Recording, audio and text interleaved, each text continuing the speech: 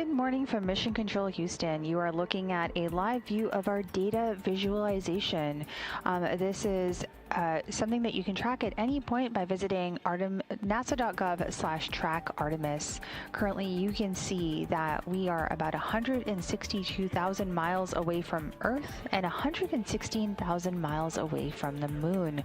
We reached that halfway point between the Earth and the moon yesterday on flight day 3. Now here in the room, we have the Orbit 3 team of flight controllers at a mission elapsed time of 2 days, 15 hours, and 15 minutes. The Artemis II astronauts are currently asleep aboard the Orion spacecraft named Integrity. They began their sleep shift at around a mission elapsed time of 2 days, 9 hours, and 30 minutes, and it will last until about a mission elapsed time of 2 days, 18 hours. Now in front of you, we have a really fascinating view that is used here inside Mission Control. We have it up on our big screen, or what we like to call our big board. On the top of the screen, I'll explain what's going on, and then I'll go through what we see as far as the atlas or the world map goes. You can see there where Orion is on its flight path. The white line that you see kind of weaving through is what we are tracking, the remainder of its trajectory. So you can see the moon where Orion is currently headed. We will fly around the moon and observe the far side on flight day 6, and then we will come back to Earth. We can see a couple of other things in nautical miles, but the Orion Earth altitude, the Orion Moon altitude, as well as where we will pass the Apollo distance record. We are about 2 days, 4 hours, 6 minutes, and counting down to pass that Apollo distance record. And we are about 2 days, 9 hours, 11 minutes, and counting down until our lunar flyby. So a really exciting time ahead as we continue on towards the mission. On top of that, you can actually see a world map sort of on the bottom part of your screen, and that is where we can see the connections to the Deep Space Network. The different dots that you see on the screen represent satellite locations. So for example, in the center in Europe, you can see the Madrid station.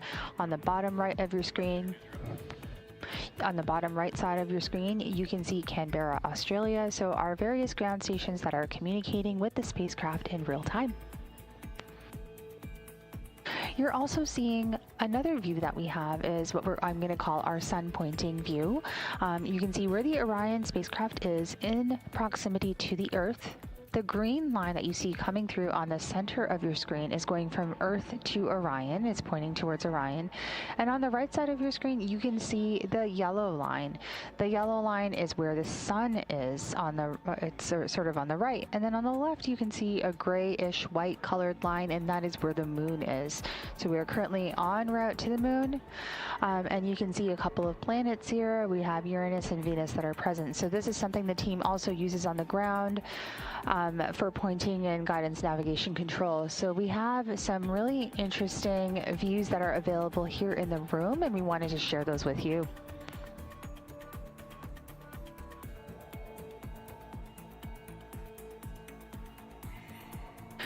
Now let's do a little bit of a recap of what's happened over the course of flight day 3. The crew began their day at a mission elapsed time of 1 day, 18 hours. And after their first post-sleep period, they completed their hygiene activities, or during that period, standard cabin configurations, and they had some breakfast and several conferences with the teams here in Mission Control Houston to review their schedule for the day. The mission's been proceeding smoothly so far, and if you've been following along, we hope that you've been seeing the stunning images coming down from the crew, including a few of the Earth following the translunar injection. If you want to see any of these photos at any given time, you can go to nasa.gov, you can go to images.nasa.gov, or you can follow NASA or NASA Artemis on any of our social media channels. Earlier in this mission, Christina had mentioned the crew feeling a little chilly, and when we checked in with the crew on cabin temperatures, they let us know that they're more comfortable now. We also had a planned outbound trajectory correction, or OTC-1 maneuver, scheduled for this flight day. And as you might be aware, this burn was supposed to be a minor correction to ensure the spacecraft is in the correct trajectory. However, the translunar injection burn that took place on Flight Day 2 was accurate, so today's OTC-1 burn was not needed. Our next burn will now be outbound trajectory correction 2, or OTC-2, that will begin on Flight Day 4. We will also assess and see if that one is needed. The crew also took advantage of the time that was freed up by the canceled burned activities to get Integrity spacecraft better organized for the remainder of the mission. They also completed another developmental flight test objective related to toilet acoustics. Reid and Victor also completed their daily exercise routine. Christina conducted a checkout of the electrocardiogram, or ECG, device of onboard Orion. An ECG is a non-invasive test that records the electrical activity of the heart. The crew spent the afternoon conducting a CPR demonstration using emergency medical procedures to simulate methods that are used to treat airway obstruction and shared techniques that could be used for future crew training. The crew also completed additional space adaptation activities and checkouts of medical devices. During those checkouts, Reid and Victor activated several medical devices that are part of the Orion medical kit system. That includes a blood pressure monitor, a thermometer, and a stethoscope. Christina and Jeremy also completed their daily exercise using the flywheel aboard Orion. And then the crew completed the pre-lunar flyby cabin configuration. So this is organizing the Orion vehicle in such a way that they're able to complete the flyby activity on Flight Day 6. They also adjusted the spacecraft's lighting and positioning of each of the crew members so they can be better prepared to support the lunar flyby. The crew wrapped up their day by completing maintenance, and Victor and Christina supported 2 final developmental flight test objectives, or DFTOs, for the day, including a checkout of the emergency communication system while connected to the Deep Space Network, and a window optical quality DFTO, which involved the crew taking images at varying focal lengths of subjects such as the Earth or the Moon to evaluate the window optical effects on imagery. The DFTOs are designed to evaluate objectives proposed to improve Orion's hardware, flight systems, flight operations, processes, and procedures. That essentially means we are doing everything that we possibly can during these DFTOs to make sure that we are learning and evolving as we go along. As the crew worked through the day, the team worked through Orion's solar array configuration that required various attitude maneuvers, and the solar array configurations required for crew exercise. So lots going on for Flight Day 3, but we will stand by while the crew is currently asleep. We anticipate that they will be woken up at a mission elapsed time of 2 days, 18 hours. For now, this is Mission Control Houston.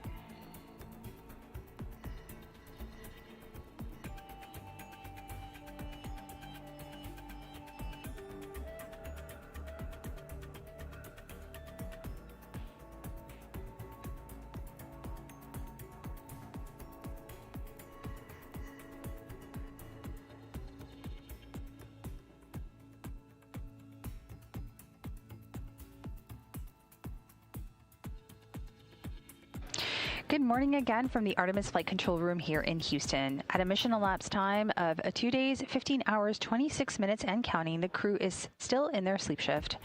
Let's take a look back at Flight Day 3's mission highlights.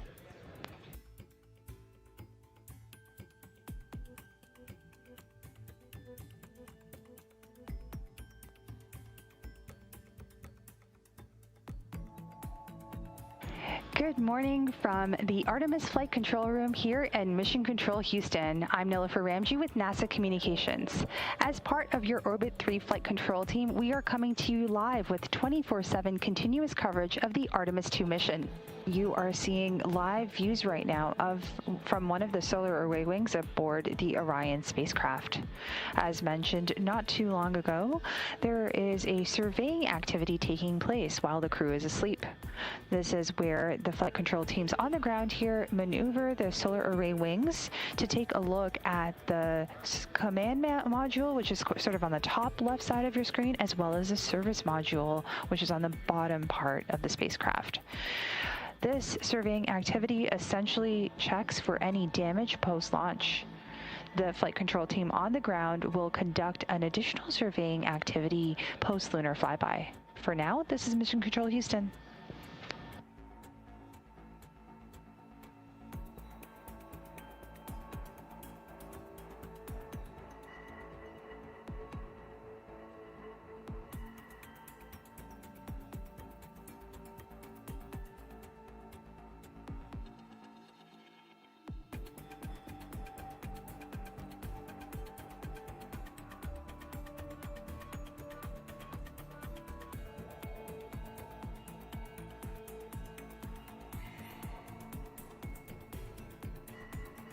Now, as mentioned, the live views on the left side of your screen are from the solar array wings on Orion.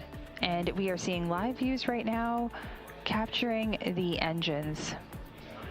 You can see some venting happening in the images in front of you right now.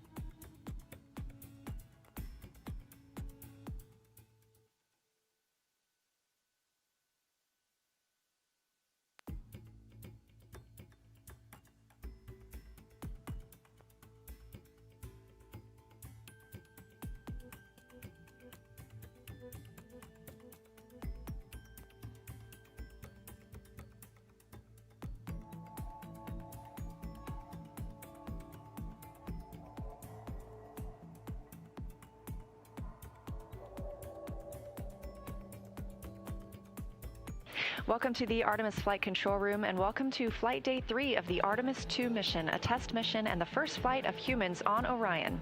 I'm NASA's Leah Cheshire Mustachio here in the Flight Control Room with the Orbit 1 team, now being led by Flight Director Jeff Radigan. It was a big day for the crew yesterday as the translunar injection burn was completed, committing Orion to fly around the moon on Flight Day 6 and return to Earth on Flight Day 10. Today we have another burn scheduled. That's the OTC-1 burn, Outbound Trajectory Correction 1. That's slated for 5:49 p.m. Central Time and would be an 8-second burn using the reaction control system thrusters. We've also been getting some imagery down from Orion, taken by the crew after the translunar injection burn. This photo showing the beautiful Earth outside the window of the spacecraft as the crew was flying away. And this next photo, a backlit Earth as the crew was departing from translunar injection. And if you look very, very closely up to the top of your screen, you can see the aurora borealis, and on the left in those clouds, a couple of lightning strikes.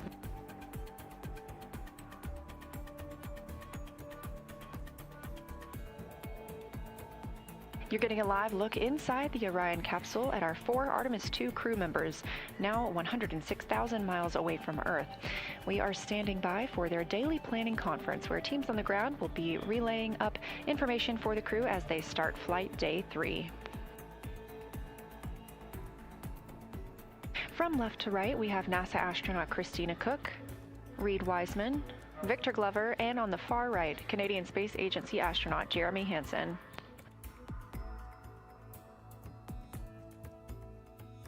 As we get a look inside Orion, a little scene setter for you. The interior habitable volume is 330 cubic feet, so that's about the size of 2 minivans. This is 60% more cubic volume than the astronauts had during the Apollo missions.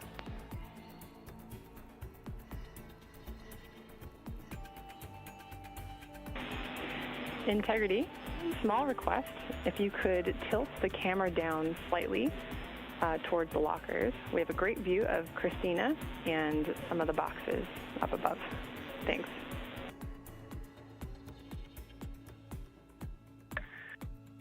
Yeah, no problem, Chris. I did not mount it. I just kind of friction fit it, and I'll get a better spot for it later today, and we'll get a more permanent mount going. Sounds like a great plan. Thanks.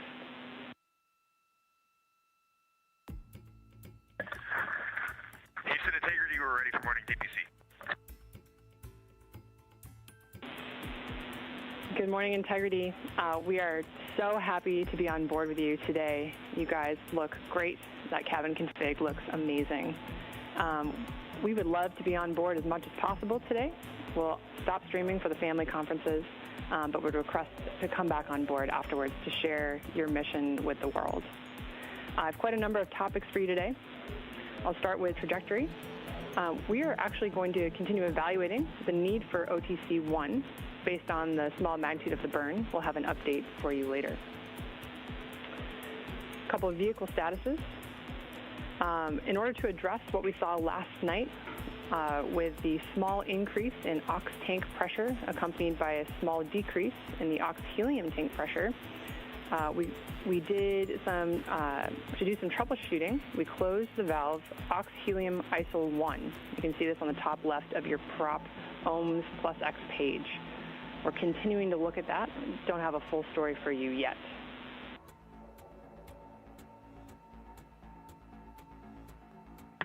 Okay, I'm not at the displays right now, but I will take a look at that soon. All right, it was really great to wake up this morning and look out the window and see the full moon off the front of the vehicle. There's no doubt where we are heading right now, and really appreciate all the work down there.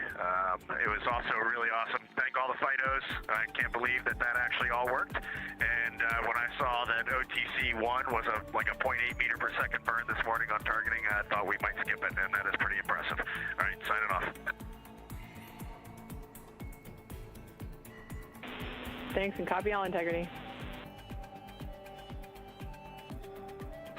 That was the conclusion of the daily planning conference. However, if you listen to the start of that conference, you did hear the relay to the crew that we hope to have the cameras on as much as possible throughout this flight day to allow us to share their journey with the world. So we intend to be able to share the crew with you as much as we possibly can. They are going to move into some of their other tasks today. Again, you heard them discussing the OTC-1 burn, that's orbital trajectory correction burn, or sorry, outbound trajectory correction burn. And Christina Cook taking the camera to show us a wastewater dump. So you heard Commander Reid Wiseman reporting that they don't necessarily hear those wastewater dumps, but that they do see them. So you're getting a live look outside the windows of the Orion spacecraft as they conduct that wastewater dump.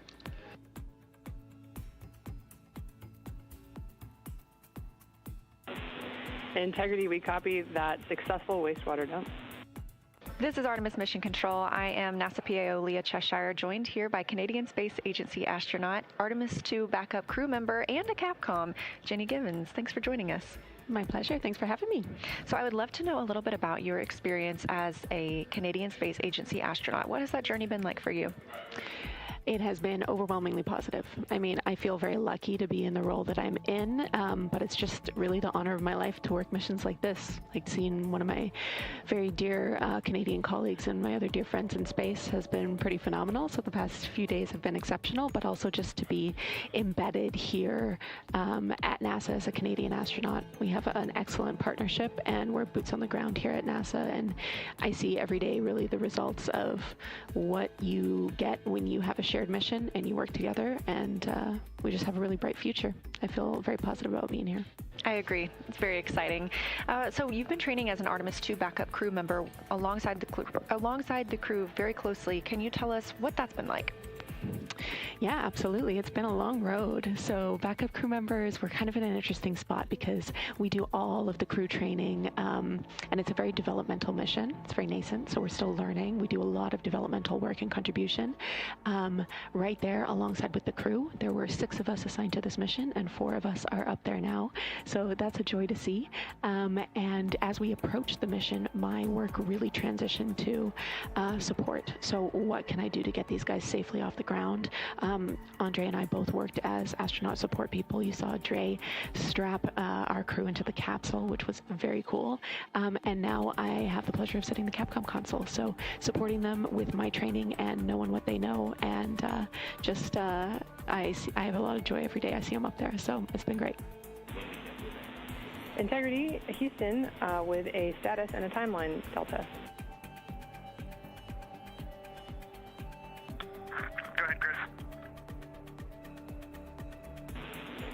All right, we wanted to let you know that we are stepping into our burn cancellation procedure here from the ground. We have attempted to suppress any expected caution and warnings associated with that. Just want to give you a heads up. And then we'll let you know when we have a new active burn plan. Mission Planning Officer here in Artemis Flight Control in Houston, Texas reports that the crew is go for exercise as the solar arrays are now in place. We'll be looking to see if there's any movement while Commander Reid Wiseman begins his exercise portion. Orion is currently 113,922 miles away from our home planet, 152,000 miles away from the moon. This is Artemis Mission Control. As you can see, some motion on your screen from this camera on the solar array wing looking back at Orion. We are expecting that to be from Commander Reid Wiseman exercising yet again. The crew is timelined to exercise 30 minutes each during this mission. This keeps their bones and muscles strong while in the microgravity environment.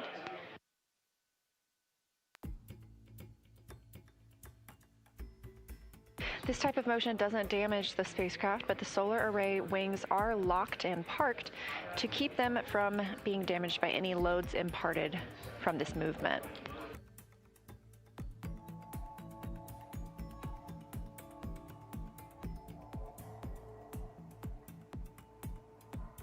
In the background, you're getting a look at NASA astronaut Victor Glover, pilot for the Artemis II mission, preparing to exercise. And what he is using is the flywheel device.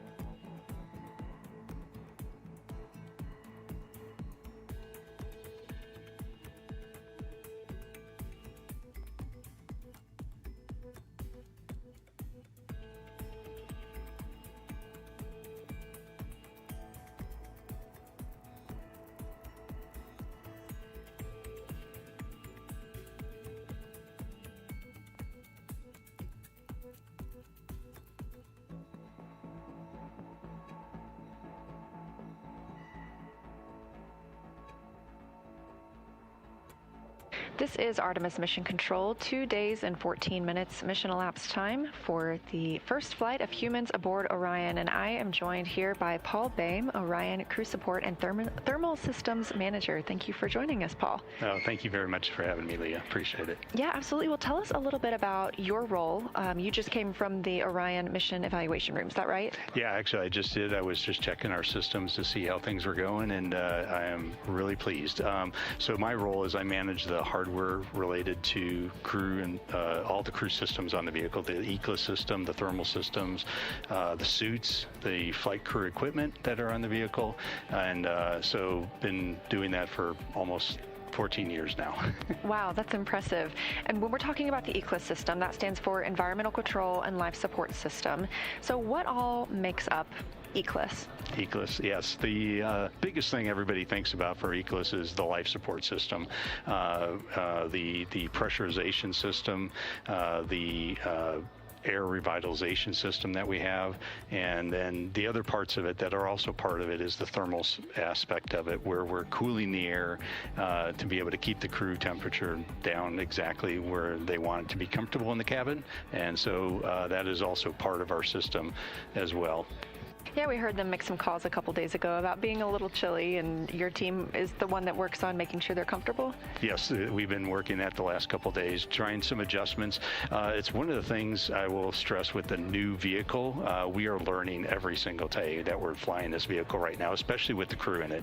We flew Artemis I, we learned some things about the systems there, but now we have the crew involved, which adds a whole new dynamic to the vehicle, and that is what is really what we're looking at today, and learning how to interact with the crew and adjust things as we need to make the crew comfortable. Yeah, that's fantastic. And you also work with the food systems a little bit as well. So they're actually getting ready for a midday meal. We've been fortunate enough to have in-cabin views for some of today, and we saw them getting out some of their food. So can you tell us about the food warmer? Yeah, the food system is, the crew is, a lot of the food that we use is very similar to what they fly on ISS. It's the rehydratable food, and what we use on Orion, we have what we call a food warmer. It's about a little suitcase-sized device, and our biggest challenge is mass and volume on Orion going to the moon. And so we had to reduce the size of a galley. We would love to fly a galley, but we just can't because of the mass and volume challenge. So we have a suitcase that basically the crew inserts their food into the suitcase. It's a warming plate and heats it up to about 155 degrees. Oh my goodness, that's much warmer than I expected you to say. That's really impressive. It's what they use for doing the hot drinks, the warming up the food that needs to be warmed up so that it tastes better when it's warmer. So they can put about 12 packages in there to be able to heat up those and be able to have some hot food during the flight. I'm impressed. I used to be a taste tester here, and so I always enjoyed trying the food. I found it to be really good, and so it is amazing what they can do. Yes, it really is. This view outside the Orion spacecraft, you can see those solar arrays positioning. And a reminder, you can keep up with where Orion is at any time by visiting nasa.gov/track-Artemis. Currently, the spacecraft is 122,500 miles away from Earth and 146,000 miles away from the moon.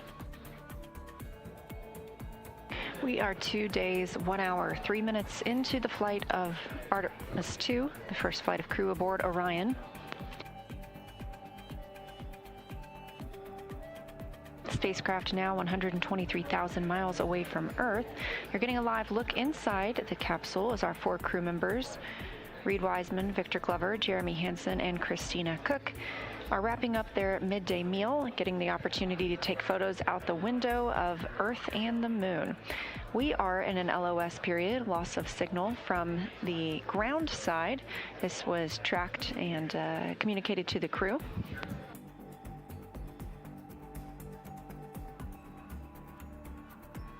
However, we do receive communications from the crew members. Obviously, we have their live video right now. This is Artemis Mission Control. You're currently seeing a live look again inside the Orion spacecraft. In the center of the screen is NASA astronaut Christina Cook, who is serving as one of the 2 mission specialists on the Artemis II mission. She's currently completing her planned daily exercise using the flywheel exercise device, which operates similar to a rowing machine but can complete different types of exercises, including resistive and aerobic exercises.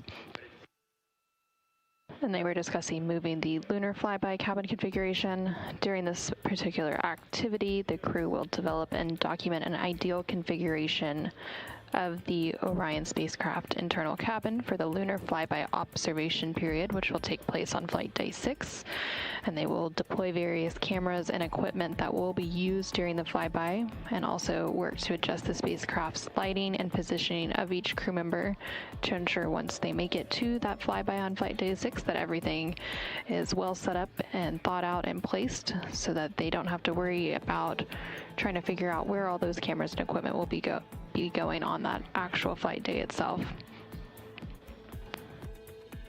Now the crew is going to start working on their pre-lunar flyby cabin configuration activity, so they're going to be deploying some cameras and other equipment that they plan to use during the flyby on flight day 6 to just ensure that they know where everything should be set up, where it should go, and where each crew member should be stationed for that observation period. Houston Integrity on 1 for lunar flyby setup. Go ahead.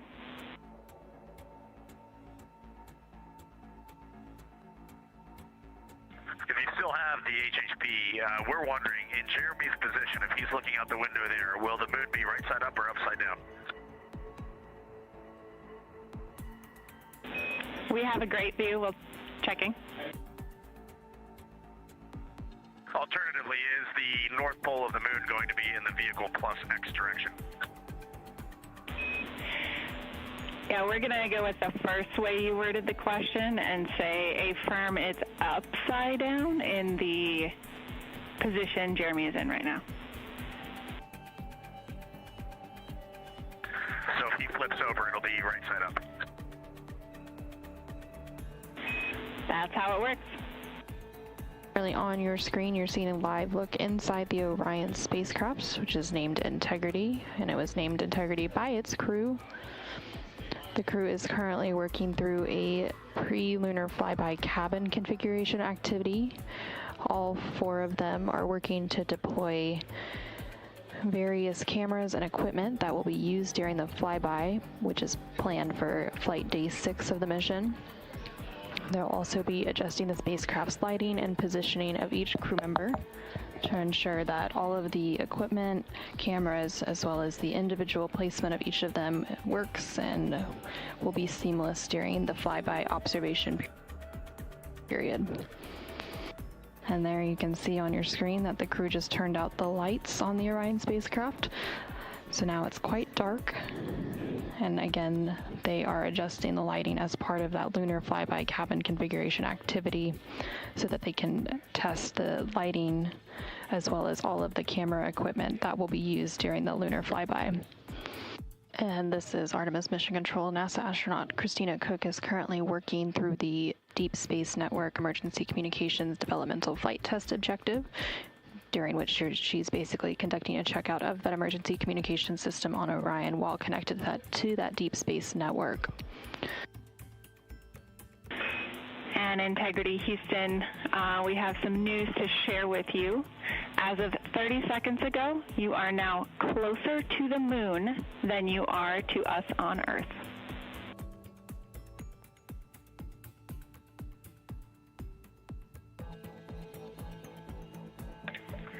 Wow, Jackie, thank you for sharing that with us.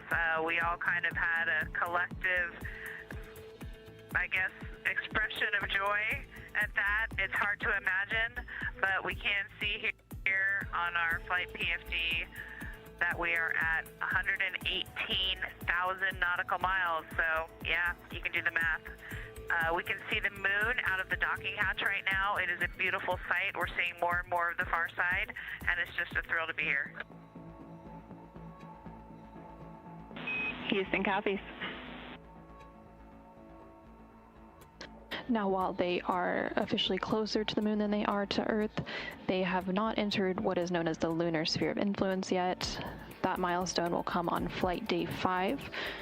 And when that milestone happens, that is when the moon, instead of the Earth, becomes the main gravitational force acting on the Orion spacecraft. Yeah, Jackie, we just wanted to sync up with you. We know that there was some talk about some burnt smell from the heaters.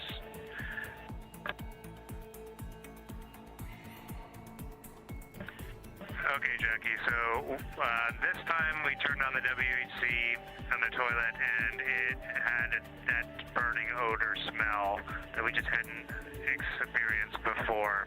And so we just wanted to talk to you about it. We know we had a briefing on that.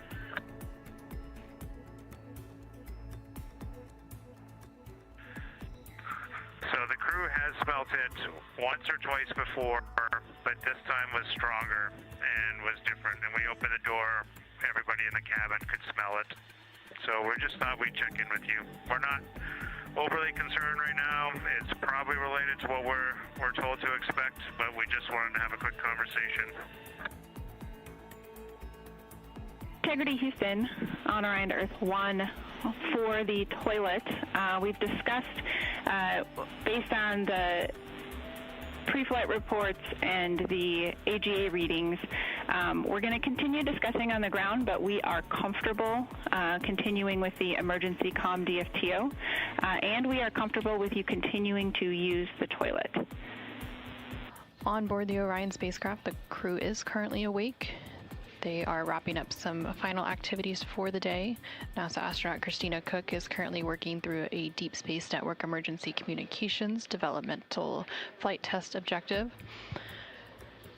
Victor is also working on a related to the D5 camera imaging and taking some images at varying focal lengths of subjects such as the Earth and the Moon to evaluate the window optical effects on imagery.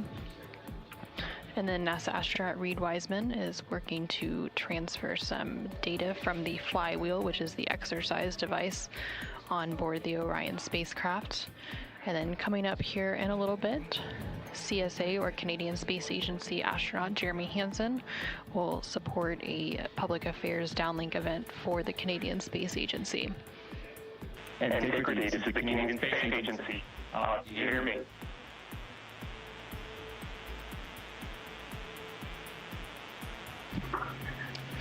We hear you loud and clear. We're a long ways away. There's probably a bit of a delay, but great to chat with you. I got a few people joining me today. I got Victor and Reid here. Christina's working hard right behind the camera right now. Hello, Jeremy. It's Lisa. And so on behalf of Canada, I just want to say thank you to my colleagues for this opportunity. And I would like to remind Canadians, if we can send a human around the moon in 2026, just imagine what we're capable of doing next. Thanks so much for joining us on board Integrity. It's a great ship here, and we're closer to the moon today than we are to Earth. This is a big milestone for us, and we look forward to sharing more with you in the coming days. Wishing you all the best. Au revoir. Thank you all. Bye-bye.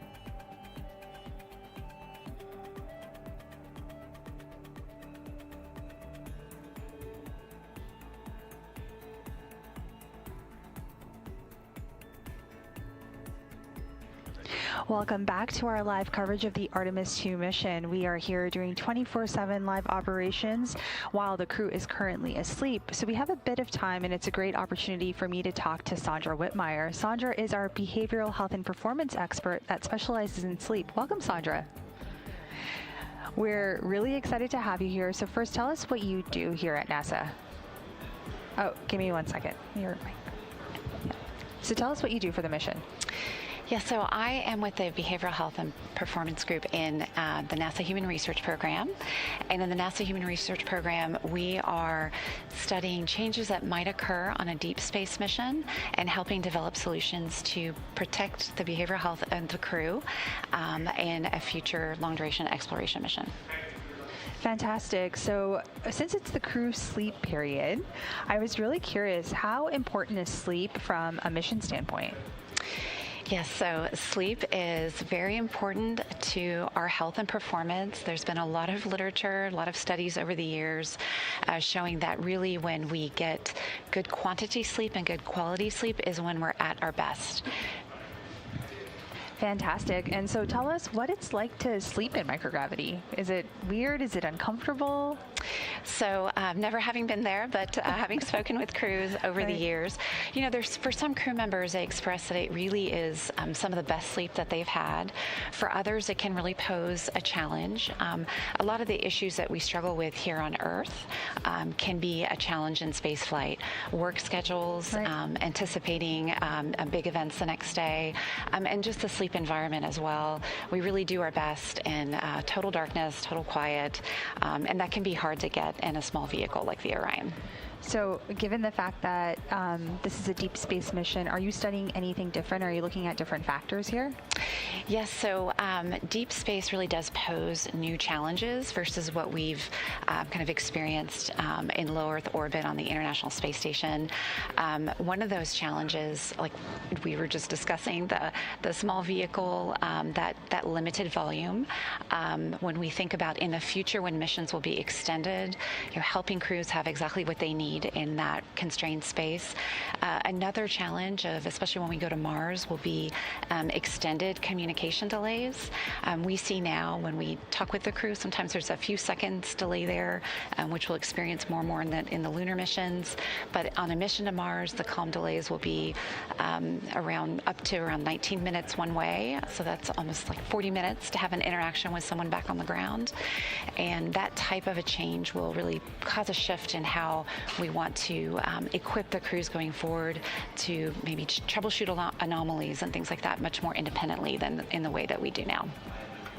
That's so interesting and fascinating. I really want to know something else, though. I'm going to switch topics from sleep. Your team also studies team dynamics, too, right? Correct. So what makes a good team? Yeah, so I think we're seeing a lot of that now, right? An exceptional team that we have with Reid, Victor, Christina, and Jeremy. They came together for this mission. They have a distinct role. They've been training for years together and individually. And we see in the way that they support each other, they back each other up, they build each other up. Those are just an excellent example of good teaming going forward. And when we think about teams, we have a multi-team system too. The amazing work done by mission control, the backup teams, all of them coming together in this multi-team system towards the collective mission is just a real model for us for the future as well. I wonder what would make the best team. We're doing this social media campaign right now called NASA Moon Crew. So who would you take on your flight with you? And during our launch broadcast, we did, would you take an experienced astronaut, your bestie, your partner, etc. And a lot of people said an astronaut, and I also would do that too, because these sleep patterns and the team dynamics and everything that you do as a group are so important. Now we also have interfaces on the Orion display that your team has worked with as well. So how do those interfaces correspond to sleep and behavioral health? Yeah, so the interfaces that are on the vehicle, these were developed over many years across NASA and its commercial partners, international partners. And so a lot of that was tested on the ground. But once we get into the spaceflight environment, we're anxious to learn from the crew. How was it interacting with those interfaces during the mission? And what can we learn going forward? Are there improvements that can be made? Understanding how the crew are sleeping and doing overall helps us understand a little more context around some of the challenges.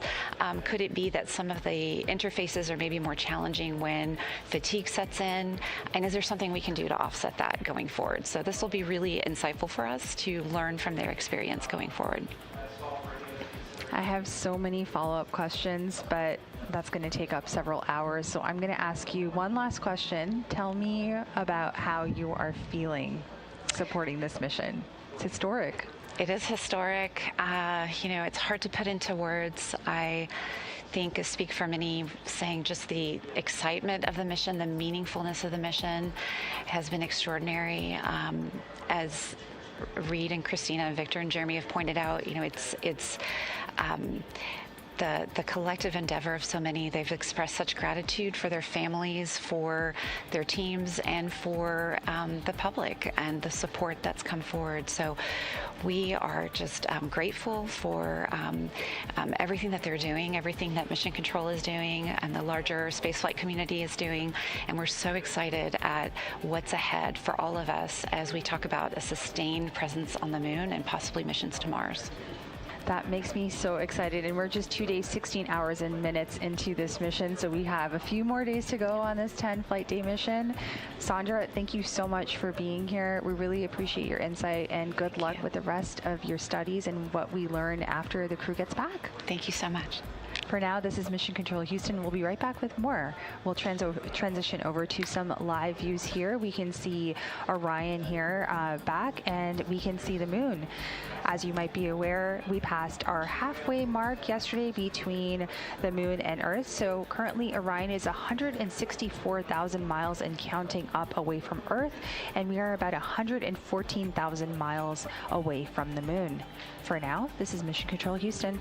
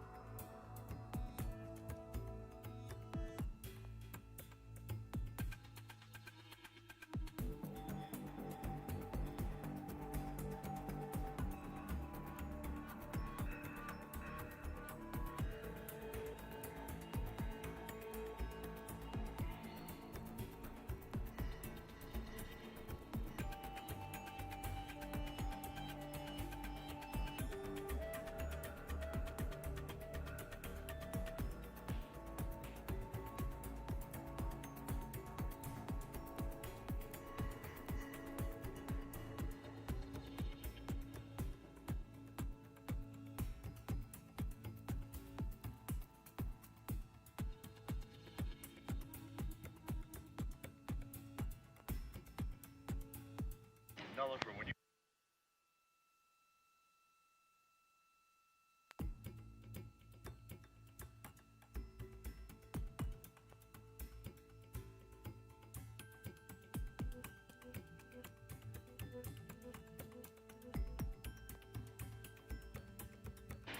Good morning from the Artemis Flight Control Room. We are currently at a mission elapsed time of 2 days, 16 hours, and 28 minutes. Currently, the crew is in their sleep period. While we are getting these beautiful live views from the Orion spacecraft, let's take a look back at the flight day highlights from Flight Day 3 aboard Orion.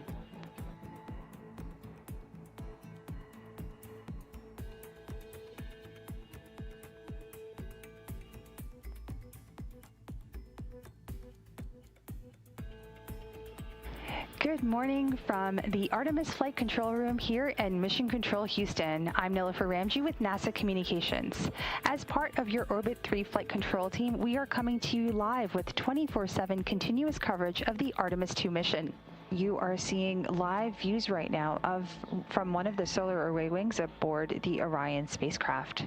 As mentioned not too long ago, there is a surveying activity taking place while the crew is asleep. This is where the flight control teams on the ground here maneuver the solar array wings to take a look at the command module, which is sort of on the top left side of your screen, as well as the service module, which is on the bottom part of the spacecraft. This surveying activity essentially checks for any damage post-launch. The flight control team on the ground will conduct an additional surveying activity post-lunar flyby. For now, this is Mission Control Houston.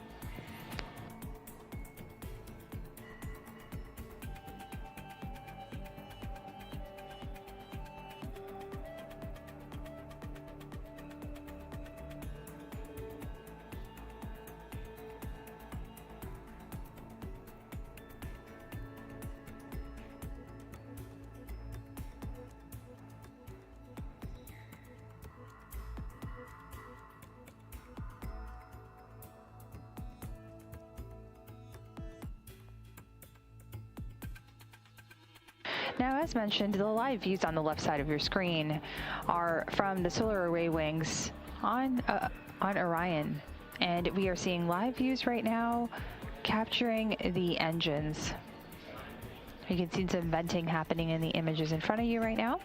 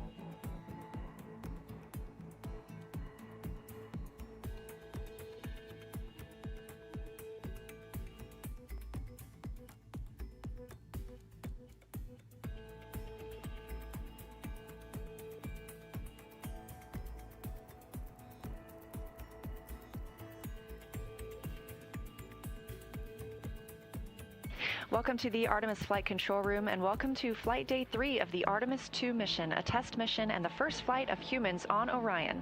I'm NASA's Leah Cheshire Mustachio here in the Flight Control Room with the Orbit 1 team, now being led by Flight Director Jeff Radigan. It was a big day for the crew yesterday as the translunar injection burn was completed, committing Orion to fly around the moon on flight day 6 and return to Earth on flight day 10. Today we have another burn scheduled. That's the OTC-1 burn, Outbound Trajectory Correction 1. That's slated for 5:49 p.m. Central Time and would be an 8-second burn using the reaction control system thrusters. We've also been getting some imagery down from Orion, taken by the crew after the translunar injection burn. This photo showing the beautiful Earth outside the window of the spacecraft as the crew was flying away. And this next photo, a backlit Earth as the crew was departing from translunar injection. And if you look very, very closely up to the top of your screen, you can see the aurora borealis, and on the left in those clouds, a couple of lightning strikes.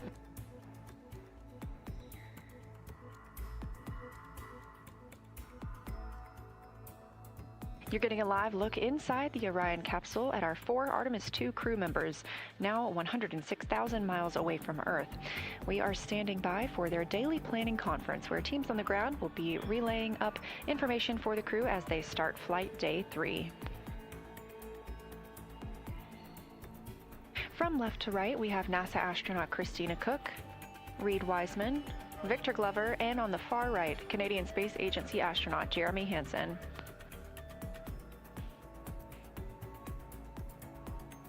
As we get a look inside Orion, a little scene setter for you. The interior habitable volume is 330 cubic feet, so that's about the size of 2 minivans. This is 60% more cubic volume than the astronauts had during the Apollo missions.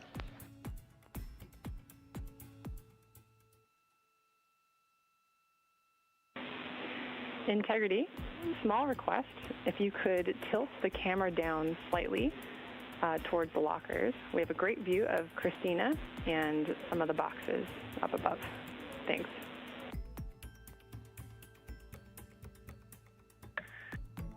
Yeah, no problem, Chris. I did not mount it. I just kind of friction fit it, and I'll get a better spot for it later today, and we'll get a more permanent mount going. Sounds like a great plan. Thanks.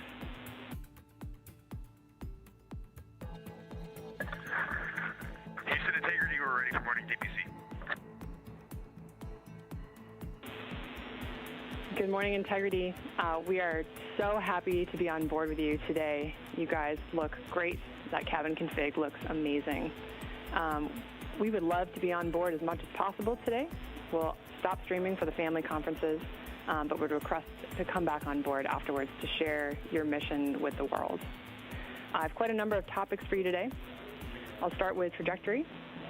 We are actually going to continue evaluating the need for OTC-1 based on the small magnitude of the burn. We'll have an update for you later. A couple of vehicle statuses. In order to address what we saw last night with the small increase in ox tank pressure accompanied by a small decrease in the ox helium tank pressure, we did to do some troubleshooting. We closed the valve ox helium ISO 1. You can see this on the top left of your prop ohms plus X page. We're continuing to look at that. Don't have a full story for you yet.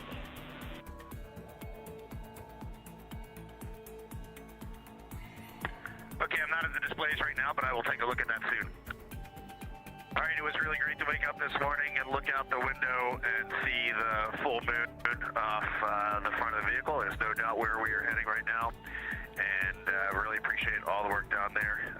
It was also really awesome. Thank all the FIDOs. I can't believe that actually all worked. And when I saw that OTC-1 was like a 0.8 meter per second burn this morning on targeting, I thought we might skip it, and that is pretty impressive. All right, signing off. Thanks, and copy all, Integrity. That was the conclusion of the daily planning conference. However, if you listen to the start of that conference, you did hear the relay to the crew that we hope to have the cameras on as much as possible throughout this flight day to allow us to share their journey with the world. So We intend to be able to share the crew with you as much as we possibly can. They are going to move into some of their other tasks today. Again, you heard them discussing the OTC-1 burn, that's orbital trajectory correction burn, or sorry, outbound trajectory correction burn. And Christina Cook taking the camera to show us a wastewater dump. So you heard Commander Reid Wiseman reporting that they don't necessarily hear those wastewater dumps, but that they do see them. So you're getting a live look outside the windows of the Orion spacecraft as they conduct that wastewater dump.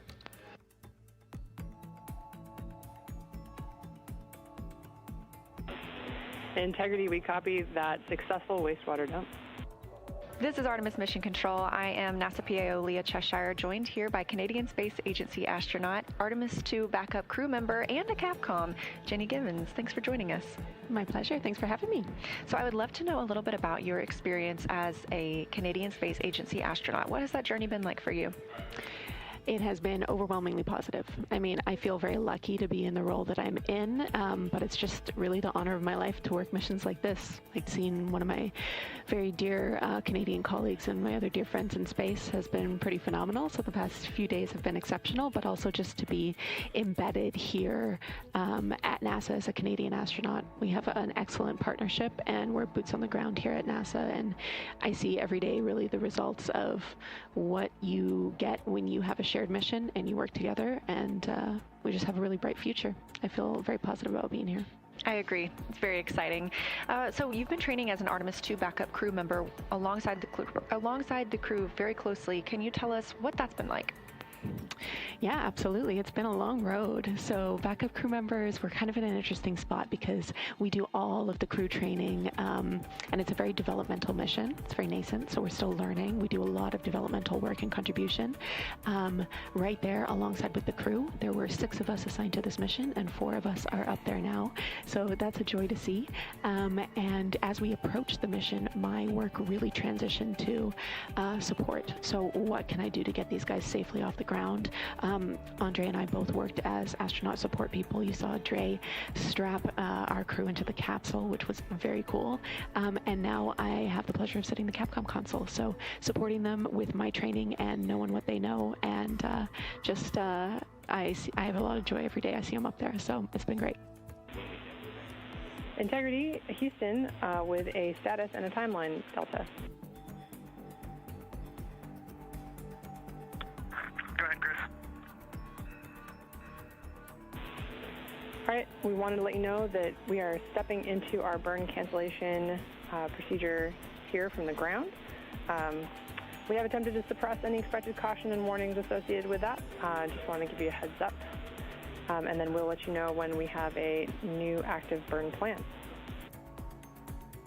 Mission Planning Officer here in Artemis Flight Control in Houston, Texas, reports that the crew is go for exercise as the solar arrays are now in place.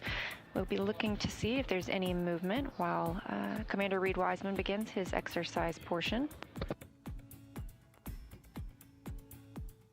Orion is currently 113,922 miles away from our home planet, 152,000 miles away from the moon. This is Artemis Mission Control. As you can see, some motion on your screen from this camera on the solar array wing looking back at Orion. We are expecting that to be from Commander Reid Wiseman, exercising yet again. The crew's timeline to exercise 30 minutes each during this mission. This keeps their bones and muscles strong while in the microgravity environment.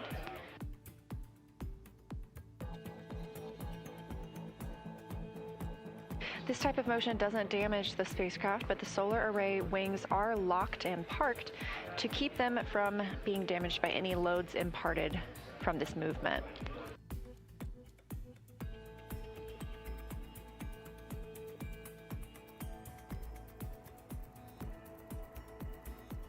In the background, you're getting a look at NASA astronaut Victor Glover, pilot for the Artemis II mission, preparing to exercise, and what he is using is the flywheel device.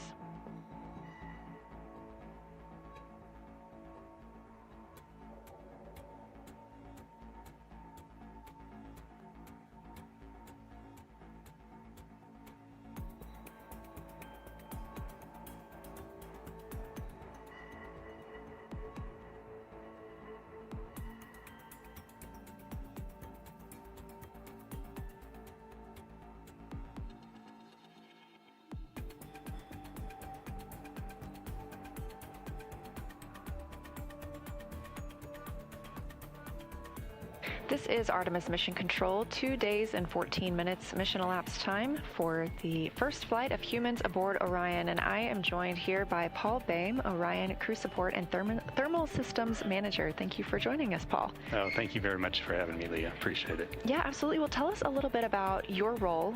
You just came from the Orion Mission Evaluation Room, is that right? Yeah, actually, I just did. I was just checking our systems to see how things were going, and I am really pleased.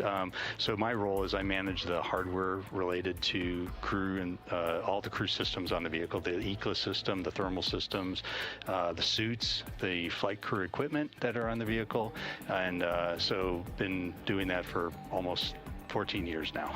Wow, that's impressive. And when we're talking about the ECLS system, that stands for Environmental Control and Life Support System. So what all makes up ECLS? ECLS, yes. The biggest thing everybody thinks about for ECLS is the life support system, the pressurization system, the air revitalization system that we have, and then the other parts of it that are also part of it is the thermal aspect of it, where we're cooling the air to be able to keep the crew temperature down exactly where they want it to be comfortable in the cabin, and so that is also part of our system as well. Yeah, we heard them make some calls a couple days ago about being a little chilly, and your team is the one that works on making sure they're comfortable? Yes, we've been working that the last couple of days, trying some adjustments. It's one of the things I will stress with the new vehicle. We are learning every single day that we're flying this vehicle right now, especially with the crew in it. We flew Artemis I, we learned some things about the systems there, but now we have the crew involved, which adds a whole new dynamic to the vehicle, and that is what is really what we're looking at today, and learning how to interact with the crew and adjust things as we need to make the crew comfortable. Yeah, that's fantastic. And you also work with the food systems a little bit as well. So they're actually getting ready for a midday meal. We've been fortunate enough to have in-cabin views for some of today, and we saw them getting out some of their food. So can you tell us about the food warmer? Yeah, the food system is, the crew is, a lot of the food that we use is very similar to what they fly on ISS. It's the rehydratable food, and what we use on Orion, we have what we call a food warmer. It's about a little suitcase-sized device, and our biggest challenge is mass and volume on Orion going to the moon. And so we had to reduce the size of a galley. We would love to fly a galley, but we just can't because of the mass and volume challenge. So we have a suitcase that basically the crew inserts their food into the suitcase. It's a warming plate and heats it up to about 155 degrees. Oh my goodness, that's much warmer than I expected you to say. That's really impressive. It's what they use for doing the hot drinks, the warming up the food that needs to be warmed up so that it tastes better when it's warmer. So they can put about 12 packages in there to be able to heat up those and be able to have some hot food during the flight. I'm impressed. I used to be a taste tester here, and so I always enjoyed trying the food. I found it to be really good, and so it is amazing what they can do. Yes, it really is. This view outside the Orion spacecraft, you can see those solar arrays positioning. And a reminder, you can keep up with where Orion is at any time by visiting nasa.gov/track-Artemis. Currently, the spacecraft is 122,500 miles away from Earth and 146,000 miles away from the moon. We are 2 days, 1 hour, 3 minutes into the flight of Artemis II, the first flight of crew aboard Orion. Spacecraft now 123,000 miles away from Earth. You're getting a live look inside the capsule as our 4 crew members, Reid Wiseman, Victor Glover, Jeremy Hansen, and Christina Cook, are wrapping up their midday meal, getting the opportunity to take photos out the window of Earth and the moon. We are in an LOS period, loss of signal from the ground side. This was tracked and communicated to the crew.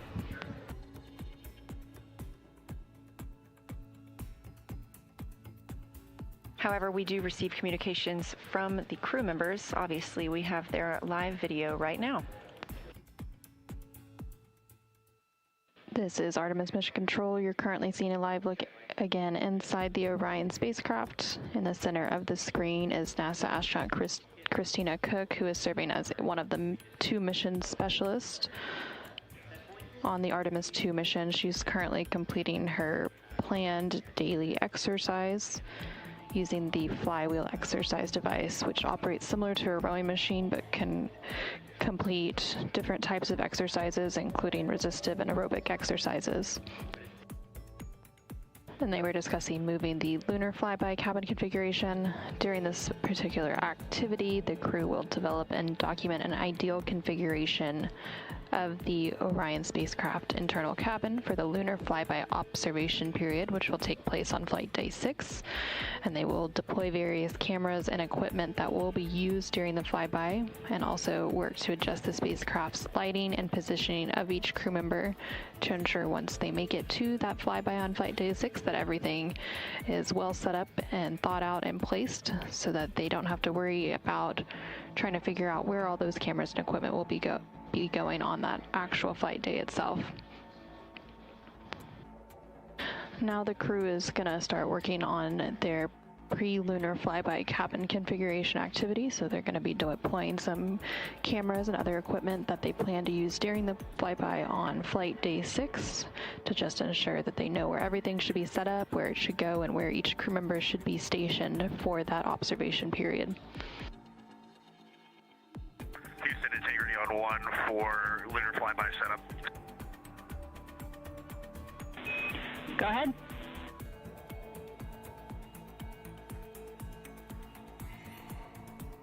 If you still have the HHP, we're wondering, in Jeremy's position, if he's looking out the window there, will the moon be right side up or upside down? We have a great view. We'll checking. Alternatively, is the north pole of the moon going to be in the vehicle plus X direction? Yeah, we're going to go with the first way you worded the question and say affirm it's upside down in the position Jeremy is in right now.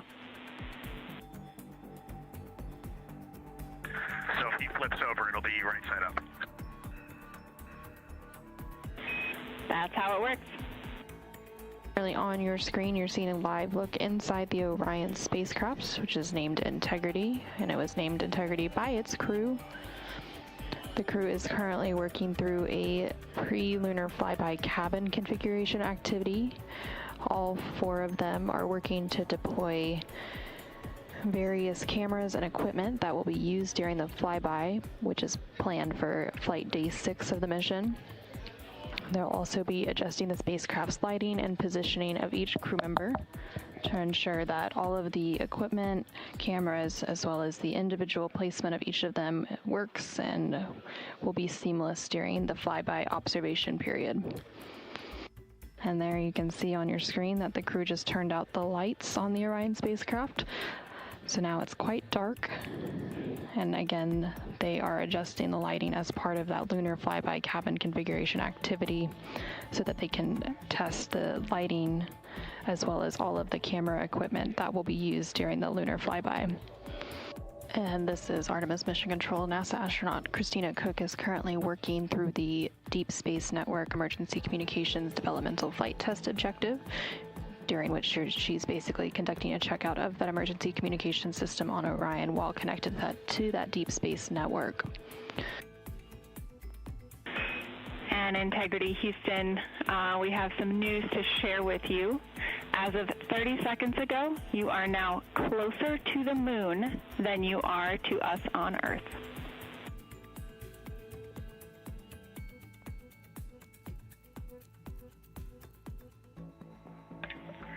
Wow, Jackie, thank you for sharing that with us. We all kind of had a collective, I guess, expression of joy at that. It's hard to imagine, but we can see here on our flight PFD that we are at 118,000 nautical miles. So, yeah, you can do the math. We can see the moon out of the docking hatch right now. It is a beautiful sight. We're seeing more and more of the far side, and it's just a thrill to be here. Houston copies.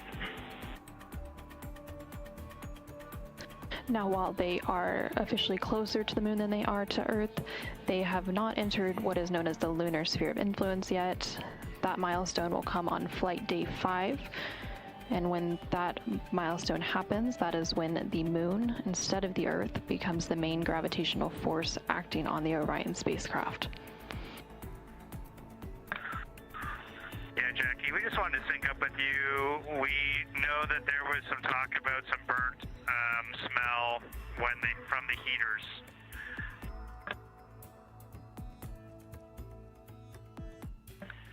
Okay, Jackie, so this time we turned on the WHC on the toilet and it had that burning odor smell that we just hadn't experienced before. And so we just wanted to talk to you about it. We know we had a briefing on that.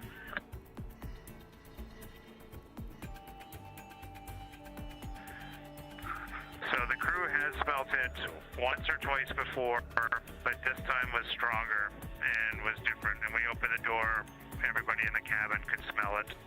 So we just thought we'd check in with you. We're not overly concerned right now. It's probably related to what we're told to expect, but we just wanted to have a quick conversation. Integrity Houston on Orion to Earth 1 for the toilet. We've discussed, based on the pre-flight reports and the AGA readings, we're going to continue discussing on the ground, but we are comfortable continuing with the emergency comm DFTO, and we are comfortable with you continuing to use the toilet. On board the Orion spacecraft, the crew is currently awake. They are wrapping up some final activities for the day. NASA astronaut Christina Cook is currently working through a Deep Space Network Emergency Communications Developmental Flight Test Objective.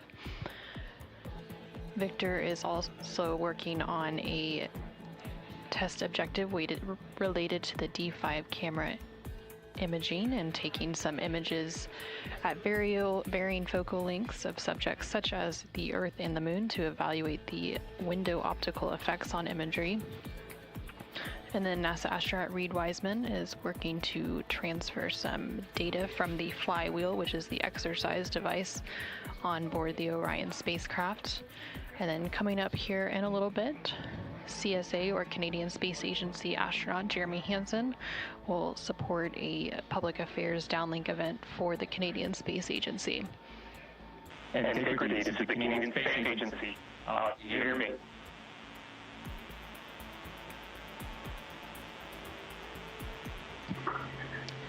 We hear you loud and clear. We're a long ways away. There's probably a bit of a delay, but great to chat with you. I got a few people joining me today. I got Victor and Reid here. Christina's working hard right behind the camera right now. Hello, Jeremy. It's Lisa. And so on behalf of Canada, I just want to say thank you to my colleagues for this opportunity. And I would like to remind Canadians, if we can send a human around the moon in 2026, just imagine what we're capable of doing next. Thanks so much for joining us on board Integrity. It's a great ship here, and we're closer to the moon today than we are to Earth. This is a big milestone for us, and we look forward to sharing more with you in the coming days. Wishing you all the best. Au revoir. Thank you all. Bye-bye.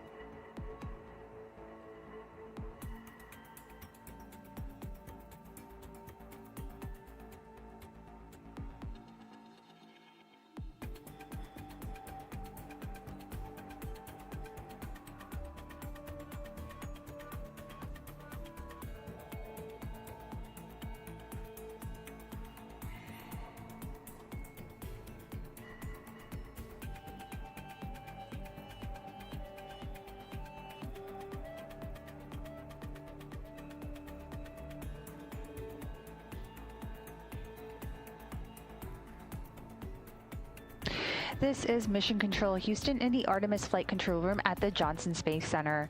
At a mission elapsed time of 2 days, 17 hours, 29 minutes, and counting, the crew is currently in their sleep period. The crew wake period begins at 2 days and at the beginning of crew sleep, the ground performed a routine and regularly scheduled wastewater dump to try and create sufficient tank venting to cover the overnight universal waste management system usage.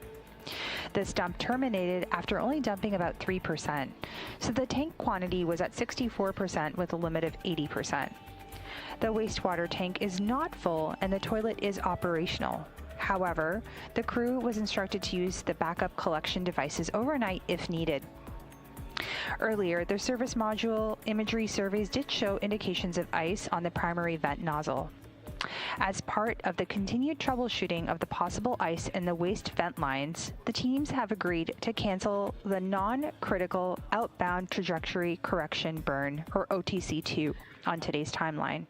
Instead of OTC2, the team will add an attitude maneuver to point the waste vent lines to the sun to provide time to help melt the ice that may be preventing the waste dump. There is no impact to the mission or the lunar flyby. Trajectory correction burns are small tweaks or burns performed to fine-tune the flight path.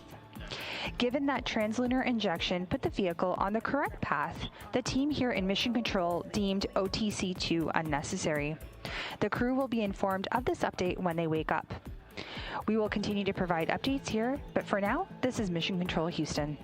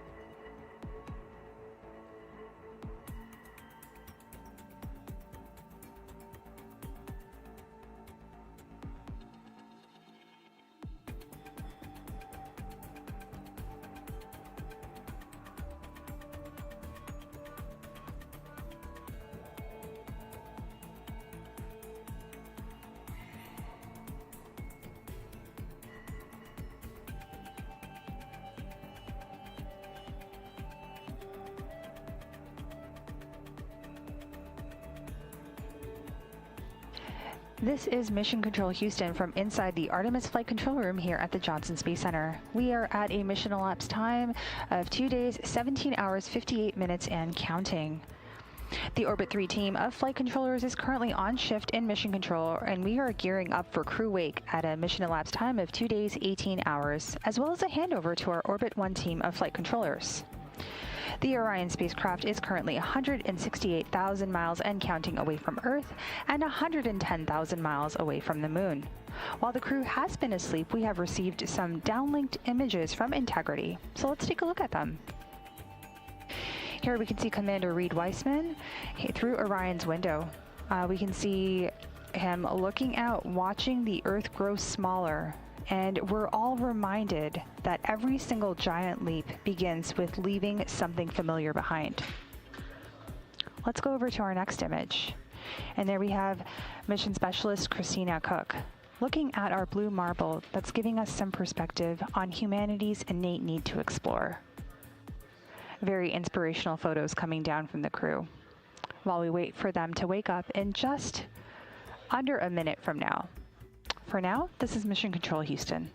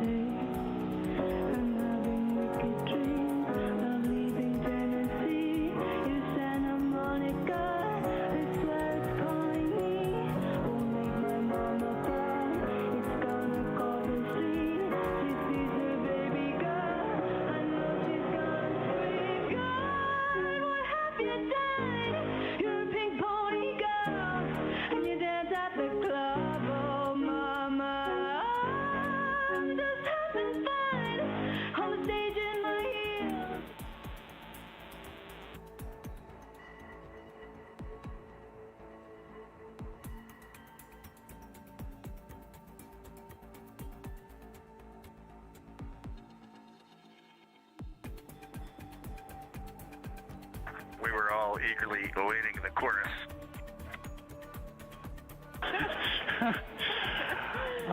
We'll try again next time. Good morning. There's a couple items I did want to talk with you before we got too much of the day going, so if you had a couple minutes, I had a few big picture words.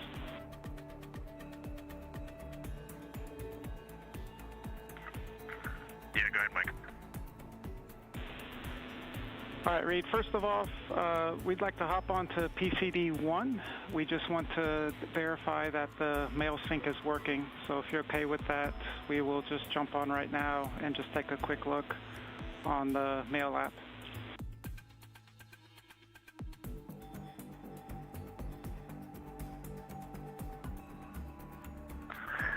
Okay, one was off of the battery, off of the power last night, so Jeremy's checking to make sure it's plugged in and ready to go, and you can get on it. All right, thanks, really appreciate it. Big picture today, we have canceled OTC-2 burn. We are replacing it with some maneuvers and a checkout of the wastewater dump. So at 18:35, about 30 minutes from now, we're going to maneuver to an attitude that will put the sun onto that wastewater vent line. We have increased the heater temperatures on the nozzle and the lines themselves, and we're hoping that if the problem is the freezing of the vent lines, why we couldn't do the wastewater dump last night, then this will give us a chance to see if we were able to solve that. We'll have the cameras on it, and we'll be able to take pictures of that. Due to all of this that we've replanned overnight, your timeline's going to be a little bit in flux. We're working on pulling some things forward. Some things might have to move off of the morning because of this maneuver, so we'll come back with further details on that as we get to DPC.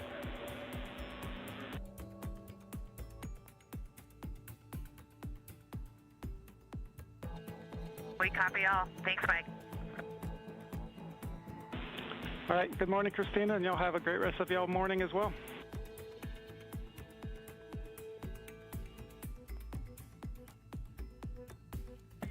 Thank you, and good morning.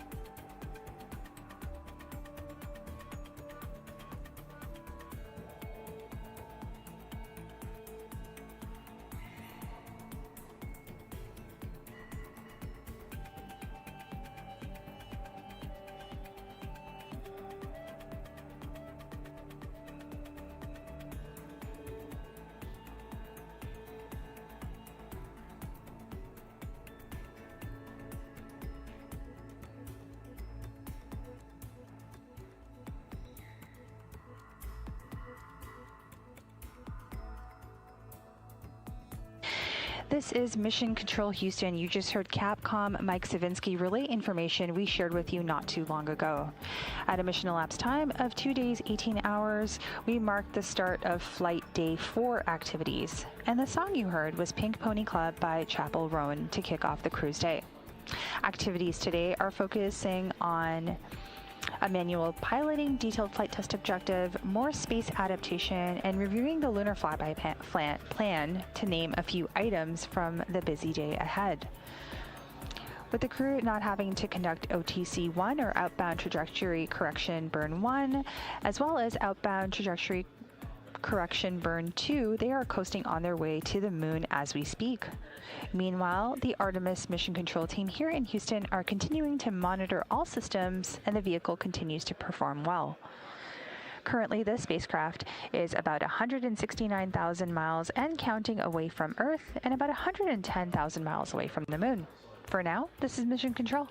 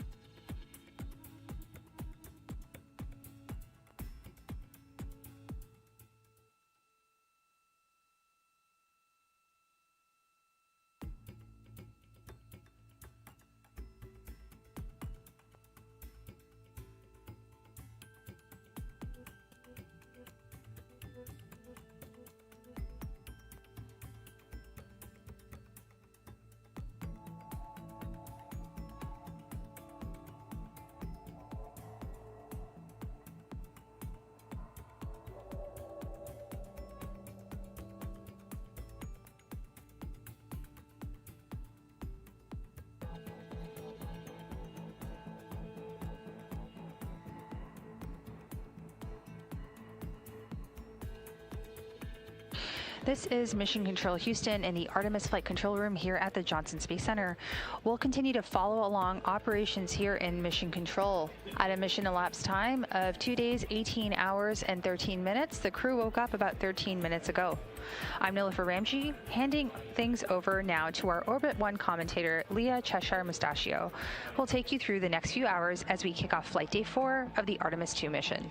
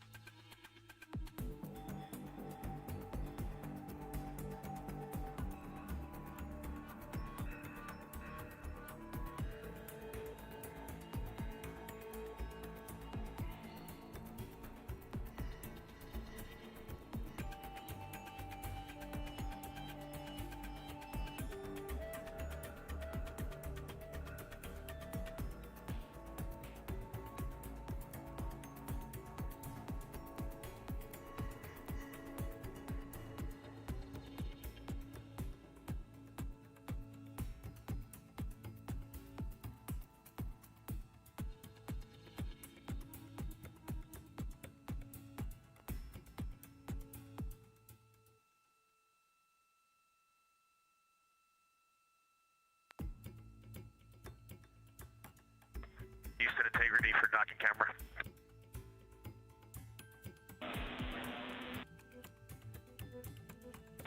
Go ahead, Reid.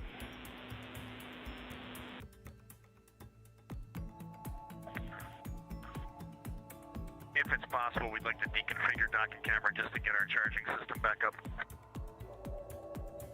Checking.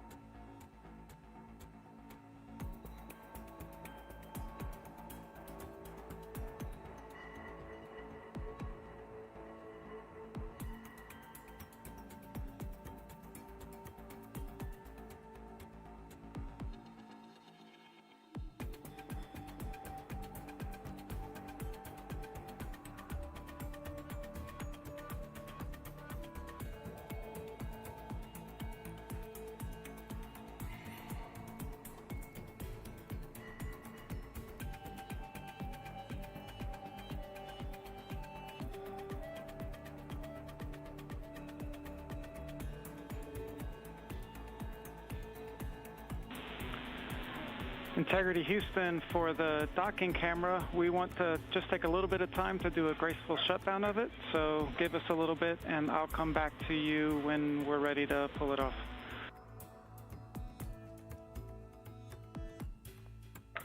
No problem at all. Thank you, Mike.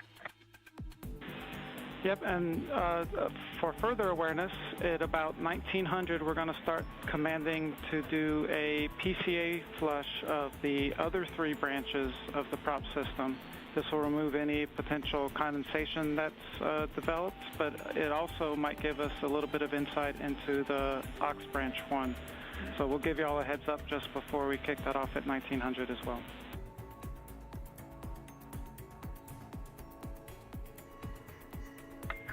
Okay, copy. Just give us a call before you start that flush. We'll listen out. Perfect. We're on the same page. And then finally, we've got y'all are go to do any CCU dumps as needed.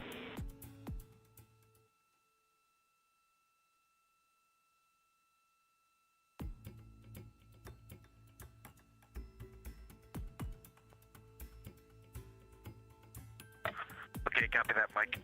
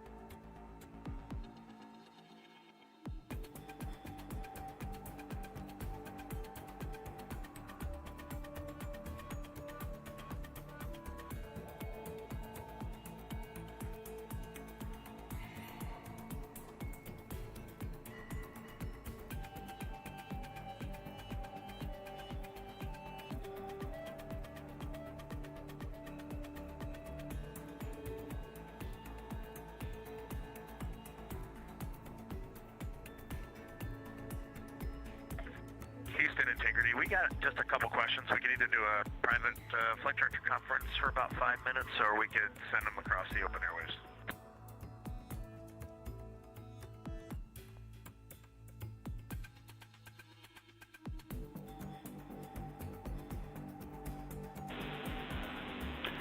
We will privatize Orion Earth 2. Give us 1 minute.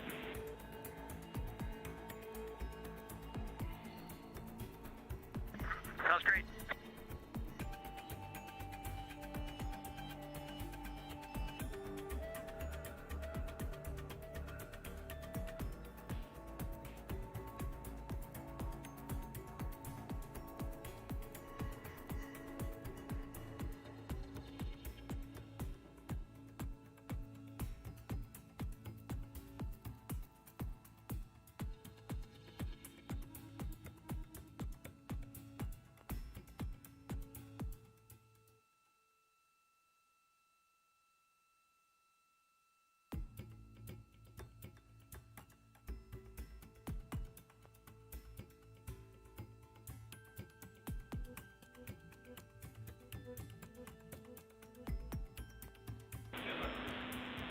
Integrity Houston on 1.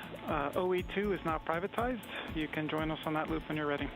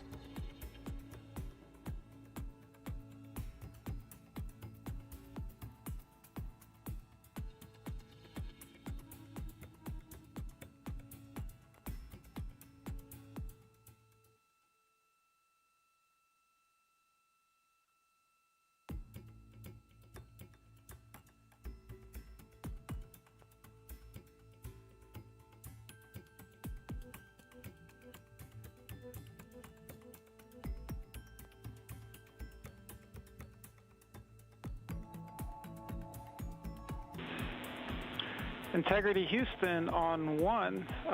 OE2 is back to normal, and y'all have a go to undo the docking camera.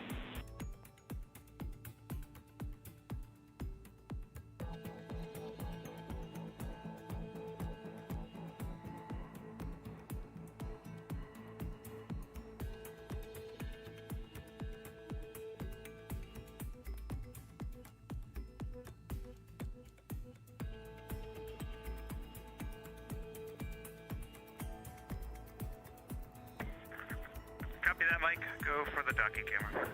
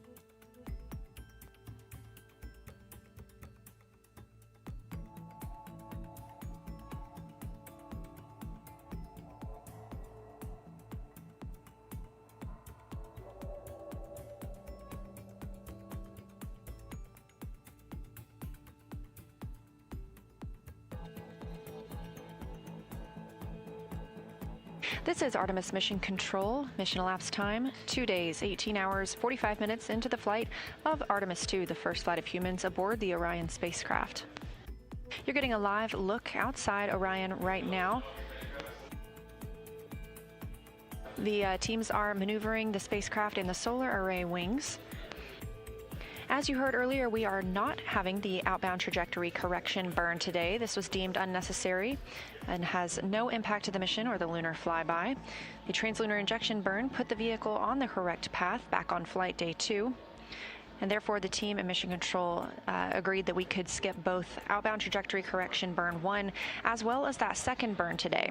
Skipping that second burn also allows the team to continue troubleshooting some of the universal waste management system issues that cropped up last night.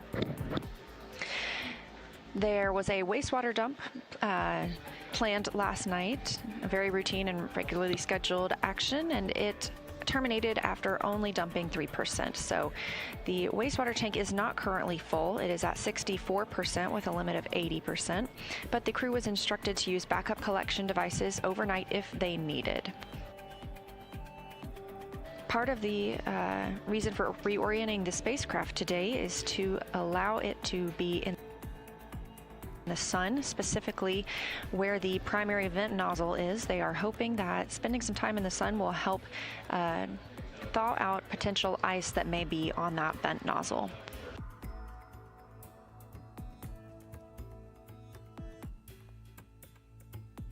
Meanwhile, inside the Orion spacecraft, our crew just woke up to the sounds of Pink Pony Club by Chapel Roan. That wake up coming at 11:35 a.m. Central Time.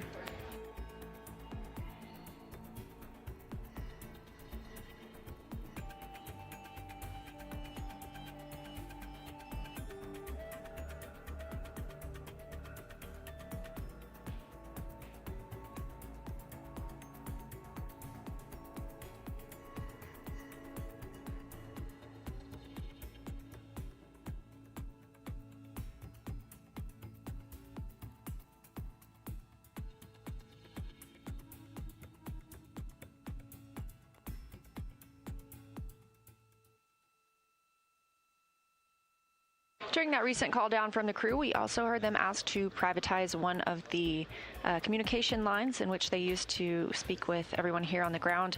Obviously, we are sharing almost all of their communications, so it's not uncommon for the crew to ask for the opportunity to ask a couple of questions privately, and it sounds like their communications are back going out live.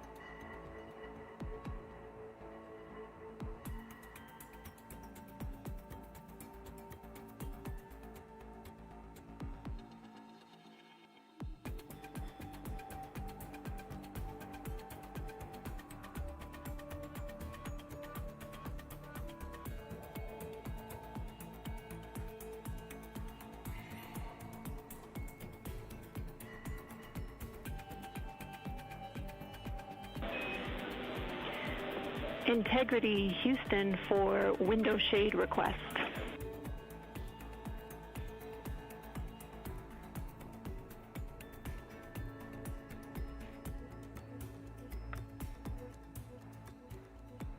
Good to hear your voice, Jenny. Go ahead. Hey, Jer, nice to speak with you too. We have a small request for you guys. With this attitude that we're using for the bakeout, we're getting the sun on the window shades, and we're a little worried about them heating up too much. We would like to request that you please remove the window shades. We understand that will make it awfully bright for you guys, and we want to encourage you to use a t-shirt in the cabin or something similar if needed to block out that sunlight. But the shades will help us with the temperature constraint on the windows.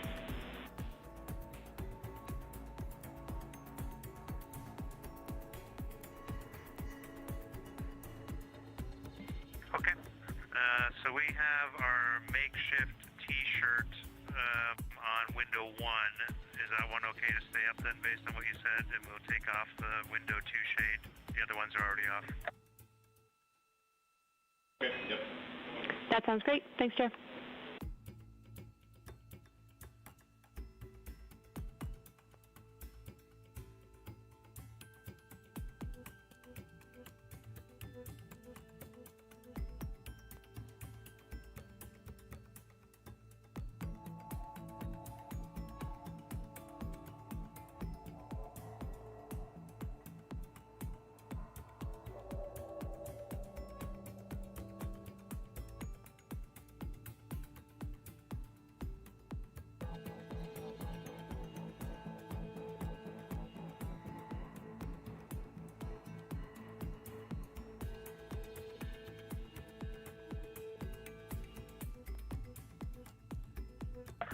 Houston Integrity on 1 for winds.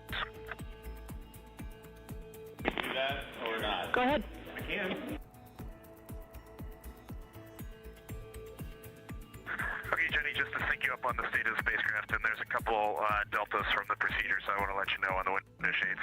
Window 1 has a black t-shirt with a Z9 in the window. We can pull the Z9 out. That might help you. Just let us know on temperatures there.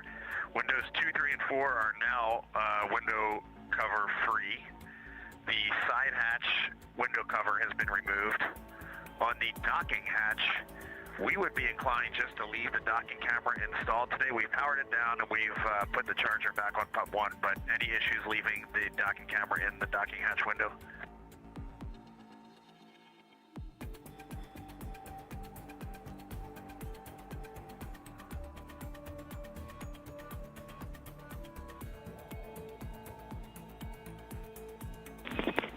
We're checking, Reid.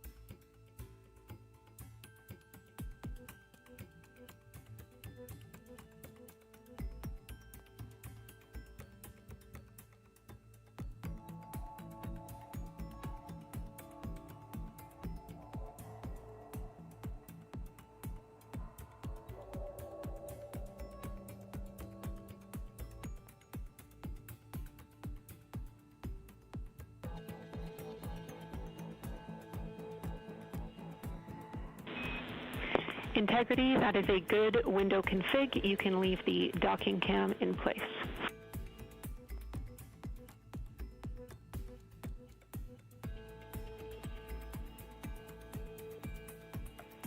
Okay, thanks, Jenny. Appreciate it.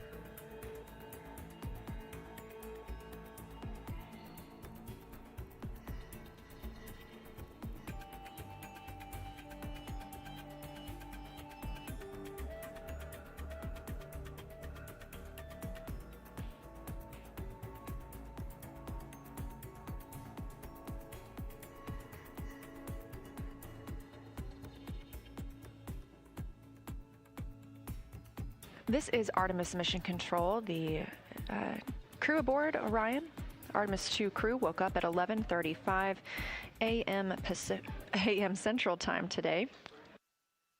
They are still in their post-sleep period, so they're taking the time to configure the crew cabin, conduct any hygiene for the day. But immediately upon waking up, there is an extra step that they have to take to help us with some science that they both did while they were here on the ground and that they will continue to do once they have returned. This is to collect some saliva. The crew is instructed to do so before they have exercised or brushed their teeth. Let's learn a little bit more about why this is so important. Artemis II astronauts' saliva tell us. Saliva can tell us a lot about astronaut health. Just one tiny sample provides a window into what's happening into a crew member's body. When Artemis II flies around the moon, the crew will provide saliva samples for a study called immune biomarkers, which probes how the immune system reacts to deep space travel. This research builds on studies we've done before. Astronauts aboard the International Space Station collect liquid saliva samples with tiny oral swabs that roll around in their mouths. They also provide dry samples by blotting their saliva onto special paper that's carefully preserved at room temperature and brought back to Earth for analysis. Artemis missions won't have much onboard room for a refrigerator to store liquid samples. As a result, crew members will take dry samples periodically during their mission so that researchers can see how their immune system changes over time. NASA has been using saliva samples to help understand astronauts' health for decades. During the shuttle program, they discovered that dormant viruses in our bodies, including the one that causes shingles, can reawaken in space. Researchers are unsure why this happens, but think it has something to do with how the body responds to the extreme environment of space, including changes to circadian rhythms, stress, diet, radiation exposure, and weightlessness. By knowing more about how deep space travel affects the immune system, Artemis missions will help NASA ensure that humans, rather than viruses, thrive in space as we venture onward to the Red Planet and beyond.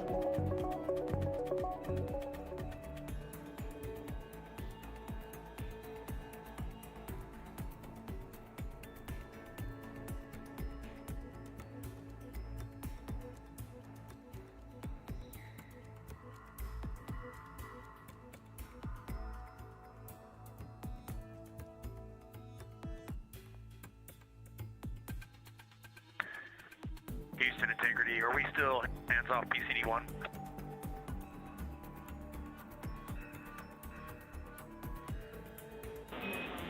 Checking.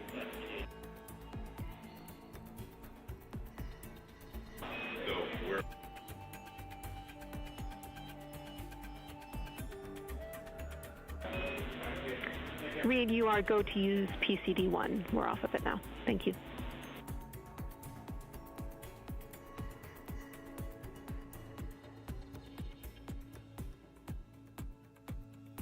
Now that we have handed over to the Orbit 1 flight control team, the voice you're hearing at the Capcom console is that of Canadian Space Agency astronaut Jenny Gibbons. She is an Artemis II backup crew member and serving as today's Capcom, speaking directly with the crew and relaying information and instructions from here on Earth.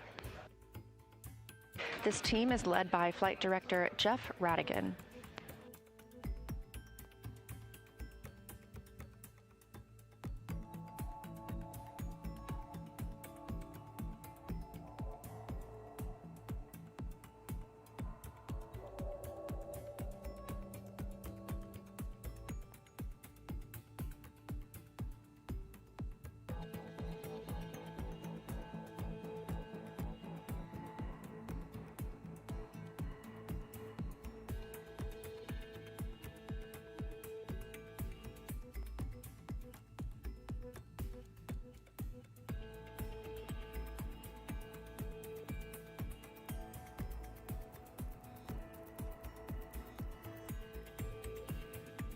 This live view from the Orion spacecraft coming from a camera mounted on the solar array wing, looking back at the spacecraft.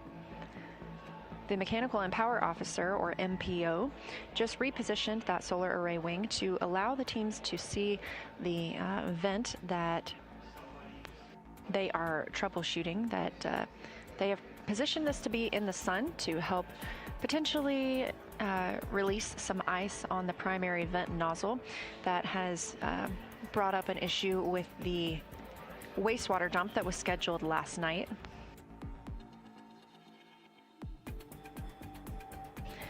Again, we were targeting to have the outbound trajectory correction burn 2 today, but just like yesterday, the team determined it was not necessary, that we are on a good trajectory for the moon. And so by clearing that OTC2 burn from the crew's schedule, they have allowed more time for the teams to continue troubleshooting and working on the systems for the Universal Waste Management System.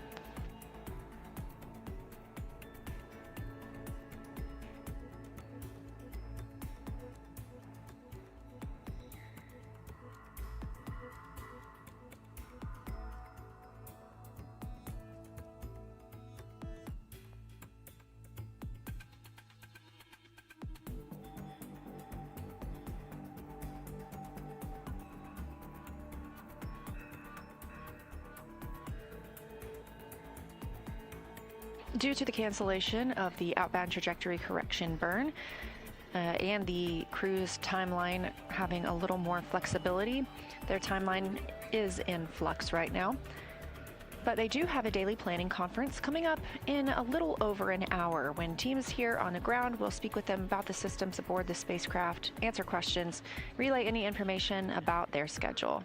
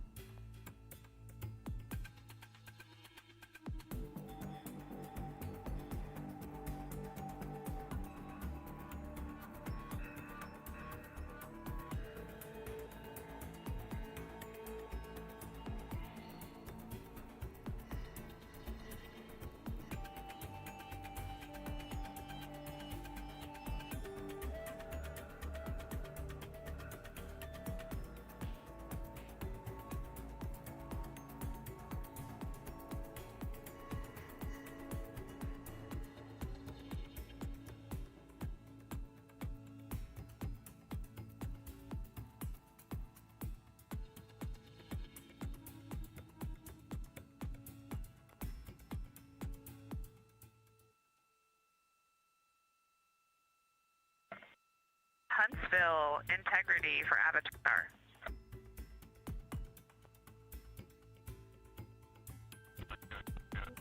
And Integrity Huntsville's with you.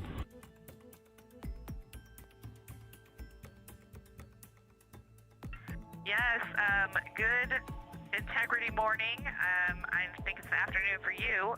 Avatar lights to report. All lights are on, ON, except for 1515. Okay, we copy. Same status as yesterday. All lights on O1 except for 15.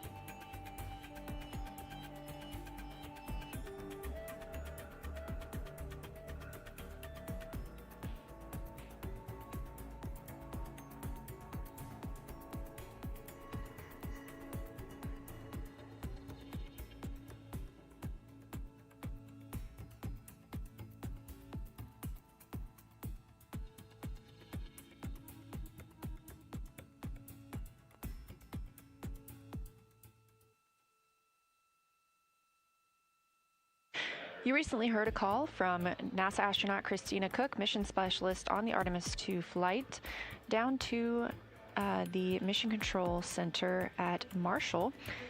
This was to the Payload Operations Director, who leads science execution for the Avatar payload, which is specifically what she was referencing. Avatar stands for a Virtual Astronaut Tissue Analog Response. This is part of our strategy to get a holistic understanding of how the deep space environment affects humans. So this is organ-on-a-chip technology. It's about the size of a USB thumb drive, and it measures how individual astronauts respond to deep space stressors. These organ chips contain cells that were developed from pre-flight blood donations from the crew. For this research is to validate whether those organ chips can serve as accurate tools for measuring and predicting human response to stressors. So scientists will be comparing these Avatar findings with space station findings, as well as with those samples taken from the crew before and after the flight. Avatar could inform measures to help ensure crew health on future deep space missions, which include personal medical kits potentially for each astronaut. But for us on Earth, it could also lead to advancements in individualized treatments for diseases like cancer.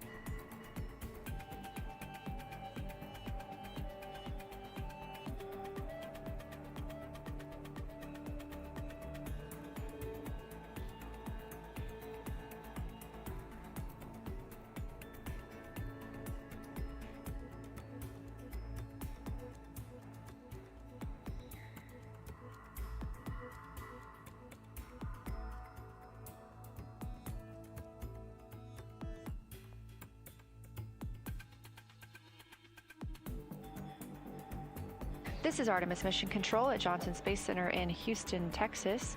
I am Leah Cheshire Mustachio, NASA Public Affairs Officer. We are 2 days, 19 hours, and 30 minutes mission elapsed time. That's the time since Orion lifted off atop the Space Launch System rocket from Kennedy Space Center in Florida. As we've been discussing today, the crew was preparing for the OTC-2 burn. That's Outbound Trajectory Correction 2. However, this burn was canceled, deemed unnecessary, following a successful translunar injection burn just a couple of days ago.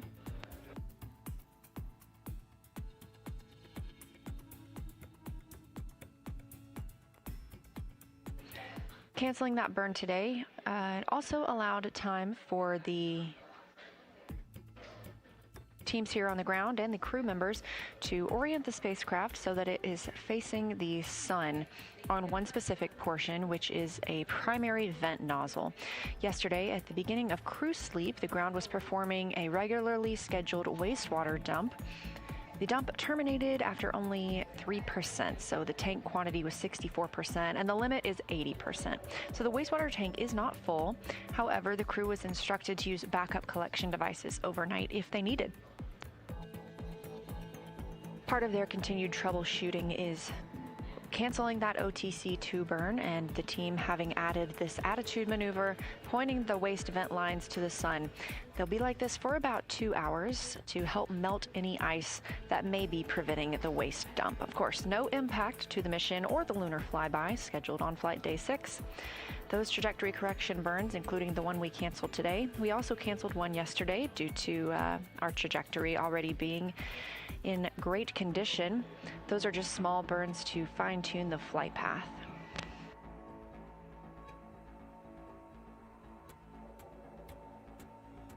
The crew was informed upon wake up at 11:35 a.m. Central today. They are still in their post-sleep time frame, conducting any cabin configuration and hygiene before they get started with their workday.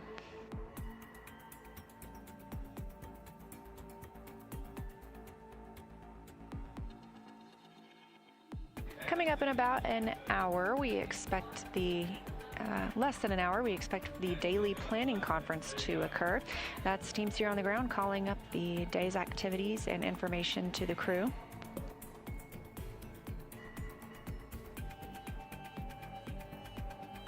Scheduled for after that daily planning conference was going to be a photo opportunity from one of the solar array wings. That's where this view is coming from right now, looking at the cabin.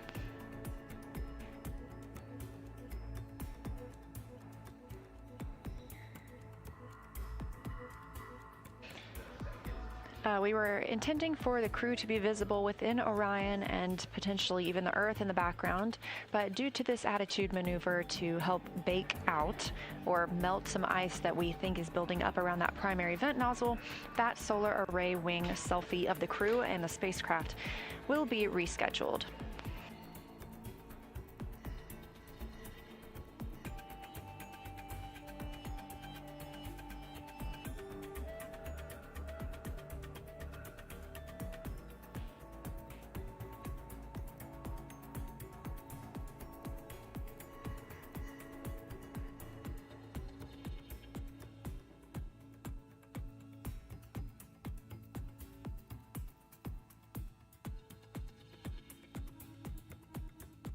With that solar array wing selfie being rescheduled, we will stand by for that time. The rest of the crew's schedule will be shifted a little bit today, making time for this bake out maneuver, and of course with the cancellation of that OTC burn.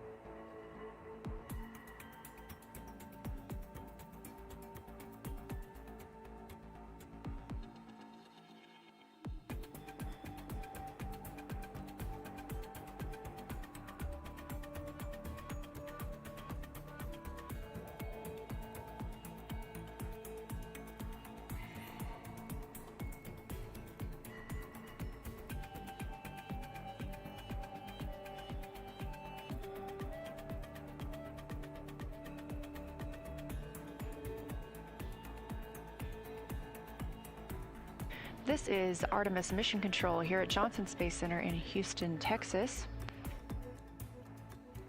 Crew aboard Orion still in their post-sleep period, having woken up at 11:35 a.m. Central Time, 12:35 p.m. Eastern Time.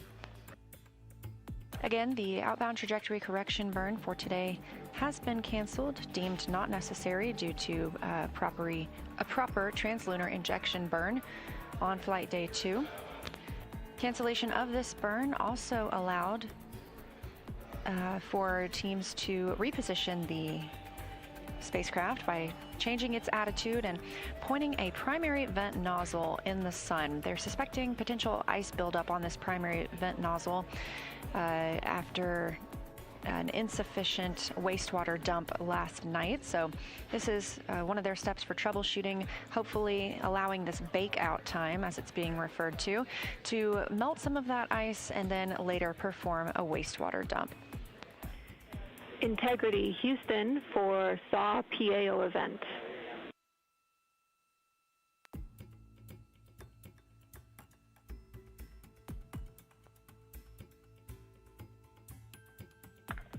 Go. Wanted to let you know we're planning to defer that PAO event until later in the day because of using the SAWs to monitor the outcome from this bakeout. We'll have more words for you when we know where it lands.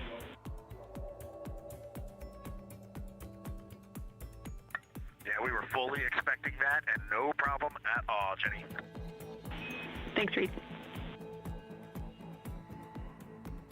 That call from Capcom and Artemis II crew backup, Canadian Space Agency astronaut Jenny Gibbons here in Mission Control Houston, speaking with Commander Reid Wiseman aboard the Orion spacecraft, letting him know that a previously planned event, referred to as the SAW event, which stands for Solar Array Wing. That's where this view is coming from right now, a camera mounted on the Solar Array Wing looking back at the spacecraft.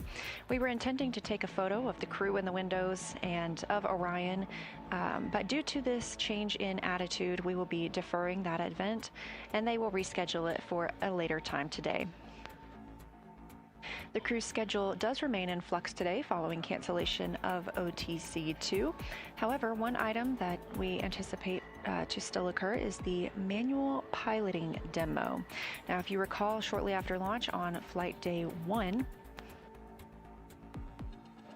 pilot Victor Glover commanded the Orion spacecraft, manually flying it around the interim cryogenic propulsion stage and a faux docking target.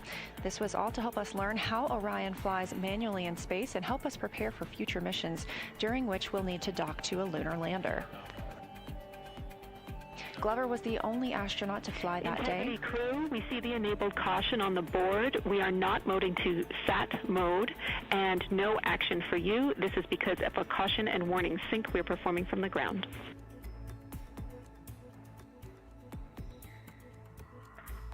Okay, everything looked good on our display, so we were a little confused. Thanks, Jenny.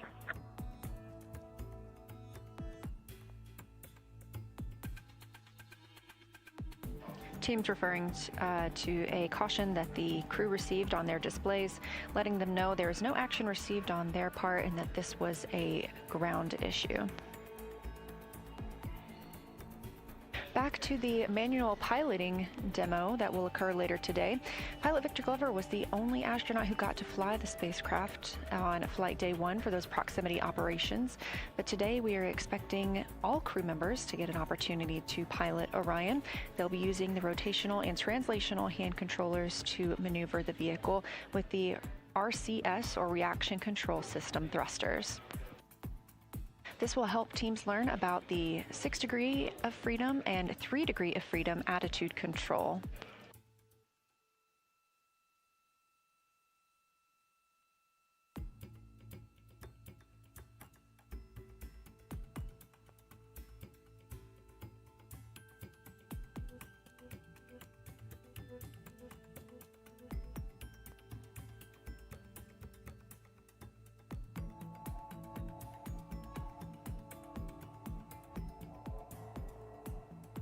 For anyone else looking forward to that manual piloting demo, we are expecting that to take place just after 8 p.m. Central Time. Of course, we did mention the schedule is in flux for the crew members today, so that may change if needed. Again, crew's still in their post-sleep period. We are expecting their daily planning conference in about 30 minutes.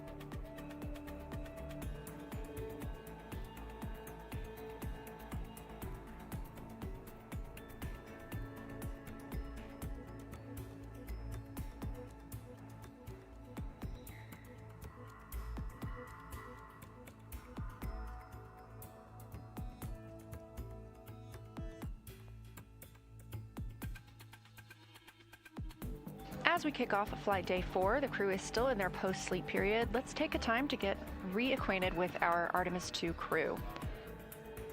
Reid Wiseman is the Artemis II commander and a Baltimore native. He's been in space before as a flight engineer for Expedition 41 on the space station from May through November 2014, a total 165-day mission. During that time, his crew set a milestone for station science by completing a record 82 research hours in a single week. Wiseman also served as chief of NASA's astronaut office from December 2020 to November 2022, and back on Earth, he has 2 daughters. Artemis II pilot is Victor Glover, selected as an astronaut in 2013 by the agency.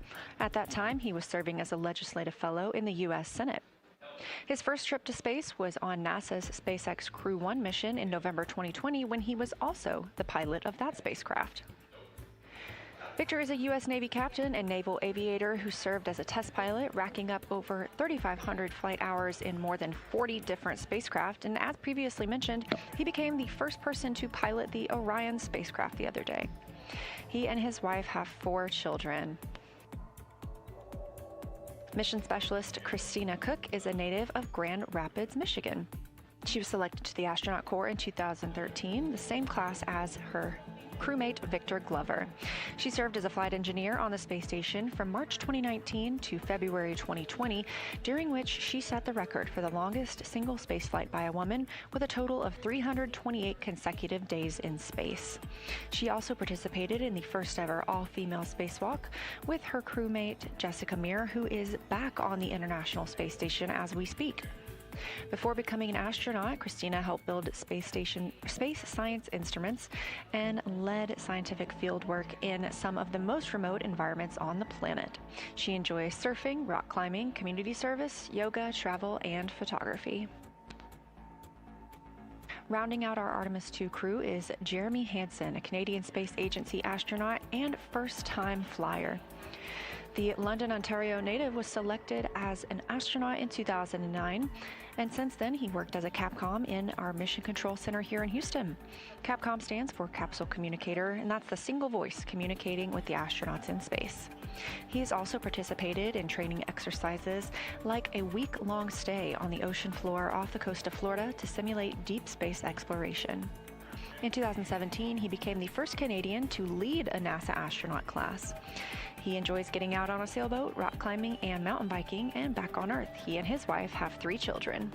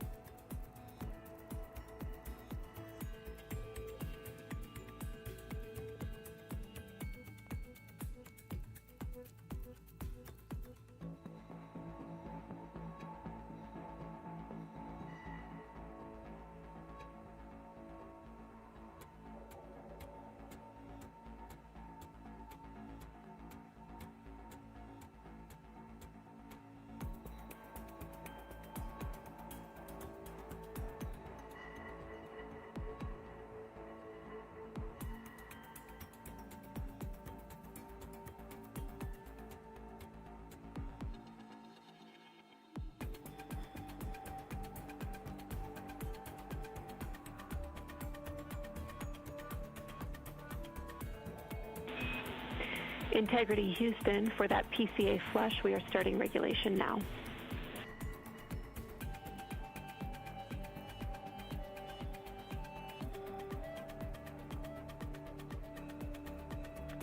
Okay, thanks, Jenny. Everything has been quiet on board. We can tell no associated noises with the flushes. Copy, thank you.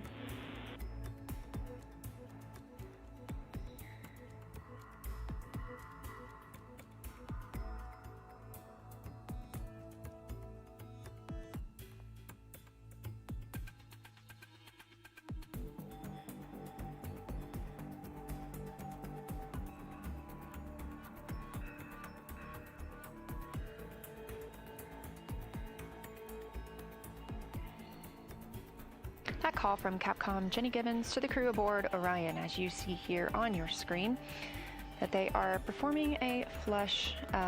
We have been monitoring the primary vent nozzle. They reoriented the spacecraft to point it toward the sun, to point the primary vent nozzle toward the sun, I should clarify, and help potentially thaw some ice that they suspect may have built up and be interfering with the Universal Waste Management System.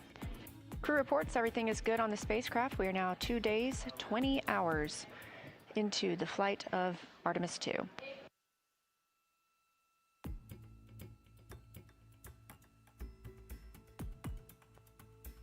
On console here in Mission Control Houston is the Orbit 1 team. Flight Director Jeff Radigan gathering topics from the crew ahead of the crew's daily planning conference coming up here in just about 10 minutes.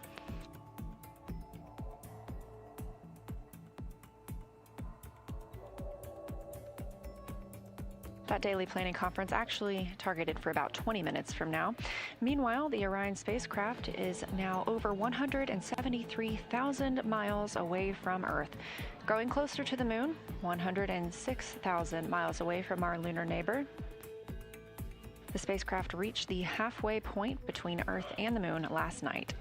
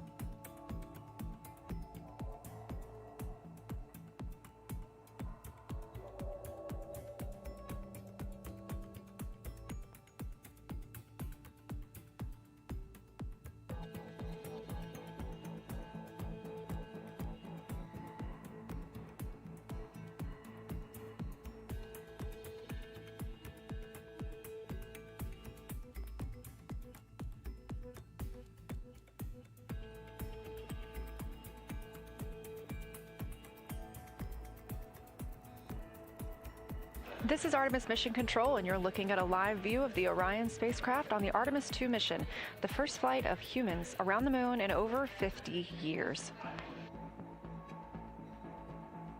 The team here on the ground continues to evaluate the crew's timeline for today. One of the other timelined events today is the Lunar Targeting Package review with the crew. The science team here at Johnson Space Center in Houston, Texas, will be speaking with the crew aboard the Orion spacecraft and preparing them for Lunar Flyby Day. Again, the crew will fly around the moon on Flight Day 6, and due to the illumination, we expect them to be able to see things that have never been seen before by human eyes.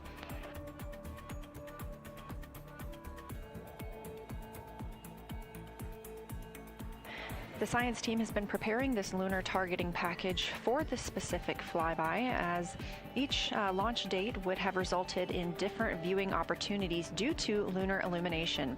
So the crew has been training for years based on photography of the lunar surface, as well as in different lighting conditions. And today will be the opportunity for the science team to discuss what they expect the crew to be able to see and the priorities for them to photograph during that flyby. Of course, our coverage will be live that day as we remain live 24/7 on NASA's YouTube. Thank you for tuning in.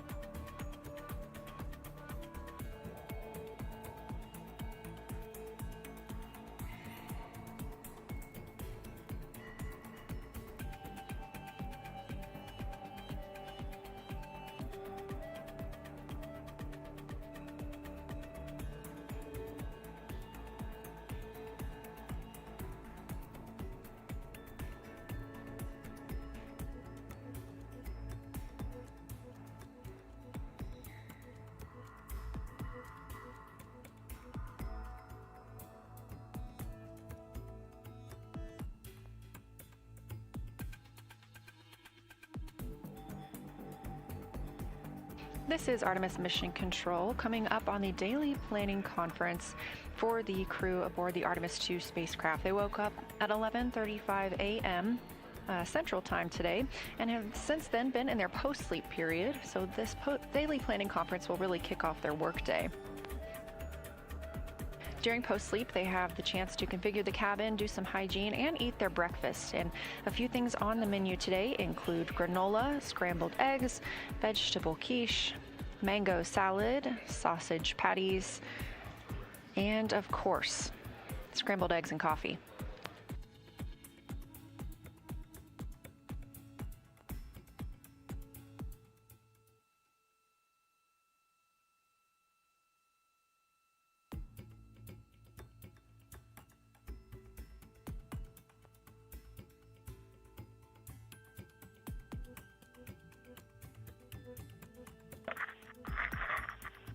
Hello, Houston. We are ready for morning DPC. Just a few things. We heard a rumor up here that it is actually Saturday back on Earth. We have definitely lost track of the days.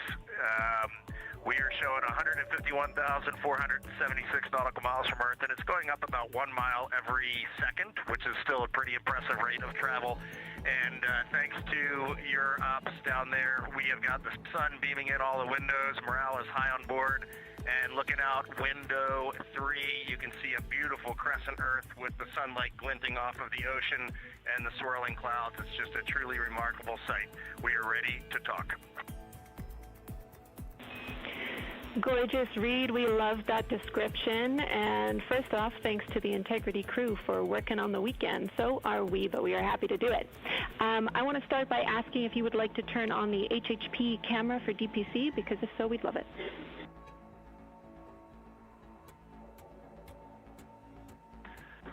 Yeah, we will work on that right now. It might just take us a minute, and I'll try to start routing the video.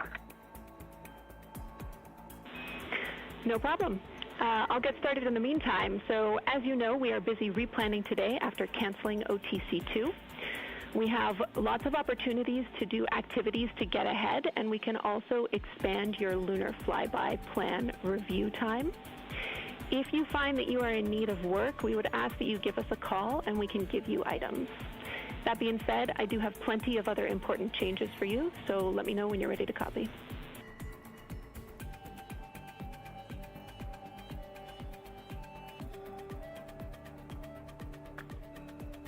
Yeah, go ahead.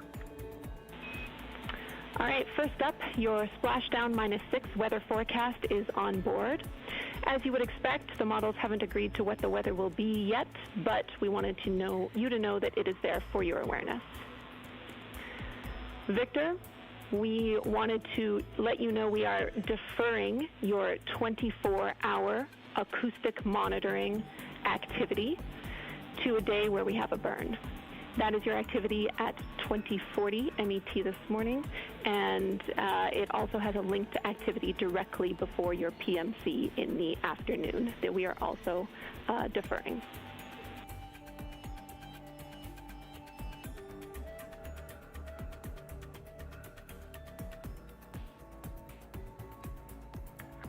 Okay, Victor copies. For all of the crew's HRP standard measure yellow activities today, those are flexible, but they do need to be complete before Victor's Everywhere downlink this afternoon. And for Christina, please let us know which PCD you use for your cognitive assessment, because we need you to use the same one later in the mission for your second assessment.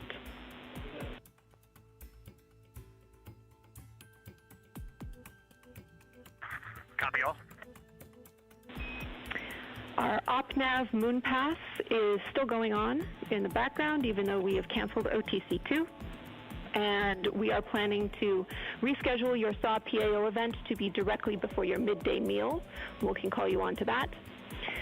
And your second FD conference later today will be canceled. We are only keeping the one which is directly between the PMC and your pre-sleep.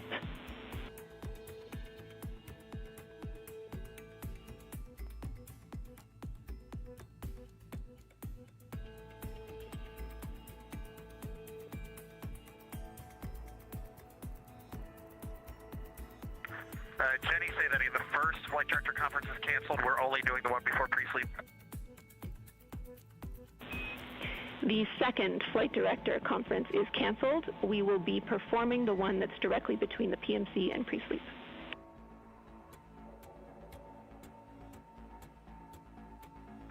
Okay, that sounds great. Now I'm seeing that there's one that's kind of splitting the middle of pre-sleep, and that one is canceled. Gotcha. Good read back. Next up, we know you were looking for the next trash location. That location is going to be in locker Delta, bag 2, which has a purple label and is labeled speaker/bobs. You're going to need to clear it out a bit, so we suggest that you clear out the bob, which can be deployed. Move some of the speaker bubble bags that are in there into the F1 large bag labeled AGA General Use, which is a brown label. And then move the Ziploc with harnesses and ARS tools into locker Echo, bag 9, blue label.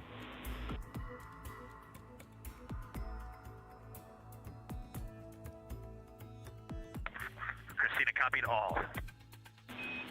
Well done, Christina. Okay, 2 more topics for you. One is on the pre-lunar flyby cabin config.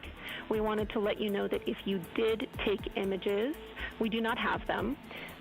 We would need them if you want them re-uplinked later as a pretty note to remind you what to do. If you do want them, please let us know where we can downlink them from. And then finally, we want to know if you have any wet towels around the cabin, because we are looking at that in particular for mitigating any static by increasing the humidity.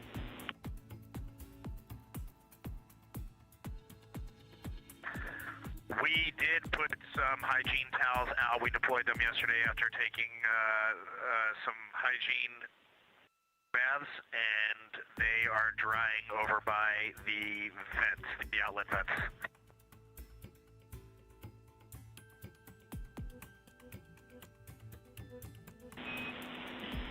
All right, great. We copy, Reid. Do you have any questions or comments from us for us? I did want to respond back on the cabin config for Lunar Flyby. We are good on board. We will strive to downlink those images, but only for situational awareness. We do not need them embedded in procedures. We do have a couple questions. First, Victor rewrote the email from the mission summary question, so he's good to go there. We have swapped the quick disconnect on the PWD over to the pry side from the secondary side. Just seemed like a good day to do that. And then 2 quick PCD type questions if you got a second.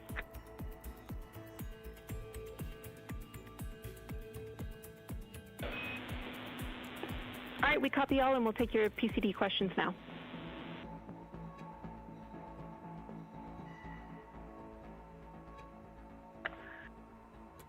For the private conferences and VC, do we always need to use PCD3, or we need to use any PCD, it just has to be wired? Or is it related to ASAP? We're not sure what that acronym is.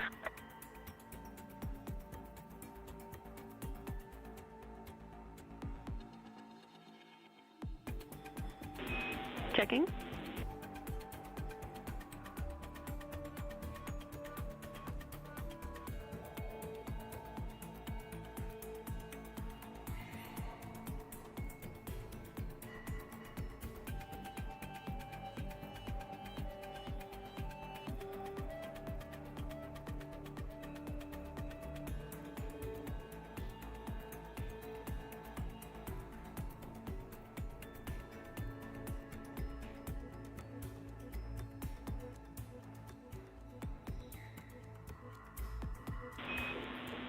Reid, right now we'll be using PCD for those. We would have to change a software config to use the other PCDs for those.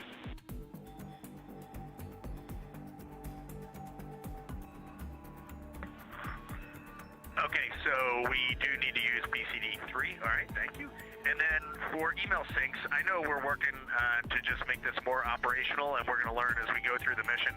Something that we're noticing is even if the sync is not complete, if there's any way we can at least get into email during pre-sleep and post-sleep times, that would help so that we can compose. It's very difficult to compose emails up here on the PCDs, and just having that time would help.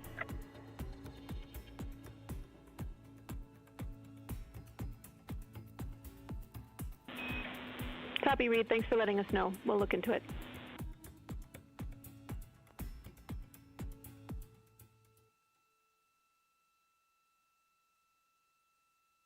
Okay, I think the only other thing is y'all were looking for some Nat Geo status updates. I think it might be worthy of a 5-minute conversation after this or later today if you want, but I feel like we're doing the best we can, and I feel like we're doing pretty well. Copy. We would be up for that whenever you're ready.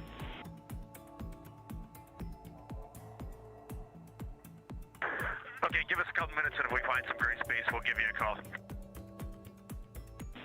Sounds great. Thanks, guys.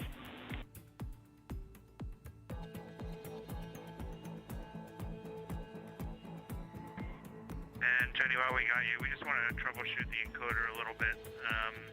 This morning when we powered it on, we get a status light, the orangish red status light for 5 to 10-ish seconds, then it goes out, and that's it. And we don't see it on the network, so we're wondering if there's an issue with that.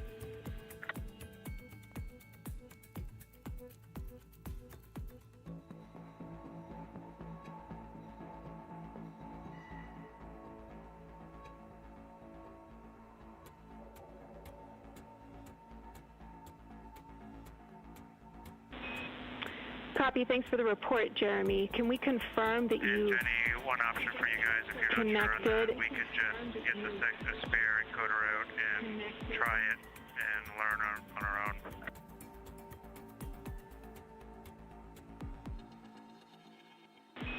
Copy your last, Jeremy. We would prefer to try to disconnect and reconnect and also power or cycle the item before we move to the other one. So if you've not tried that already, let's try that first.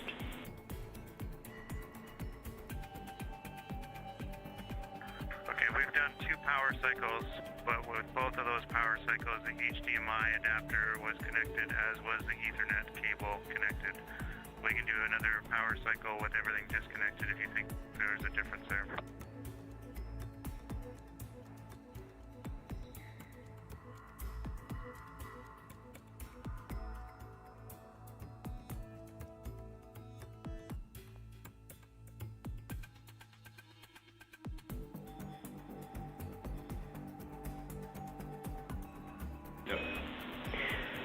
Jeremy, we don't think there's a need to try again with it disconnected. We will find you a location for the second one.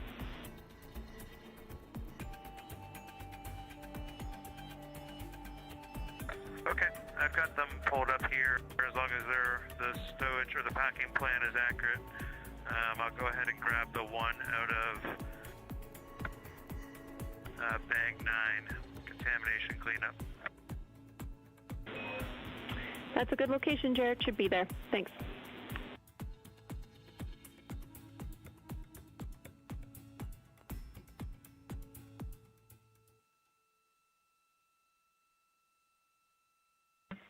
And Houston, I would be ready to have a quick conversation about the Nat Geo shot list at your convenience. No rush on our end. Also in the hopper, I have one low priority stowage question when it's a good time for you. We'll take both. Go ahead, Christina.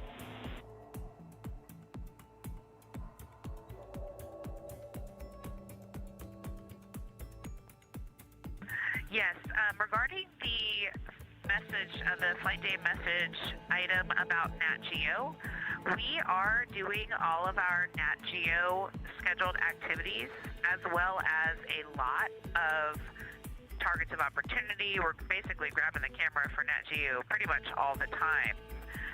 From the mission summary, it sounded like maybe what we're not doing is making you all aware of that. So I wondered, is that because you saw maybe some of those activities not grayed out? Or is there some way to note what we've done that we are missing?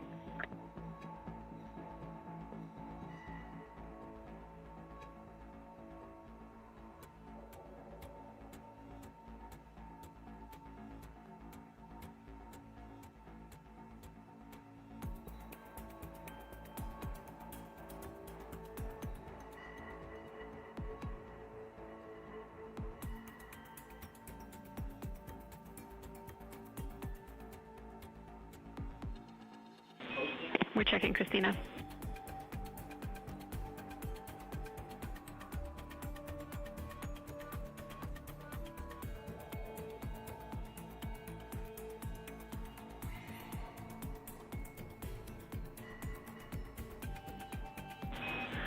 All right, Christina, what we are expecting down here is the pre-sleep call down telling us shots that you've taken, and I think the expectation, since we're assuming you're taking plenty of them, is that you would call down anything that you might have missed. So a high priority shot that was a miss, we would like to know about. Otherwise, we'll assume that you have completed the shots that we expected.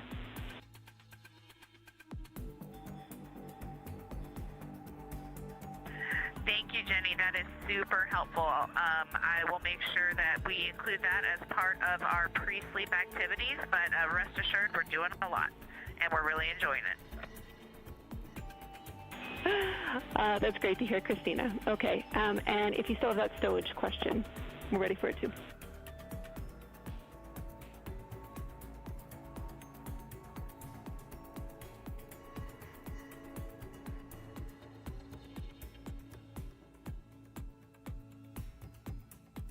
All right, Jenny. We'll collect all of our thoughts and let you know what we have and haven't done.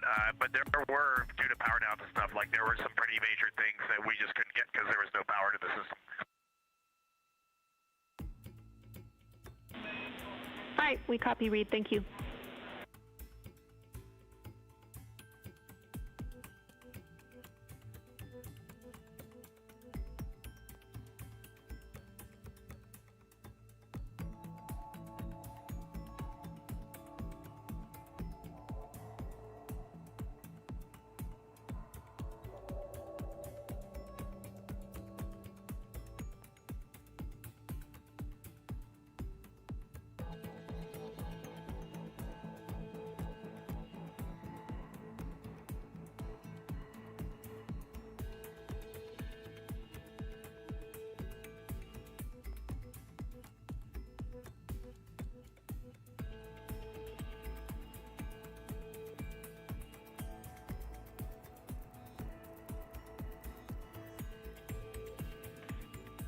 And Jenny, I paused our comm while we shouted out pulse ox readings across the cabin, but did you say you were already also, it was a good time for a quick stowage question, low priority? A-firm, we're ready.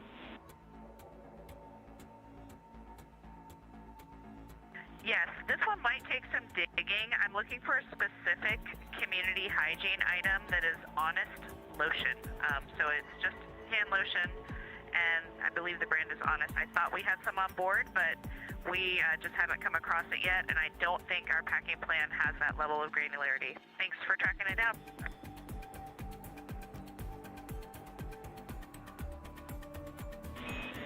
All right, we're on it. Thanks, Christina.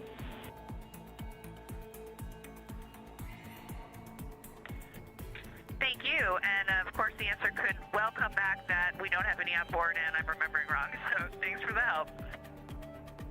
No problem, we'll let you know.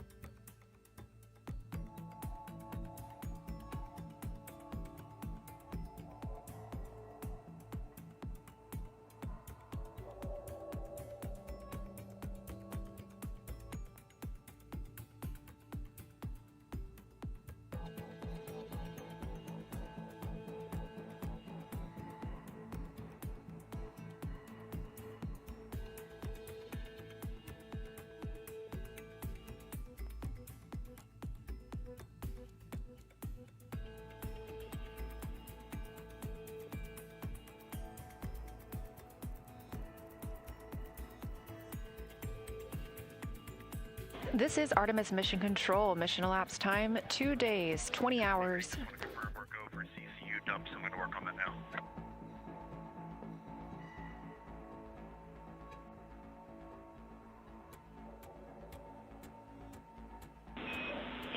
Reid, thanks for calling us first.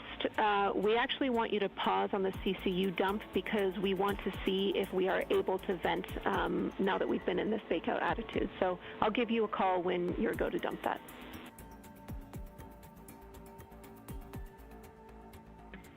Okay, copy that.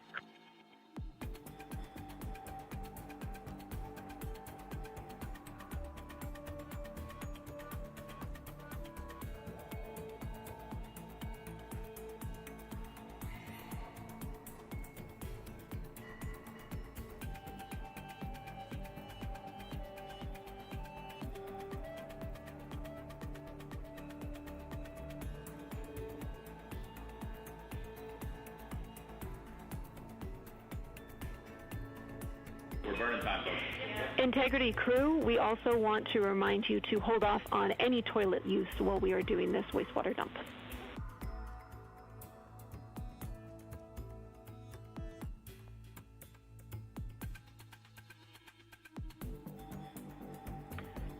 Copy. We are no-go for toilet and CCU dumps. Thank you. All right, good job, you go. Thanks, Christina.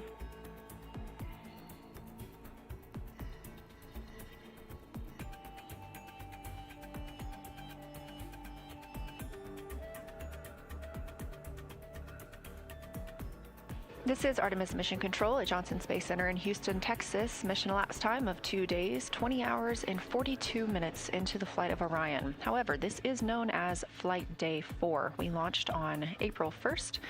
Orion atop the Space Launch System rocket from Kennedy Space Center in Florida, and the crew woke up today at 11:35 a.m. Central Time.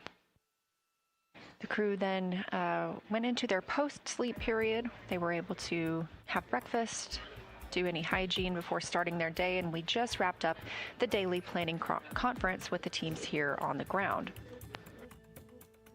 Some of the items that came out of the daily planning conference include that the splashdown weather predictions are available for the crew to view. Again, targeting splashdown on April 10th. There are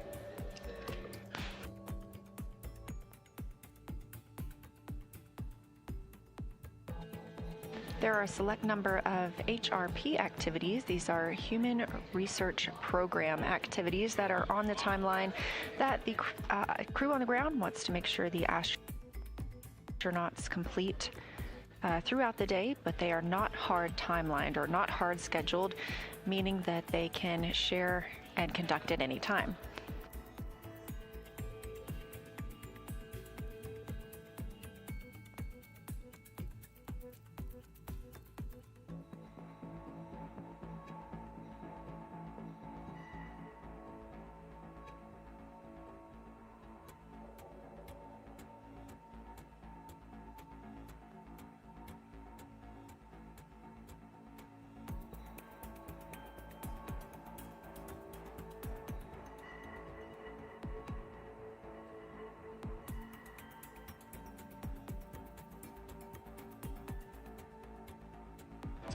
We'll talk a little bit more about the daily planning conference momentarily, but the teams here on the ground, as you heard them called to the crew, are conducting a wastewater dump.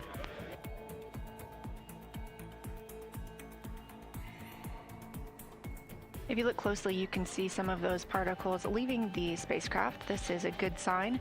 Last night, at the beginning of crew sleep, the ground performed a routine wastewater dump. However, it terminated after only dumping 3%. The suspected culprit may be some ice on the primary vent nozzle, so the teams rotated the spacecraft's attitude today to place that vent nozzle in the sun. The hope was for this 2-hour bake-out time to help melt the ice that may be preventing the waste dump.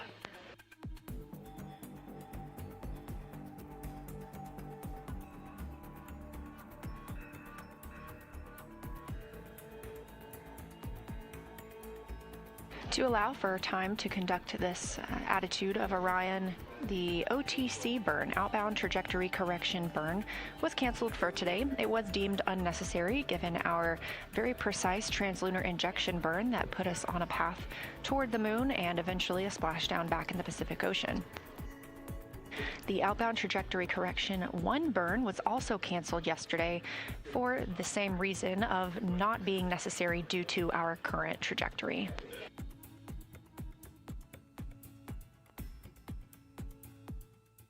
Cancellation of these burns means there's obviously no impact to the mission or the lunar flyby. These are just small tweaks to the burns performed to fine-tune the flight path.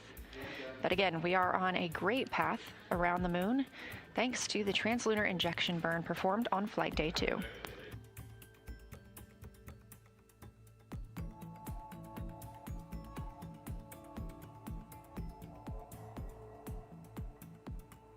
A few more items that we heard during the daily planning conference include the SAW PAO event, Solar Array Wing event. We are expecting the crew to be visible in the windows of Orion while the Solar Array Wing cameras are used to snap a photo of Orion and its crew. We're hoping to see that scheduled before today's midday meal, and the midday meal is currently on the timeline closer to 7 p.m. Central.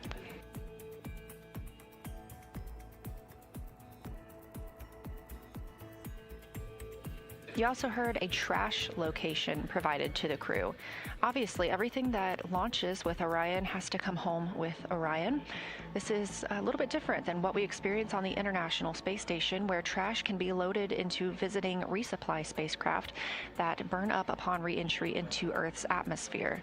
So everything being properly tracked and stowed, they were providing the crew exactly where they should put any trash that accumulates during the mission.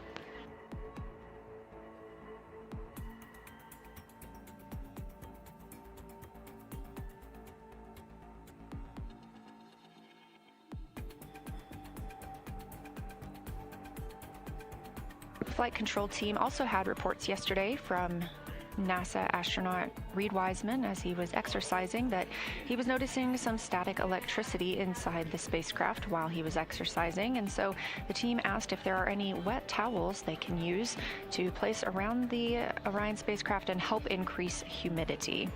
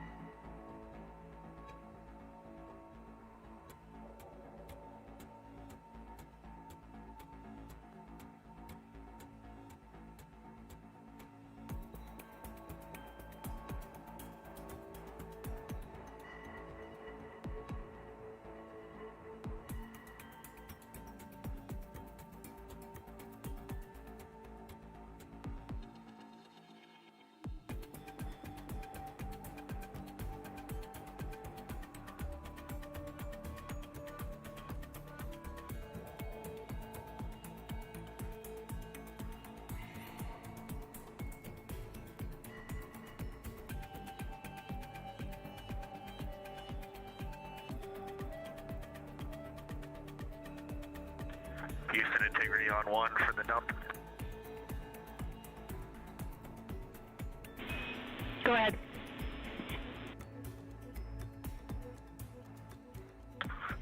Didn't know if you wanted to know anything from out the window, or maybe you got a saw camera pointed on it.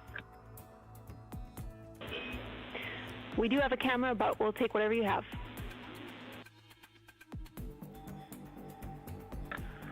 It could just be sun positioning, but this does not look like it's the volume of previous dumps, and the particulate is overall extremely fine with a few larger ice chunks coming out every now and then. But the volume looks less, but again, that could just be sun angle.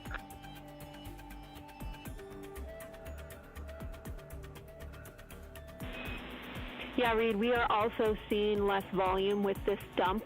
We appreciate the report. That's helpful for us.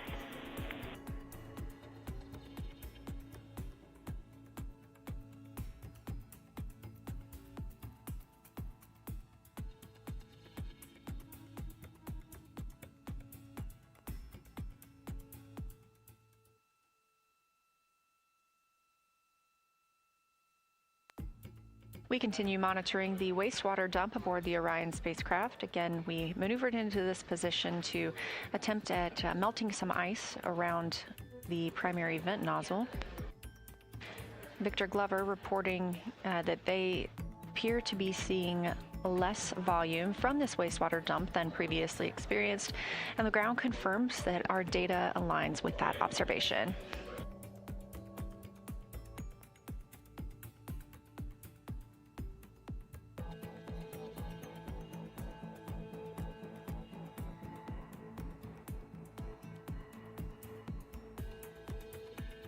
Again, this is a test flight, and so every single system aboard Orion is getting tested by humans for the first time.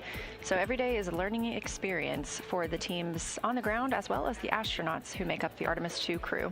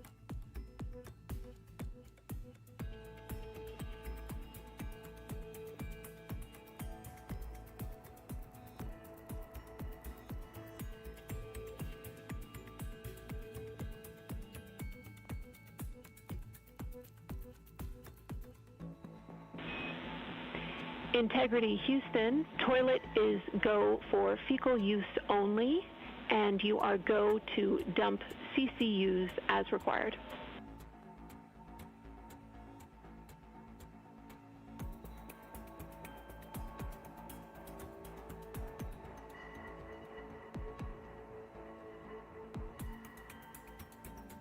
Copy.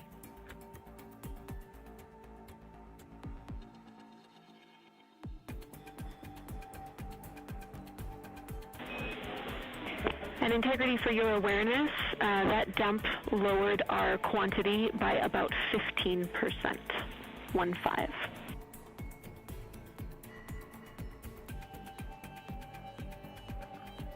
Copy.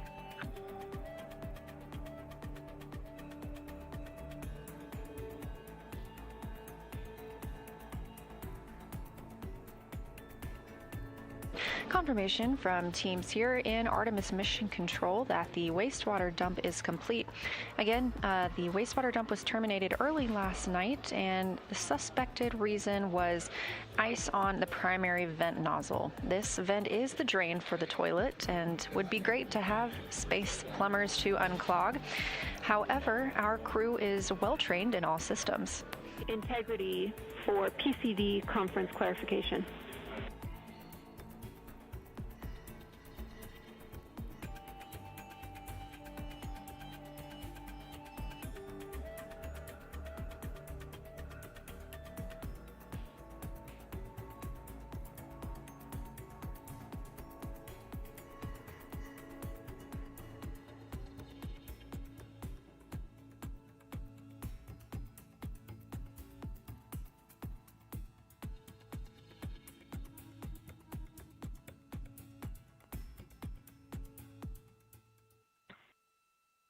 Houston Integrity, AGA readings when you're ready. We're ready for AGA readings.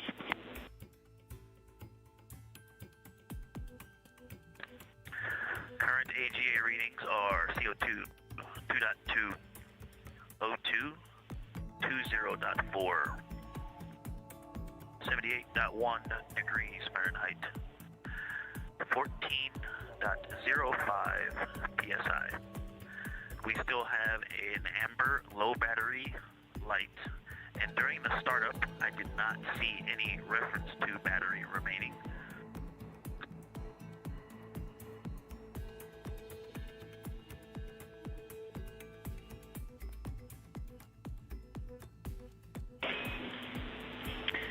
We copy all, Victor. Thank you.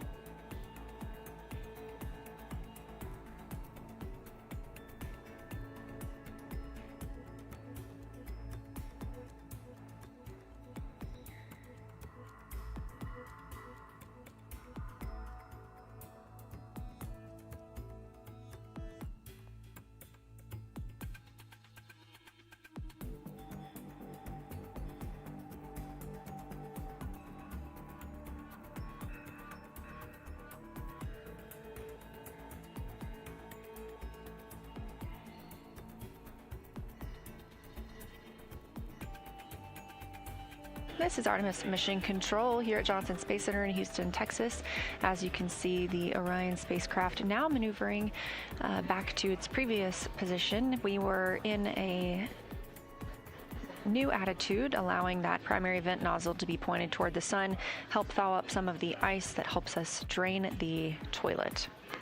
With that maneuver complete, we are continuing to move the spacecraft, and the crew inside are getting the opportunity to talk with some of their family members.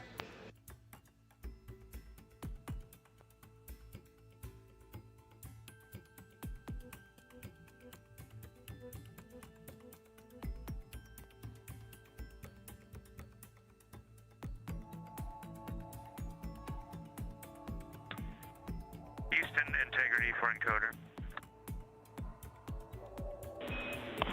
Go ahead.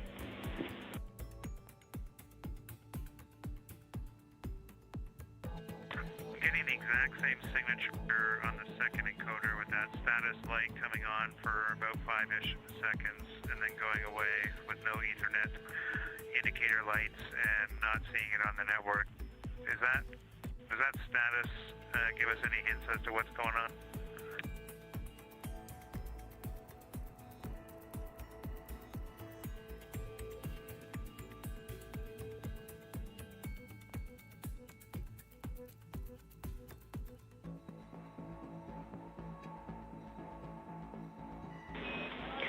Copy, Jeremy. The other piece of data that changed from yesterday is we disconnected from Ethernet port on pump 1 overnight for the docking camera, then reconnected to that port.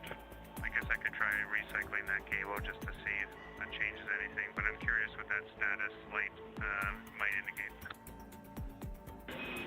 Yeah, Jeremy, we're about to call you to ask about the other end of that Ethernet cable, so we will take your recommendation to cycle that now.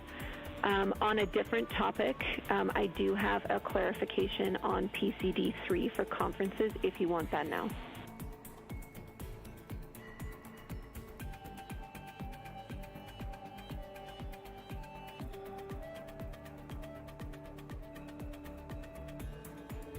Okay, go ahead with that. Actually, Jeremy, we're going to focus on the 4K encoder for now. I'll have those words for you soon.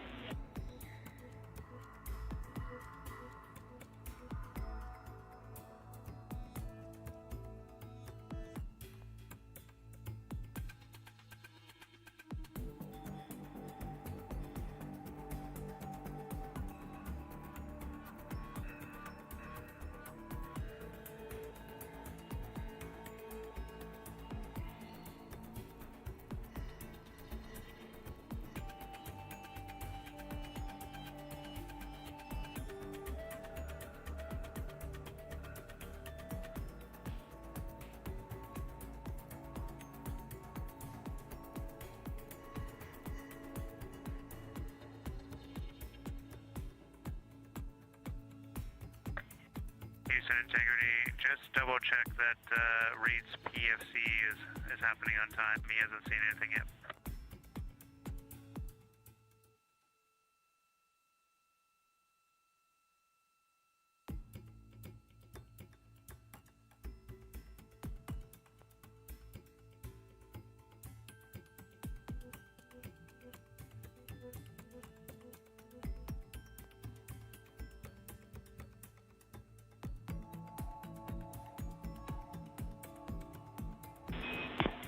We're checking.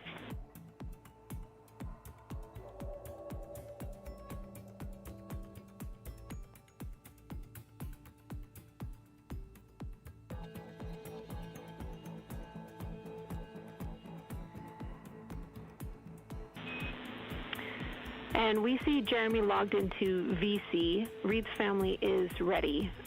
We just want to confirm that you see the same.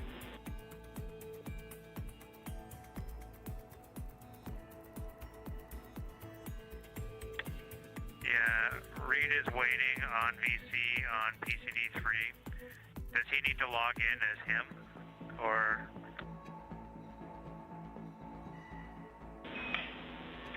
No, Jeremy, we will dial your VC account to make it work. It should be done shortly. Okay. And we found the issue with the encoder. It was the Ethernet cable was plugged into the HHP cameras or whatever the ones we use up for Ascent. So it should be working now, and we'll get you a view soon. That sounds great. Glad you found it, Jeremy. And we'll take that view only after the conferences. Thanks.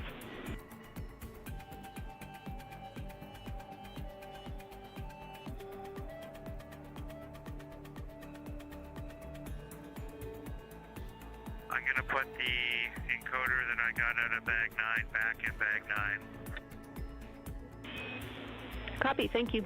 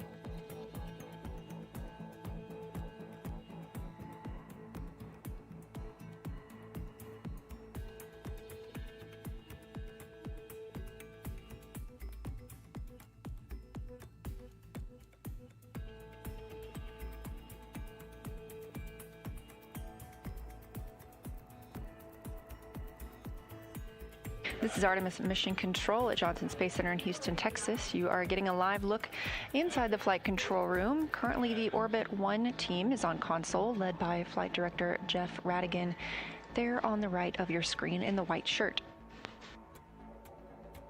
Capcom for today in the center of your screen is Canadian Space Agency astronaut and Artemis II backup Jenny Gibbons. She's the voice you'll hear talking with the crew. And to her right is Capcom Matthew Dunn.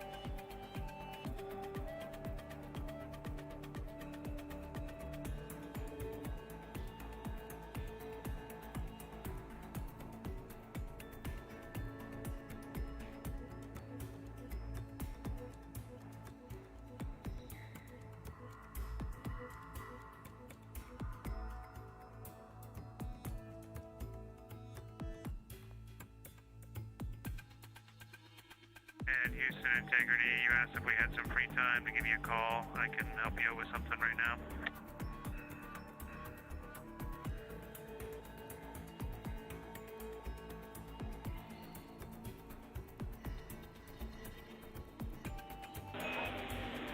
Copy, Jeremy. We'll be back with you in a minute.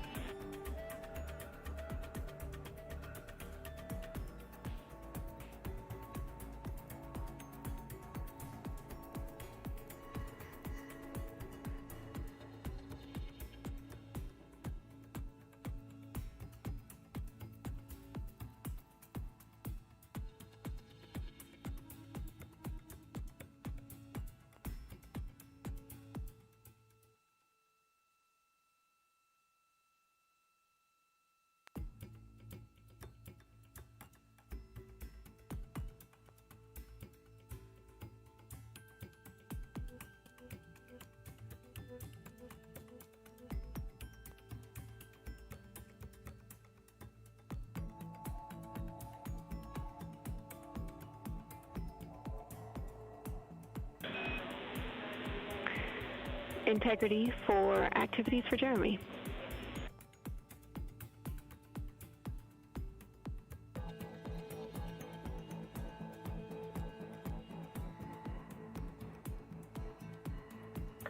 Go ahead. Hey Jeremy, in your free time, we suggest that you go to the task list and you can choose the cabin speaker assessment or the PWD flow test. And if you prefer not to do either of those, you can always go to the Nat Geo shot list.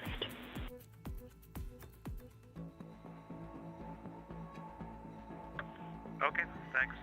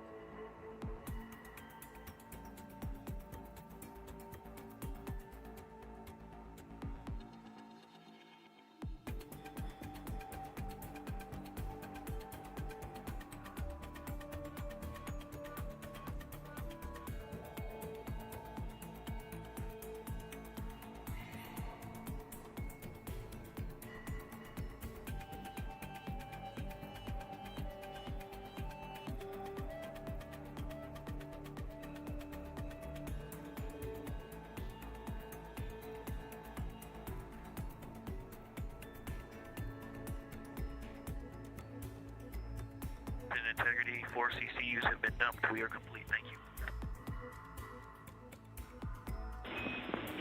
Copy all. Thanks, Victor.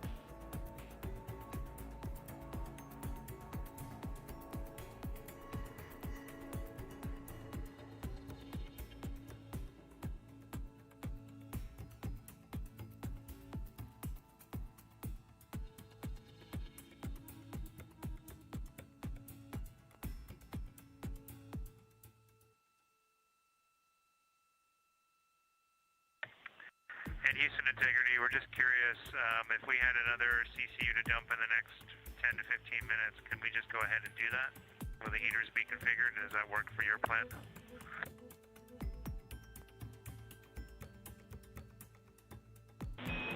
Checking.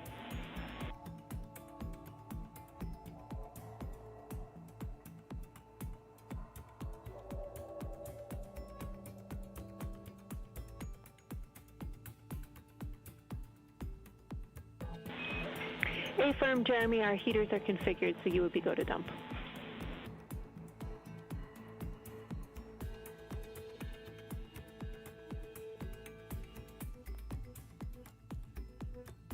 Okay, you can anticipate that then. Copy, we will.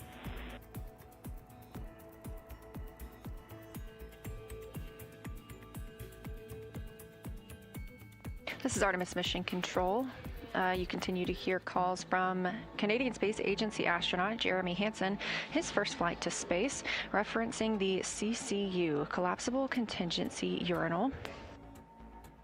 The crew is using these at this time rather than the toilet as we continue troubleshooting the wastewater dumps. Having just completed one, the crew is using these instead of the waste management system.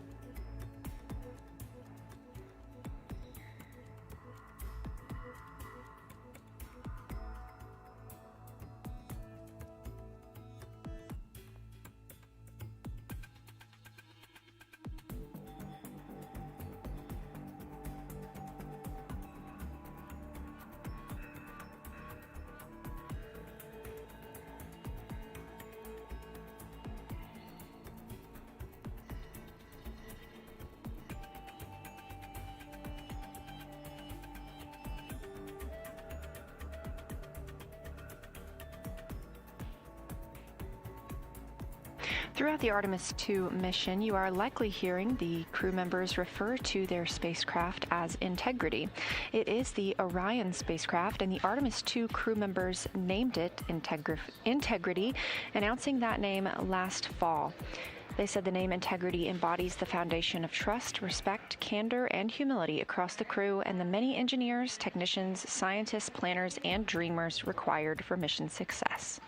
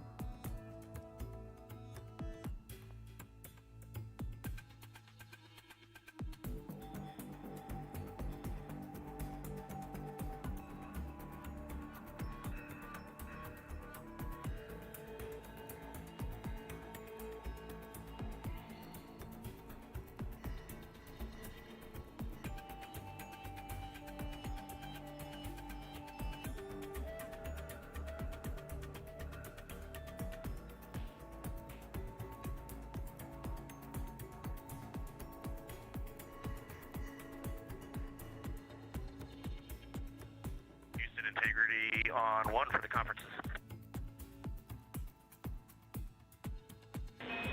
Go ahead.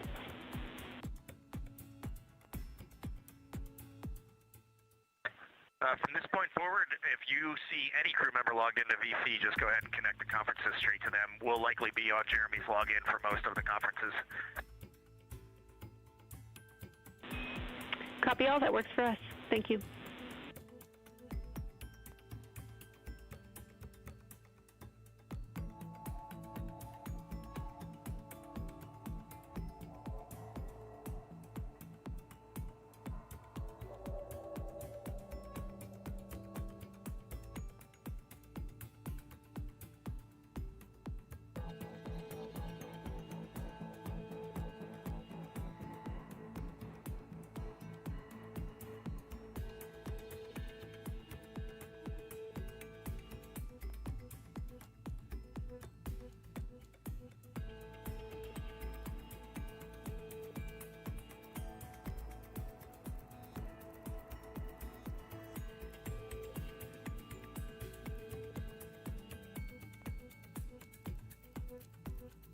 This is Artemis Mission Control. You are looking at a visualization of the Orion spacecraft. We don't have views at this time, but hope to regain them shortly. Currently, Orion is over 176,700 miles away from Earth and closer to the Moon than to our home planet, now just 103,972 miles away from the Moon. You can track the location of Orion and its stats at any time by visiting nasa.gov/track-Artemis.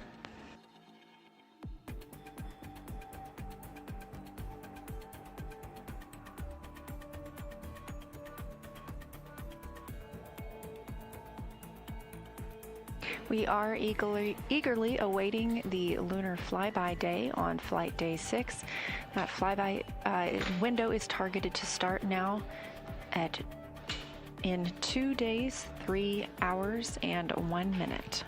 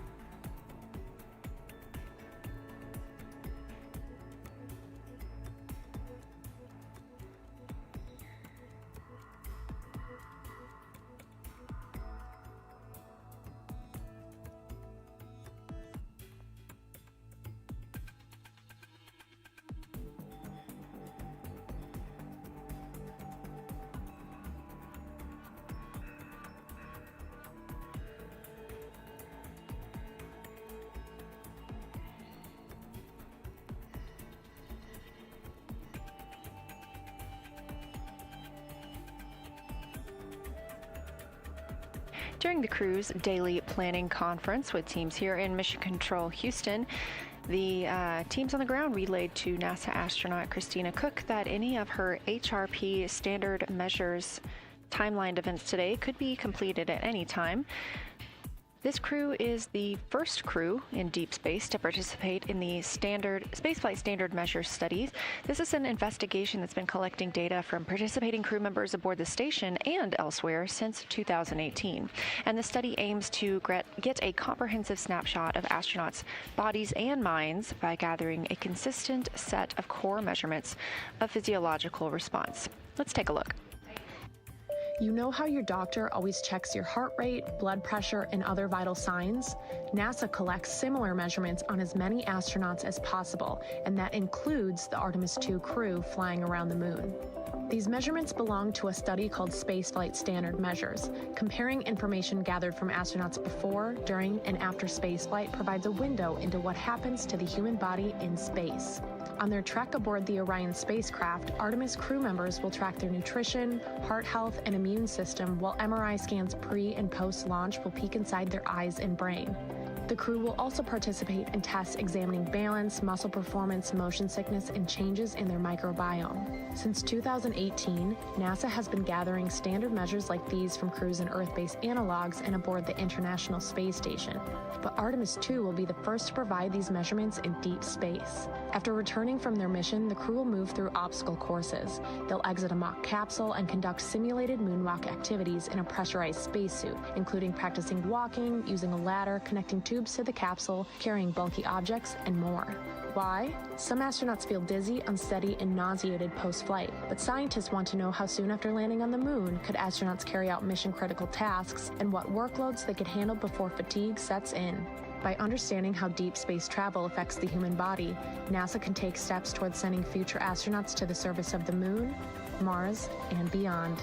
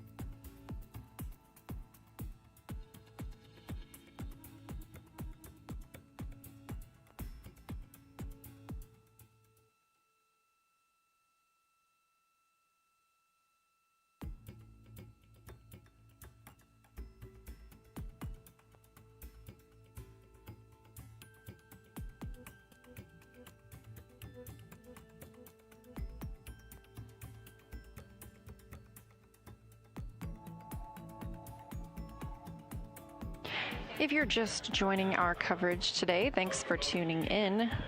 We are live 24/7 throughout the Artemis II mission, all the way from prior to launch until splashdown and astronaut recovery.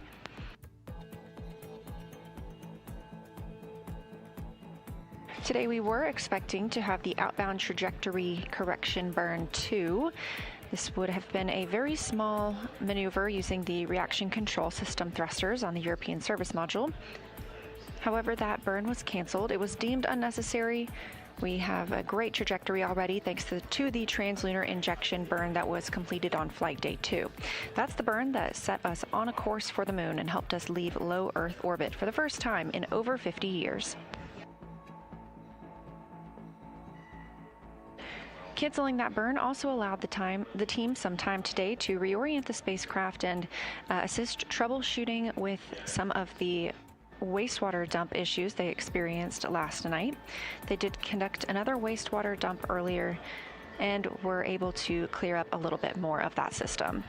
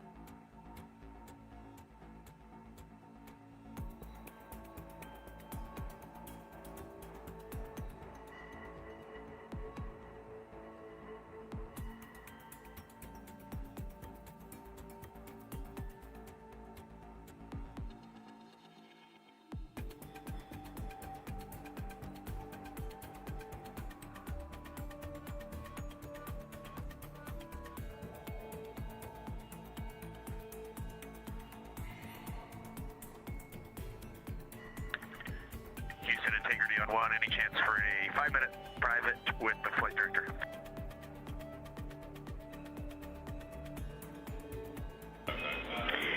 Yes, sir. We're setting it up.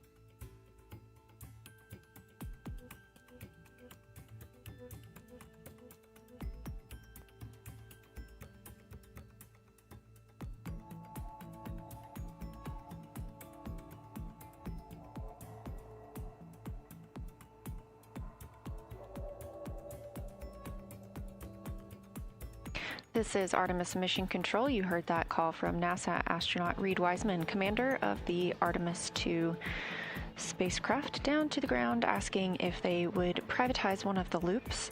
Again, almost all of their communication does go out publicly, so it's not uncommon for them to request the opportunity to speak with the flight director or flight controller teams on their own.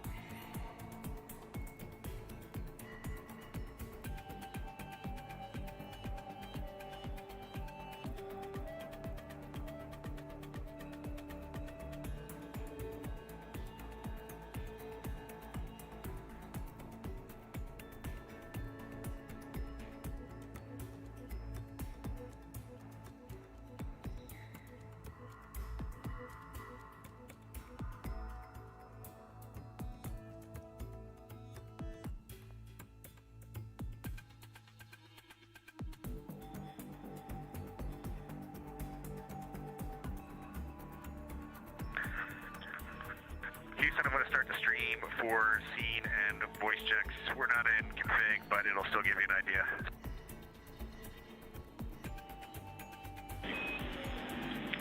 Copy, we'll be ready for you.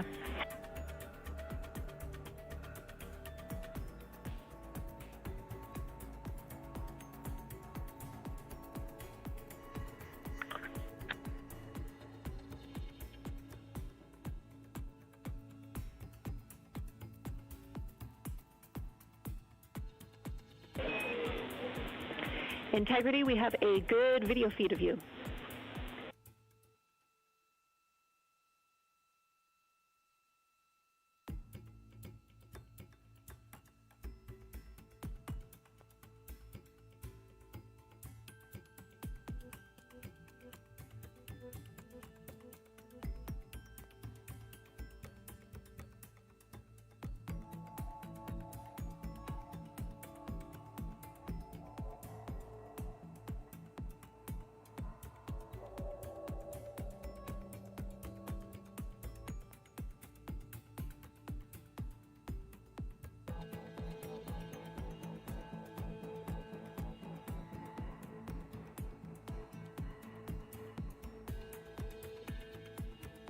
Houston, confirm you're not getting any audio.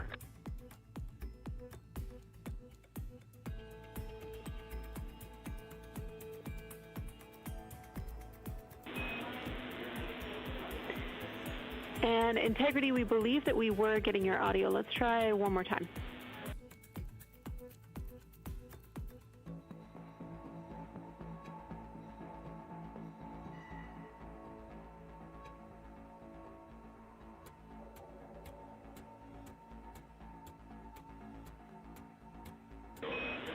Integrity crew, I copy your 5 count, loud and clear. You're sounding good.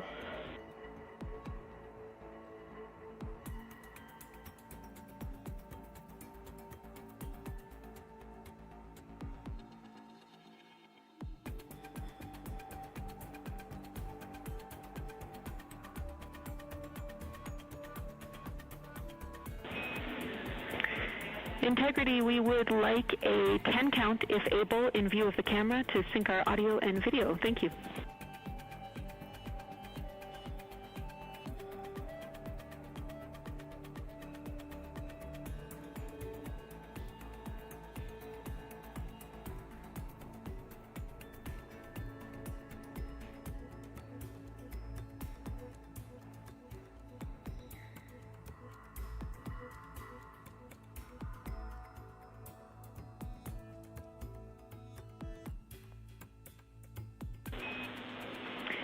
Copy, Christina. We would have taken either direction, but we prefer the blast-off direction. That looks like a really good audio and visual sync for us, so thank you.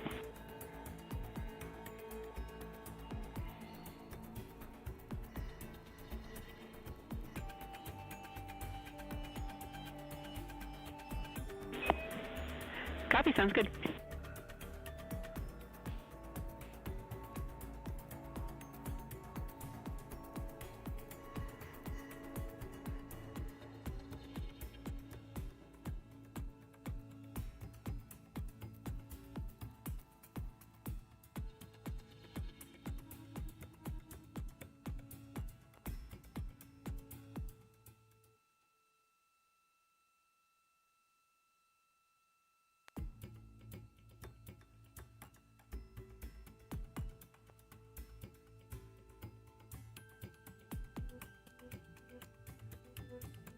This is Artemis Mission Control. You're getting a live look inside the Orion spacecraft, named Integrity by the Artemis II crew.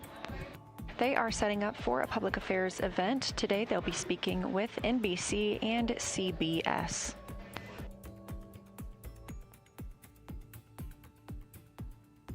We are now 2 days, 22 hours, and 1 minute into the Artemis II mission, the first flight of humans around the moon in over 50 years.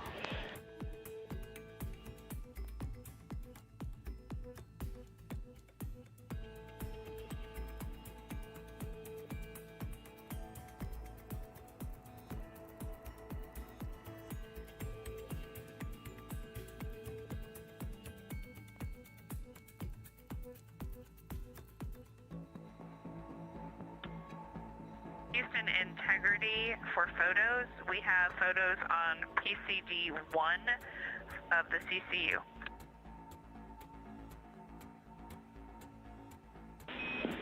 Copy, we'll grab them, thank you.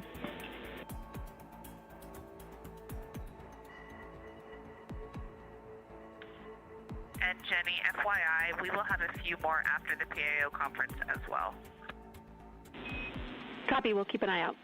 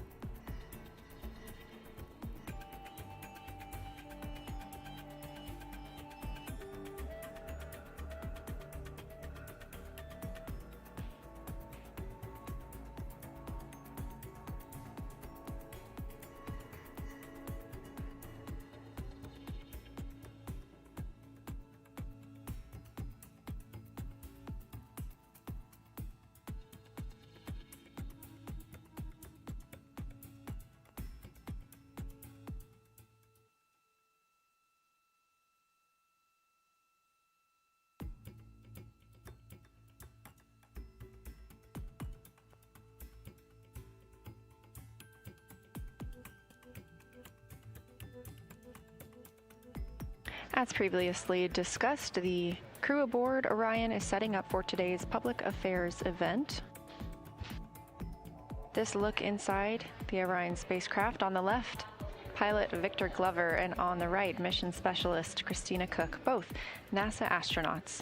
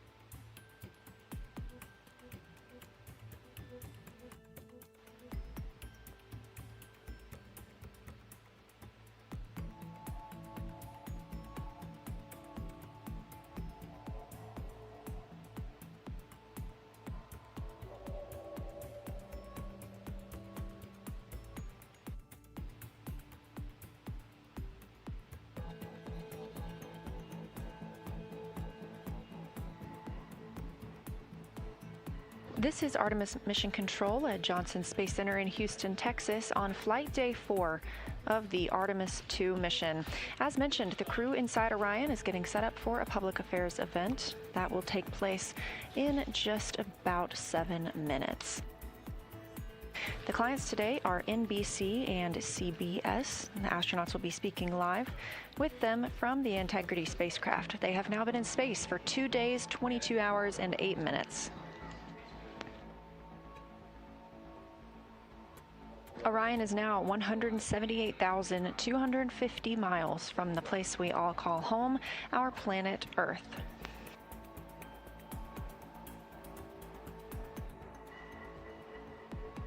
Shortly after today's public affairs event, we will be transitioning over to the mission status briefing here at Johnson Space Center. That is targeted for 4:15 p.m. Central Time. If you're watching on YouTube on NASA's stream, you can continue to watch on this feed to watch the news conference, but if you're interested in continuing to get live views from the spacecraft, you can transition to the other live feed available on NASA's YouTube.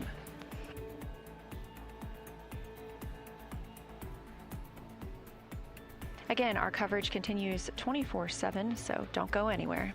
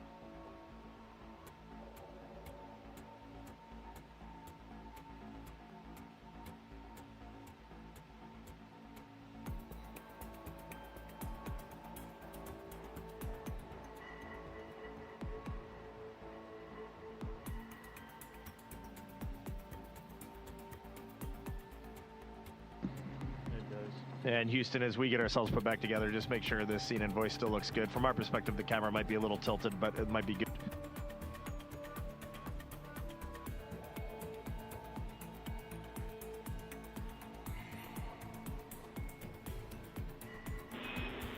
Copy, Reid. Still looks good to us.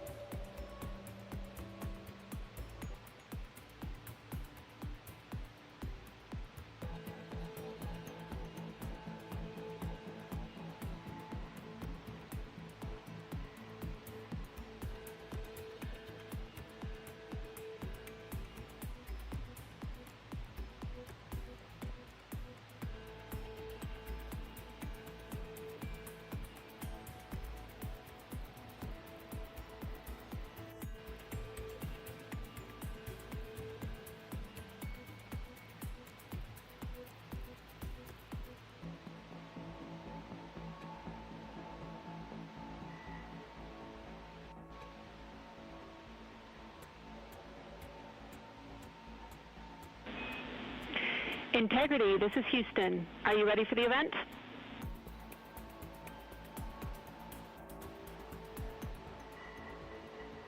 Houston, from inside Integrity, we are ready for the event. NBC News, this is Mission Control Houston. Please call Integrity for a voice check. Integrity, this is Tom Costello with NBC News. Are you hearing us okay?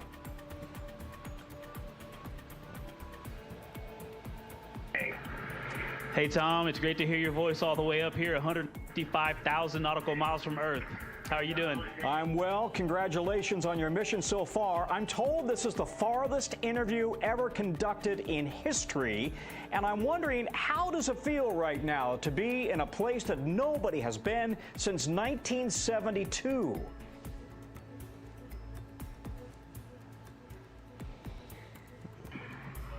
Honestly, it is unbelievable that we in 1972, just being up here and seeing how difficult this is and how hard the team is working. We do have a little bit of echo on your call. We'll try to turn it down when we're answering, but this is a magnificent accomplishment to be up here, to see the moon, to see the Earth, and to know that we are between those two celestial bodies, and you can see it when you look out the window. The Earth is almost in full eclipse, the moon is almost in full daylight, and the only way you could get that view is to be halfway between the two entities. It is truly awe-inspiring up here. The images you guys have sent back are absolutely spectacular, and when you look at the moon that you're headed for and that gets closer and closer, what are your thoughts?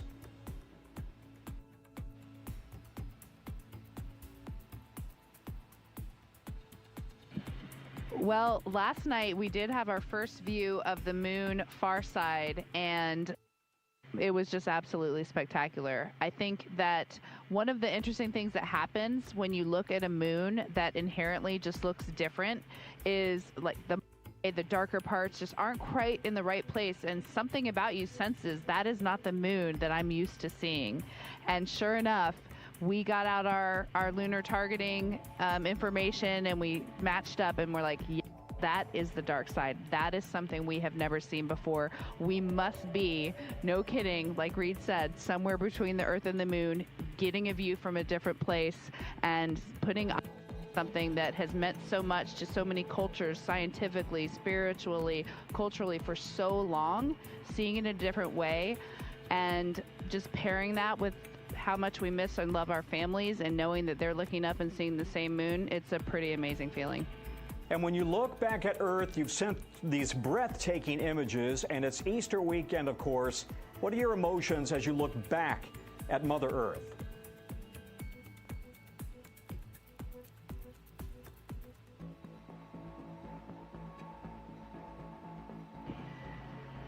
Well, before I list off a couple emotions, there's been a lot of disbelief up here. Just the fact that what we're seeing, where we are, it's hard to wrap your mind around. Like, I mean that sincerely. It really bends your mind. And the emotions that come along with that, there's a lot of happiness. Just to have experienced these unique things just brings you joy as a human. We're explorers at heart as human beings, and we really feel like we're exploring out here, and it brings a lot of excitement. And then, you know, right away you are humbled. The fact that 4 of us get to be out here just brings you to your knees. The thought that we get this experience, we're doing our best to show it with the camera, but you can't do it. I know those photos are amazing, but let me assure you, it is another level of amazing up here, and there's a lot of gratitude for the teams of people that made this possible. And then the final emotion is hope for humanity's future, that we can do this right now means we could do so much more. You guys are a long way from home. You may not realize you've become superstars, rock stars, while you've been gone. And I'm wondering, you've been able to talk to your families. How are they doing with you so far from home?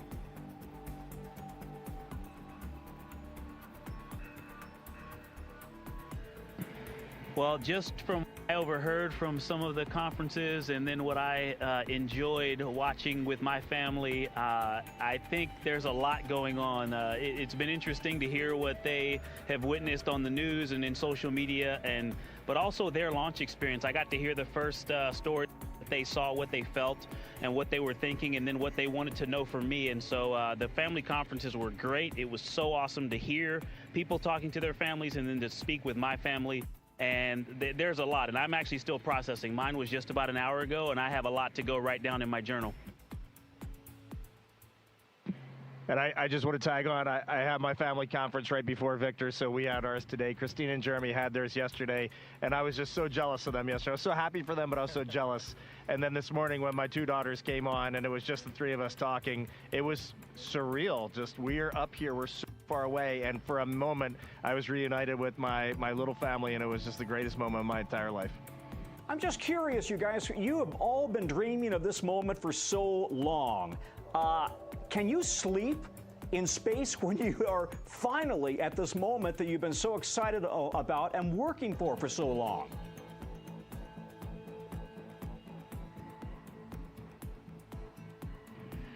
Well, we do love sleeping up here, and such a long initial day that I think our bodies are ready to sleep no matter what. Most of us have been sleeping really well. For me, sleeping in space is one of the most comfortable ways to sleep, and it's very deep sleep, very full sleep. Sometimes when you first get up here, you have a little bit of a sensation that something's wrong as soon as you wake up. Maybe you're falling, or you don't recognize your surroundings, but it's great. I mean, honestly, being human up here is one of the coolest things about this mission. We are just people trying to get by, and for example, we might go look at the far side of the moon and take in its awesomeness and then go, maybe I should change my socks and try to dig around for a pair of socks. So this is the dichotomy of human spaceflight. How will you describe this moment to your families, your grandkids, many years from now?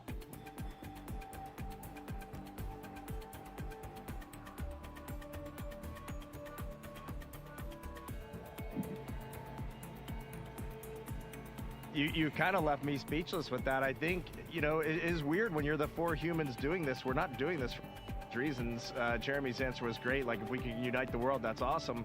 But we're just the lucky four that got to be on this mission. We were in the right place at the right time with our international team, and we're up here doing this. I don't think any of us have really thought about legacy or any of that sort of thing. I do think it would be really neat someday if I can sit around with my grandkids, or maybe Ike's grandkids, or Christina's, or Jeremy's, or, you know, somebody somewhere, and tell stories of these times up here, because some of them are going to be unbelievable. There's beauty, but there's human elements too, and I just think it'd be fun to share in this human adventure. The key part of human exploration is the human, and coming back and sharing the story, and we're going to try our heart with every single person on planet Earth. So listen, Al Roker is awfully upset that he couldn't be here. Any messages to Al Roker and the Today Show family? They are watching every moment of this.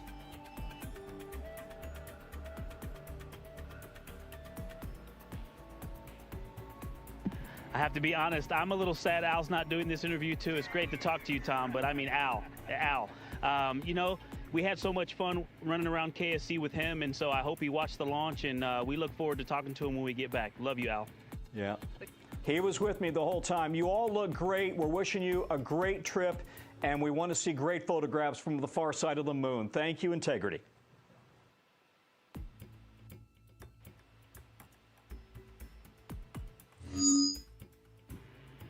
Thank you, Tom. It was great to be with you.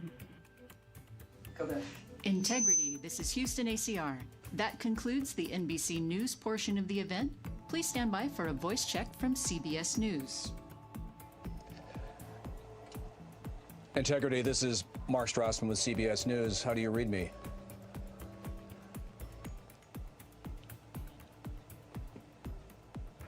Mark, we have you loud and clear here in Integrity, 155,000 nautical miles away from Earth. How do we sound? You sound fantastic. Congratulations on all your success so far, and thank you for the amazing images that you sent back from space. My first question, I hope a couple of you will take a stab at. I mean, so many people on Earth are living this moment through your experiences. So on a personal level, since leaving Earth's orbit, what have you been most struck by, and what has been the biggest surprise?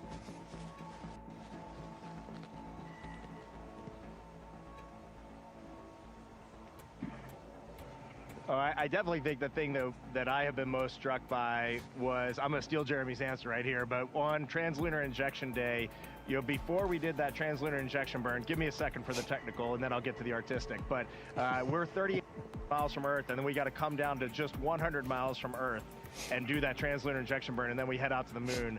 And just that entire time, I mean, you could look away from the window and then look back, and Earth was bigger and bigger and bigger and bigger. And finally, Jeremy goes, I'm not sure if we're going to go around it or hit it. I mean, we're going right at the Earth. That translunar injection burn, we were just 100 miles up.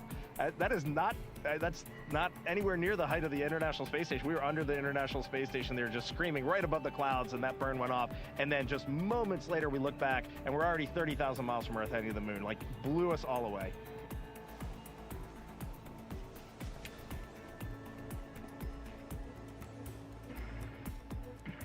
You know, Mark, I think one of the things that has struck me, there's so many amazing and so many profound things that we've seen and felt on this mission. But something else that just stays with me is a lot of us were excited to see Jeremy's expression or reaction to looking out at Earth from space, you know, being the first-time flyer. But the difference between Jeremy and someone who's never flown, but all of us, all four of us, and someone who's never flown is essentially equal. The three of us space before, I think, feel just as amazed to be up here and to see some of the sights that we've seen. And so even though we lived on space station for a collective 2 years, we have seen and felt things that we have never felt before, from that ride, that wonderful ride on SLS, to being that 38,000 miles from Earth and just seeing some amazing views.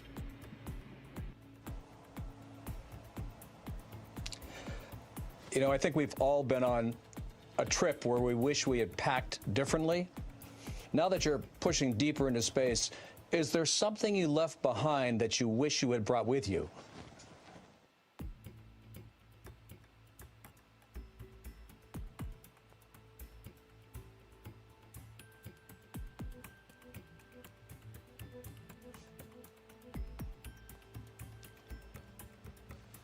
You're hearing a lot of brainstorming in the cabin right now.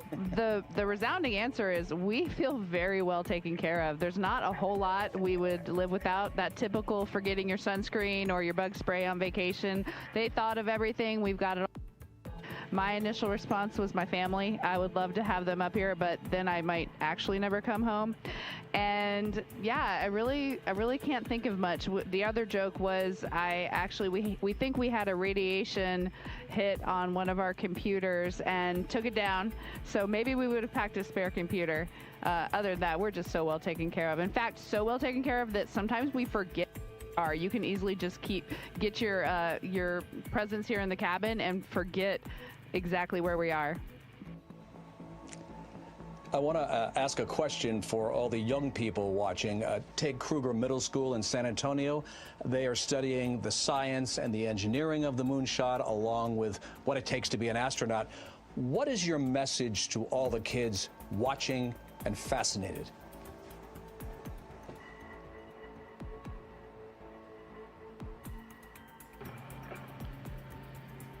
Yeah, I was sharing with some people yesterday, you need to identify your passions in life. We all are attracted to something out there that, you know, just kind of fired up.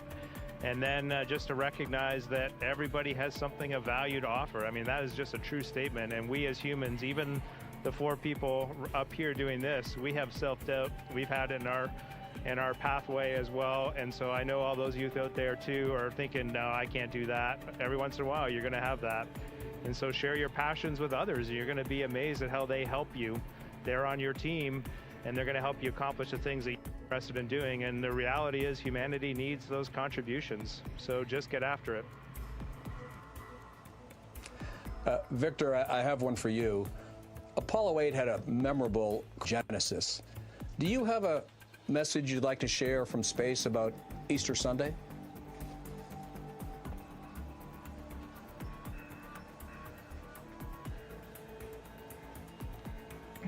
You know, I don't have anything prepared.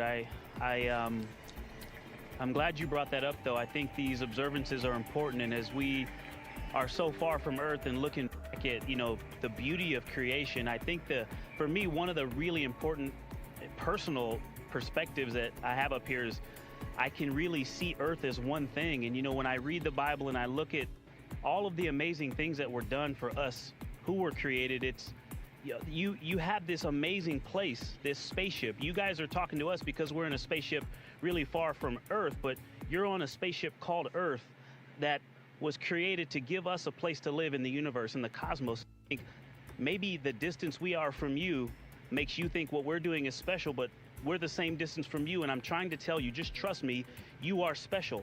In all of this emptiness, this is a whole bunch of nothing, this thing we call the universe. You have this oasis, this beautiful place that we get to exist together.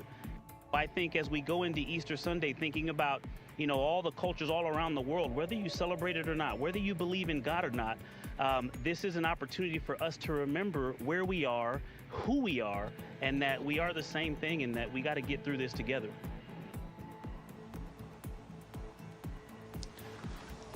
Well, for someone who didn't have anything prepared, that was really quite extraordinary.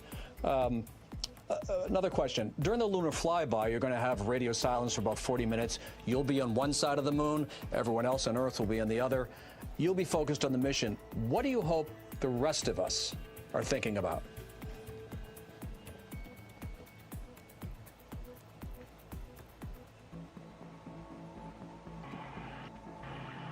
I also haven't had anything prepared for that question, but I think things that come to mind for me are thinking about togetherness. When people talk about that Apollo 11 first moon landing, there's the two that landed on the moon, and then there's the one Michael Collins stayed in orbit, and he did orbits around the far side of the moon alone with those losses of signal.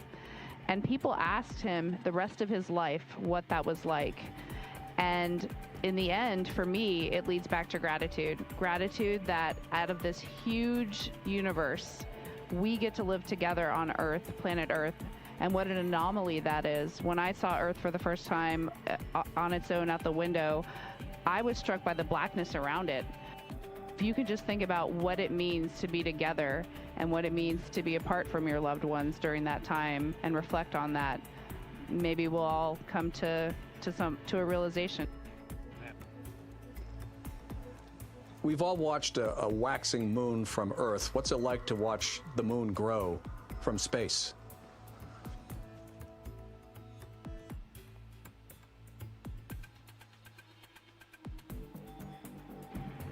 Well, before I get to the moon, something that I've just been really taken by is the waxing and waning Earth from our different perspectives. It's just been a little surprising to me. I just assumed it's sort of like the moon is consistent, you know, almost from day to day. You don't notice a huge change from one day to the next in how much of it is lit. But from, you know, 1 hour to a few hours later up here, we can see a completely different Earth as this orbit changes, especially when we are close to Earth. That was really surprising to me, from like crescent to full Earth. We woke up that first morning on TLI morning, it was a half Earth. Then it was a full Earth, and then it was a no Earth. Yeah. It's just really amazing. To watch the moon grow is exciting. That's our destination. That's where we're locked onto. When we're done with you today, we're going to get into some review of some of the science we're going to be doing and shifting our mindset to the Earth or to the moon. And I'm pumped to do some of those observations, some time up close and personal with the moon before we set our sights back at home. And I'll just add, yesterday we were looking out the docking hatch, which is off the camera to the top side, and we were just starting to see the moon, and it just looked different. And we were catching glimpses of the far side, the side that you can never see from Earth, of Grimaldi, of Oriental. We were just starting to see around Grimaldi into that far. And as for humans who have looked at the moon our entire lives, it just looked different out the window, and that is wild. It just really put our place in the universe in perspective. Thank you very much, everyone. And I think all of you should be grateful that Christina is such an expert space plumber. We'll see you when you get back.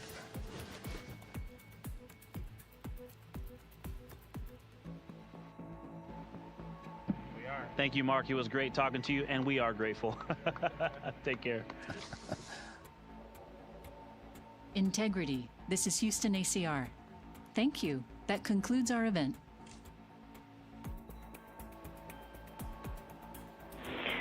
Thank you to all participants. Integrity, we are now resuming operational audio communications.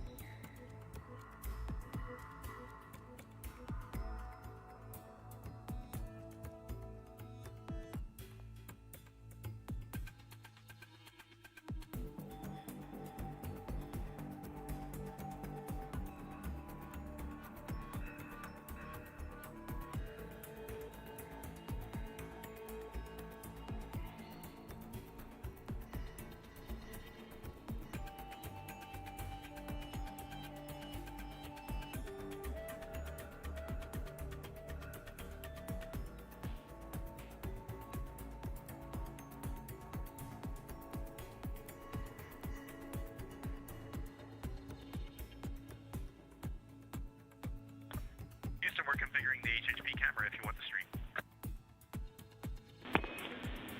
Copy, thanks, Reid.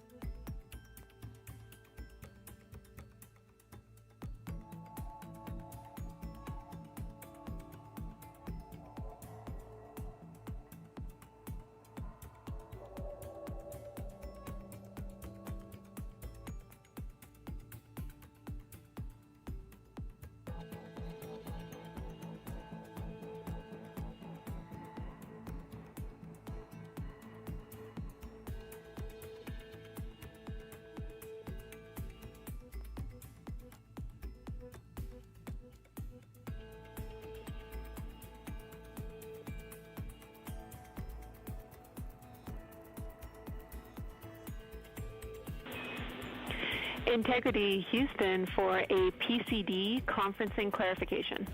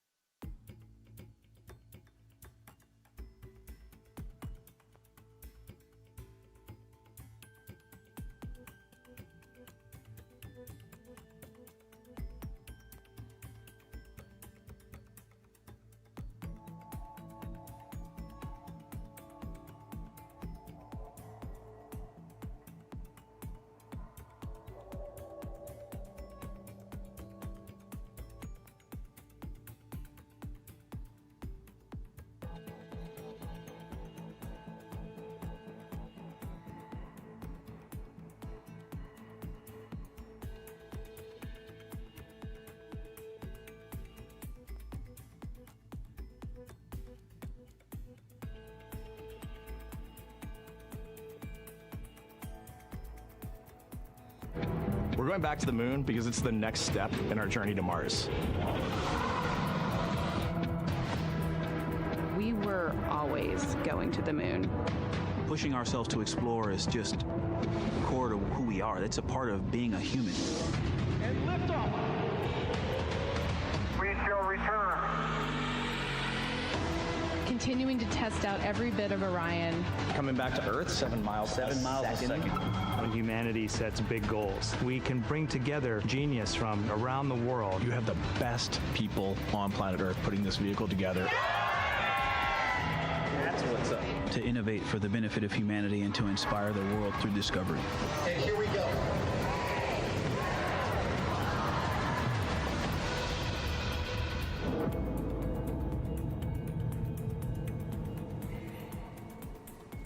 Good afternoon and welcome to NASA's Johnson Space Center in Houston, Texas. I'm Sandra Jones and we are here today to discuss the Artemis II mission and the ongoing historic first ever crewed flight test of the Orion spacecraft. Here to provide a status on the mission thus far is John Honeycutt, manager for NASA's Space Launch System program, Judd Freeling, Artemis II flight director, Debbie Korth, Orion deputy program manager, and Kelsey Young, lead for NASA's Science Mission Directorate. We'll start with some brief opening remarks from each of our briefers before we jump into questions here in the room as well as on our phone bridge. If you are dialed into our phone bridge, please press *1 to submit your name to the queue. If you do feel your name has been called already, please press *2 and you can withdraw your question. Once your name is called, please do state your name, affiliation, and to whom you'd like to direct your question. So without further ado, I'll turn it over to John for his opening remarks. Okay, thank you, Sandra. Yeah, I think most of you know that I've kind of been on a hiatus from my SLS job for the last 7 or 8 months and running the mission management team, but we'll talk a little bit more about SLS as I get through my opening remarks. It's good to be here with you all today, be back with you again. As we continue the Artemis II mission. First things first, Integrity remains on a free return trajectory and is on the outbound transit towards the moon with Lunar flyby day 6, which is Monday coming up. Very excited about that. As you heard yesterday, Reid, Victor, Christina, and Jeremy are now closer to the moon than they are to Earth. I can tell you they've been incredibly busy. I know you've been watching coverage of the mission. I think you'll agree. It looks like they're really enjoying their work, and I can tell that in their voice when we're listening to the voice loops. And then all the imagery that we've been getting is pretty incredible. So the crew took this image yesterday. We got an image. There. Stand by. So they took this image yesterday. On the far left, you can see features of the moon that have never been seen by human eyes. Until yesterday, only robotic imagers have seen this region of the moon. And then in the next image, you can see Commander Reid Wiseman getting a view of the Earth from Integrity's window. That's quite a bit different than what he saw from the International Space Station. That's absolutely beautiful. From a mission management team perspective, we continue to meet daily to discuss status and get updates from the flight operations team, Orion, consider mission risk throughout all those conversations. We get an update on payload utilization and then discuss any anomalies and any necessary actions. Currently, coming out of the meeting today, we're working through a couple of items that you're going to hear more from Judd and Debbie. They can discuss those. None of those were any increase in mission risk or impacts to the mission. The team has not asked the MMT to take on any additional risk so far. As part of today's meeting, we did get an outbrief from the SLS team. Judd said a couple of days ago that it looked like things went perfectly through launch, and the data certainly bears that out for SLS. The bottom line is the SLS rocket performance was, again, just like Artemis I, in fact, a little bit better right down the middle, and our insertion accuracy was within less than 1%. You know, I've talked off and on relative to things that are important to me throughout the mission, primarily with entry interface, right? Because that's the big one that gets us home and gets the crew boots back on Earth. But it certainly it doesn't go without mentioning that, you know, the first step in that is getting the rocket ready, and then the next step is having a SLS deliver the spacecraft to the point in space where it needs to be. And so it did that with 99.92% accuracy. That was a big bullseye, and I'm very happy about that. So with that, I'll turn it over to you, Judd. Okay, thanks, John. Let's see, on the back half of Cruise Day yesterday, they performed a CPR demo just to figure out where would be a good spot in Integrity to do CPR if they needed to do that. They had a public affairs outbrief.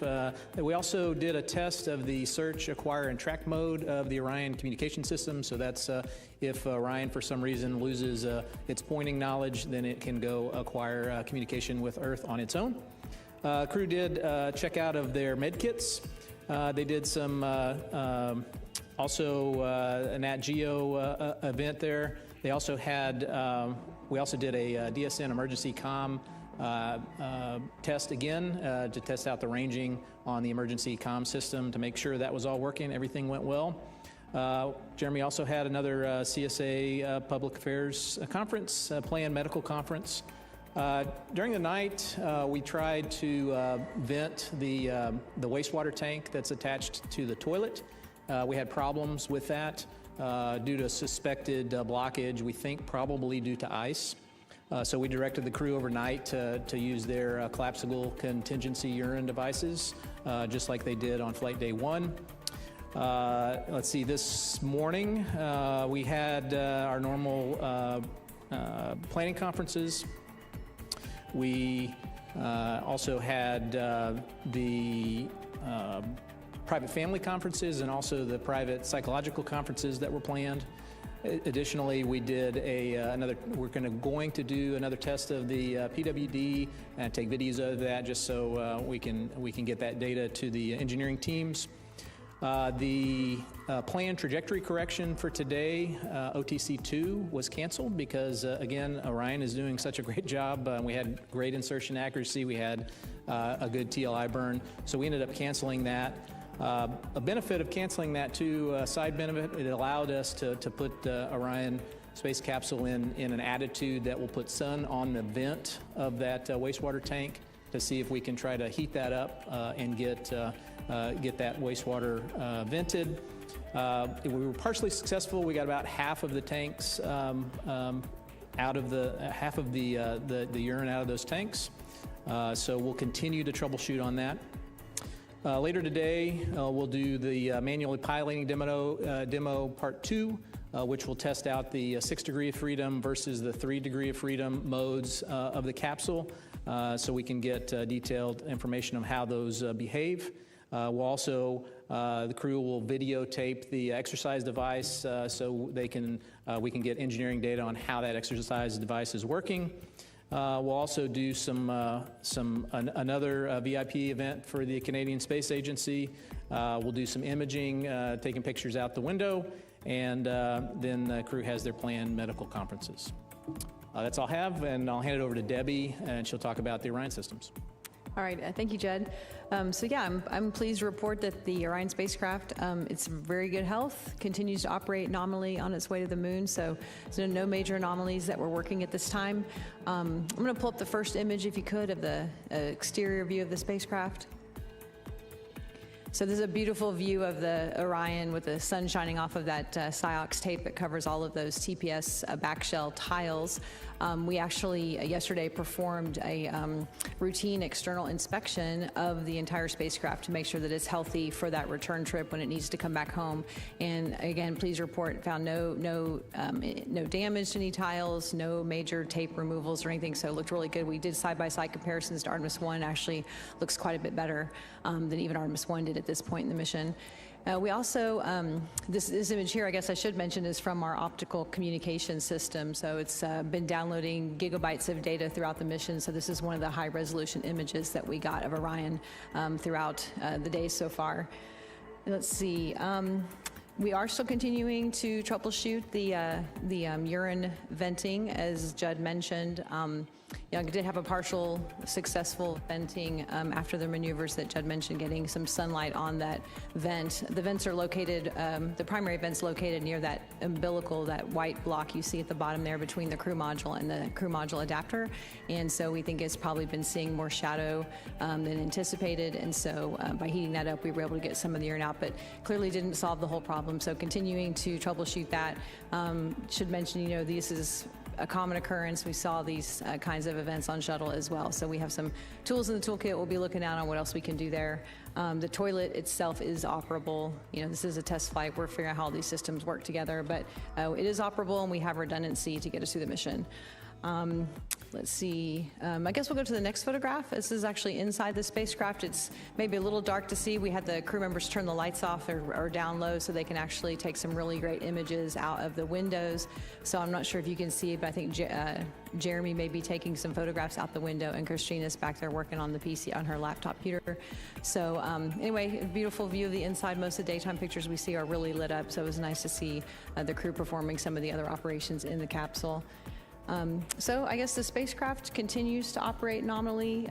Our team remains hard at work, making sure we're testing out all of the systems, getting through all the flight test objectives, and continuing to work the minor things that we have on our list. So with that, I'll hand it over to Kelsey.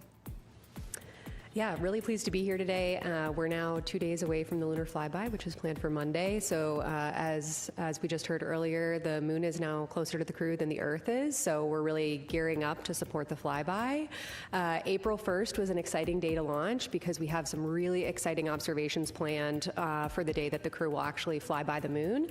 I actually have a visual video to show you guys of, in just 1 minute, the entire several-hour flyby. So if you could pull that up, that'd be great. When they start the flyby, they'll be able to see big chunks of the near side. That's the side that we can look up at night when they're observing the moon, and be able to see that near side as well. As they get closer, they'll start to focus on that near side, far side transition. Again, the far side is the side of the moon that always faces away from our own planet. So as they get closer, they'll be able to see features that human eyes have never before seen. Earlier, Oriental was mentioned. This was a really exciting scientific destination. They got eyes on it yesterday from pretty far away. They'll have an opportunity during the flyby to spend a lot of time checking it out. You see Earthset, that where Earth disappeared behind the far side of the moon, and you're about to see it pop out the other side, of course, in Earthrise. And then a really interesting opportunity we have for Monday's flyby is we will actually, from the vantage point of Integrity, the sun will pass behind the moon from their perspective, creating a solar eclipse. And from a perspective that is very, very unique to this mission, it will be a roughly 53-minute eclipse, and then they'll see sunrise where the sun pops out the other side of the moon. There's a lot of science objectives baked into what the crew are going to be doing during the flyby. Those science objectives were developed by our lunar science team. I think we can go to a video of where the lunar science team is currently stationed in Building 30 across campus here in the science evaluation room. We developed a set of 10 lunar science objectives that were based on our lunar science and planetary science driving questions in lunar and planetary science. And as a result, we developed a targeting plan for the crew to follow on Monday. They're actually reviewing that plan today. They all have about an hour book kept on their timelines to review the plan for Monday, and we're looking forward to hearing their observations and ultimately, of course, seeing the photos that they downlink. The crew has spent many, many months training in a variety of different environments to make these really scientifically impactful observations, and so we're really excited as we're getting closer to the moon for all of this really wonderful lunar science the crew are going to be able to do for us. I'm excited to hear your questions. Okay, great. So now we'll open it up for questions here in the room. We'll start here in the front row with Marcia. Hi, Marcia Dunn, Associated Press. I'm sorry I have to ask some toilet questions. Your mic's on. Marcia Dunn, Associated Press, with some toilet questions, if you don't mind. I'm assuming right now the toilet's no-go for number 1, but okay for number 2. Sorry to have to ask this. And how many backup bags, do you have, the contingency pouches? Because I know you use so many to try to fill up with drinking water. So you got plenty enough of those, and how frustrated are you because you thought you got it fixed and here we are again? Yeah, so the toilet it technically will work with number 1 right now, but we just want to keep the tanks half full right now until we figure out what's going on with the vent line. Absolutely, it'd still go for number 2. As far as the collapsible contingency urine devices, each crew member has 2 of those, but they can be either vented overboard, which we've proven that still works, or we could be collected in contingency water bags. But we don't anticipate that we'll have to do that since we can still vent those units overboard. Thank you. The urine tank that is in the vehicle is only about the size of a small, like your office trash can. So we want to make sure we can empty it out before we put anything else in there. Thank you both. Next up, we'll take a question from Eric Berger. Hi, Eric Berger, Ars Technica. 2 questions. I guess the first one's for Mr. Honeycutt. You guys come out here and everyone's sort of calm, and we see on the video things are calm. Can you just kind of take us inside the MMT or sort of behind the scenes and just talk about, is everything kind of as calm sort of as it appears? Like, is everything under control? Because, if I go back to sort of the shuttle days, it was kind of the same kind of thing, but behind the scenes, you find out that it's fairly frenetic. So I'd just like to get a little bit of sort of view of, because it looks like you guys, it looks like things are going really well. And then a question either for Judd or Debbie. You mentioned the 6 DOF and 3 DOF control tests today. For Artemis 3, Artemis 4, a nominal mission, how much of the flying on those missions will be manual versus do you anticipate it being almost all automated unless there's some kind of contingency necessary? Thank you. Yeah, so, I've been accused of not worrying or getting excited about things and kind of even keel, and I see that in the rest of the team in the meetings every day. Now, we spent a great deal of time training, and the training team gave us some really hard things to work throughout training. And so I think it's a tribute to the amount we trained about and how good the teams are working together. I've been very pleased with the way that the Orion team, the MER team, and FOD have been integrating across each other prior to coming to the MMT. So we got pretty crisp stories. So we've had some things to talk about. The MMT's asking good questions across the board. I think I'm getting really good answers from the technical teams that are in the room presenting. So I don't have any doubt at all if we run into something that gets a little tougher. I think things will still remain calm. I think the teams get ahead of it before they get to the MMT and generally come back with good recommendations. As for your second question about manual versus automatic control on future missions, anticipation is that most of the time the crew will be using the automatic mode, but whenever we're trying to rendezvous with a target vehicle, that's the time that we would be using a manual mode so that we have that, visual cues to closing rates and things like that so that we can, rendezvous there. So I don't know, Debbie, if you want to expand on that at all. No, I think that's pretty much covers it. I mean, I think part of the demo is really seeing how the handling qualities might degrade if you ended up in a 3 DOF situation versus 6 DOF, and we plan to fly in 6 DOF. So this is all about, like I said, a test flight, figuring out how this vehicle handles. And I think this manually piloting demo, we've got part of it coming up, and then there's another part later in the mission to just really understand how it works if they do have to take over manual control in any kind of situation. Thank you. Next up, Joey Roulette. Thanks. Joey Roulette with Reuters. I just wanted to quickly follow up on that question for Debbie. You said no major anomalies on this mission. Is there anything that you guys are tracking that are not typically major, I guess, but that were off nominal? And I'm also curious to hear, what everyone thinks about the internet's fixation on the toilet issue. The internet, they love space toilets for some reason. I'm just curious to hear, your guys' perspective on that and how you perceive that. Thanks.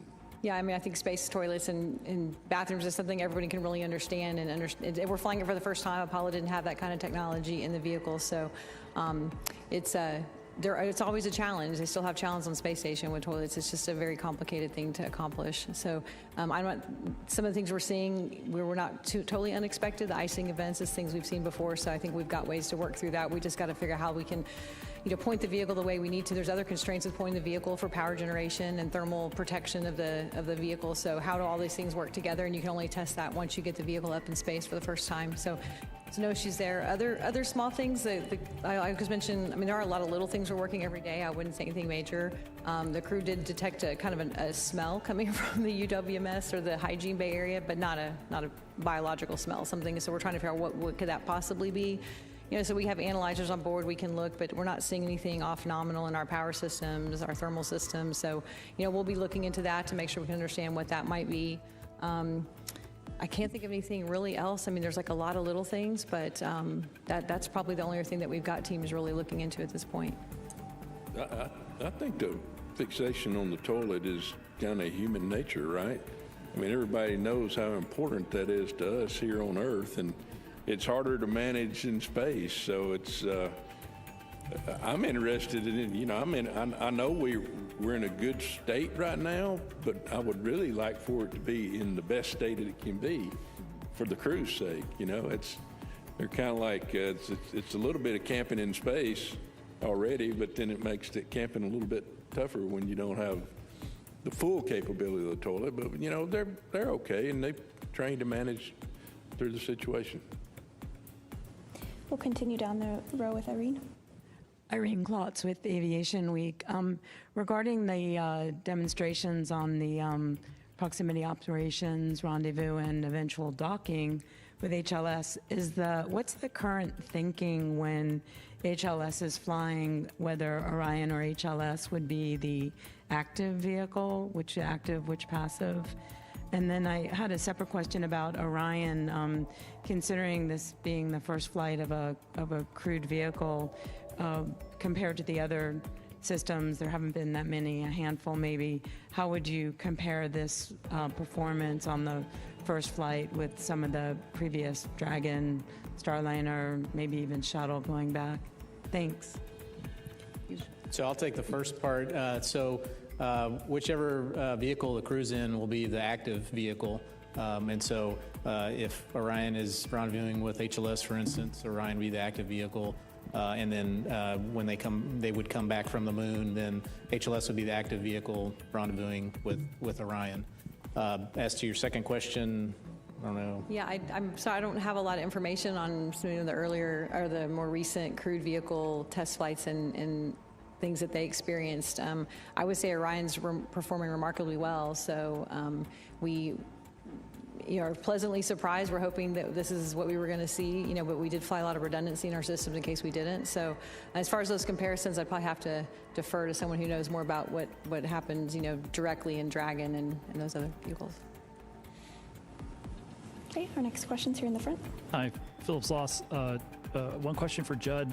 Are you going to plan on doing an OTC-3 burn, or is it possible to delete that as well? And then for Dr. Young, just to clarify, the eclipse, the 53-minute long eclipses, where is that in that 3-hour flyby window? Thank you.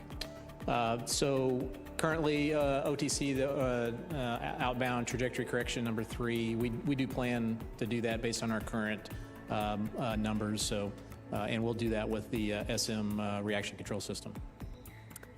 And the eclipse, so the fly-by-day profile will look like a roughly 5-hour period where the crew is observing the moon. Like in the video you guys saw, they'll see the illuminated surface of the moon. And then a short time after Earthrise, we will kind of have a break in lunar viewing attitude where they'll be doing some other tasks before then pivoting back to look at the eclipse. So the 53-minute eclipse is roughly, an hour after Earthrise at the end of the flyby window. Thank you. Next up, Jackie. Hi there, Jackie Waddles with CNN. Another question for Dr. Young. I just wanted to ask, because the president's budget request came out yesterday, and we saw another proposal to cut 47% of NASA's science budget.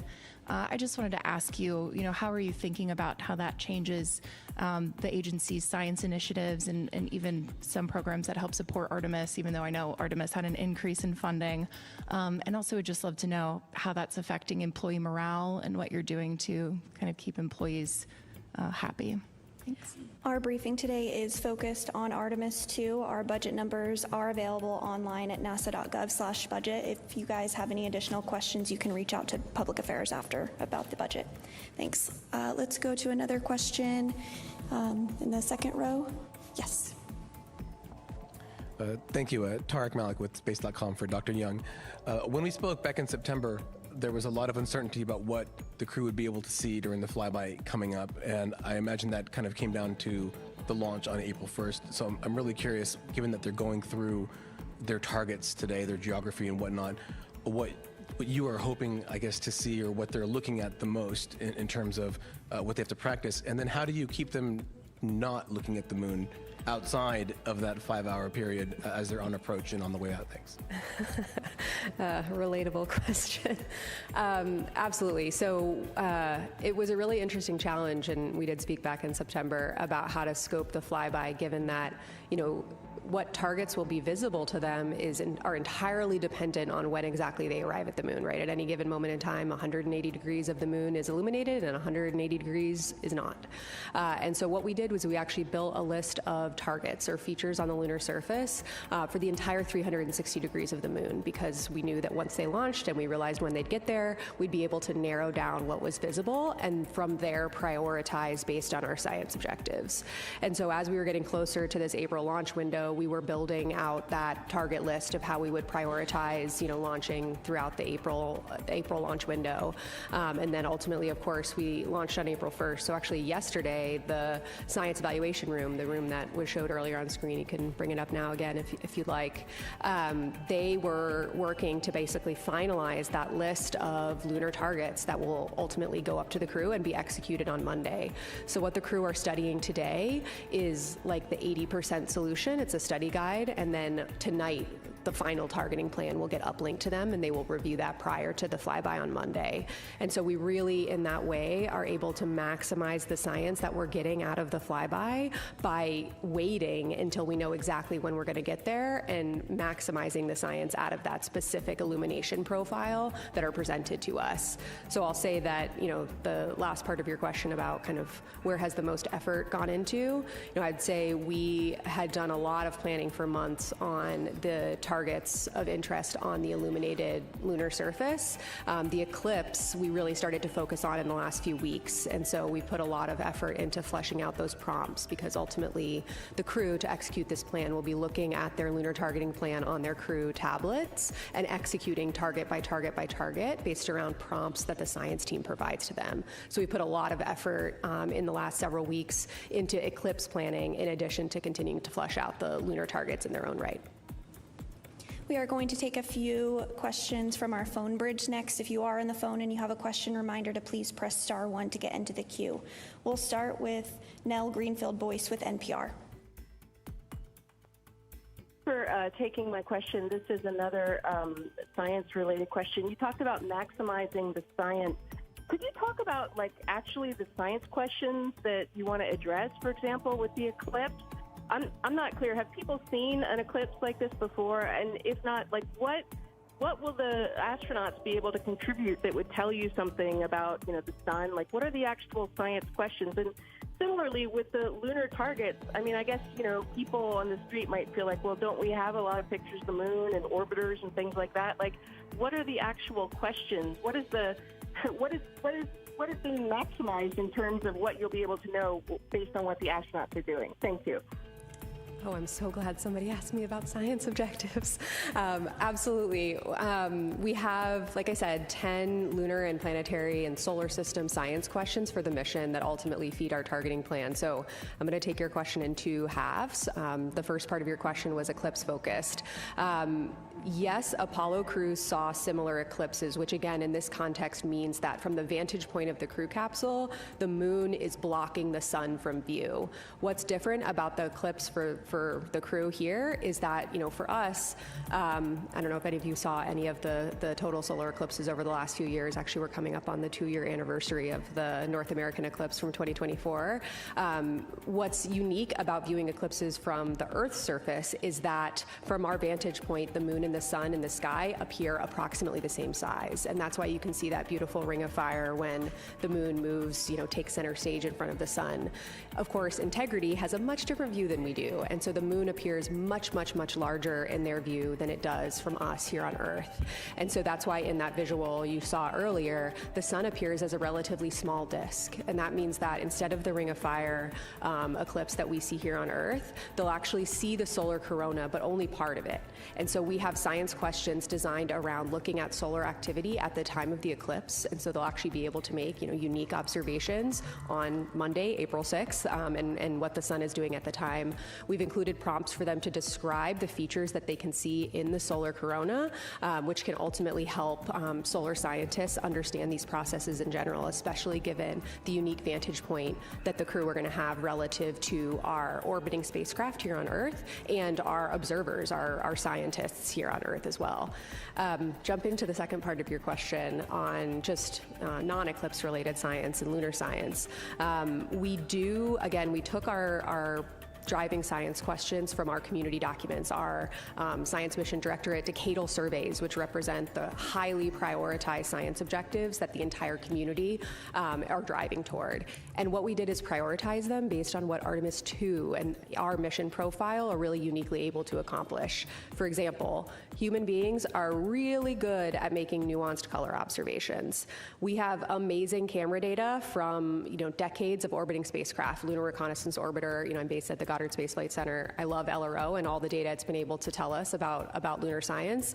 However, the human eye, especially when it's connected to a well-trained brain, which I assure you these 4 people have, are capable of just in literally the blink of an eye making nuanced color observations that Apollo observations told us can tell us something scientifically. When Jack Schmitt on Apollo 17 saw orange soil and he collected that sample, they launched back into orbit and saw that same orange hue from when they got from the surface to when they went to orbit.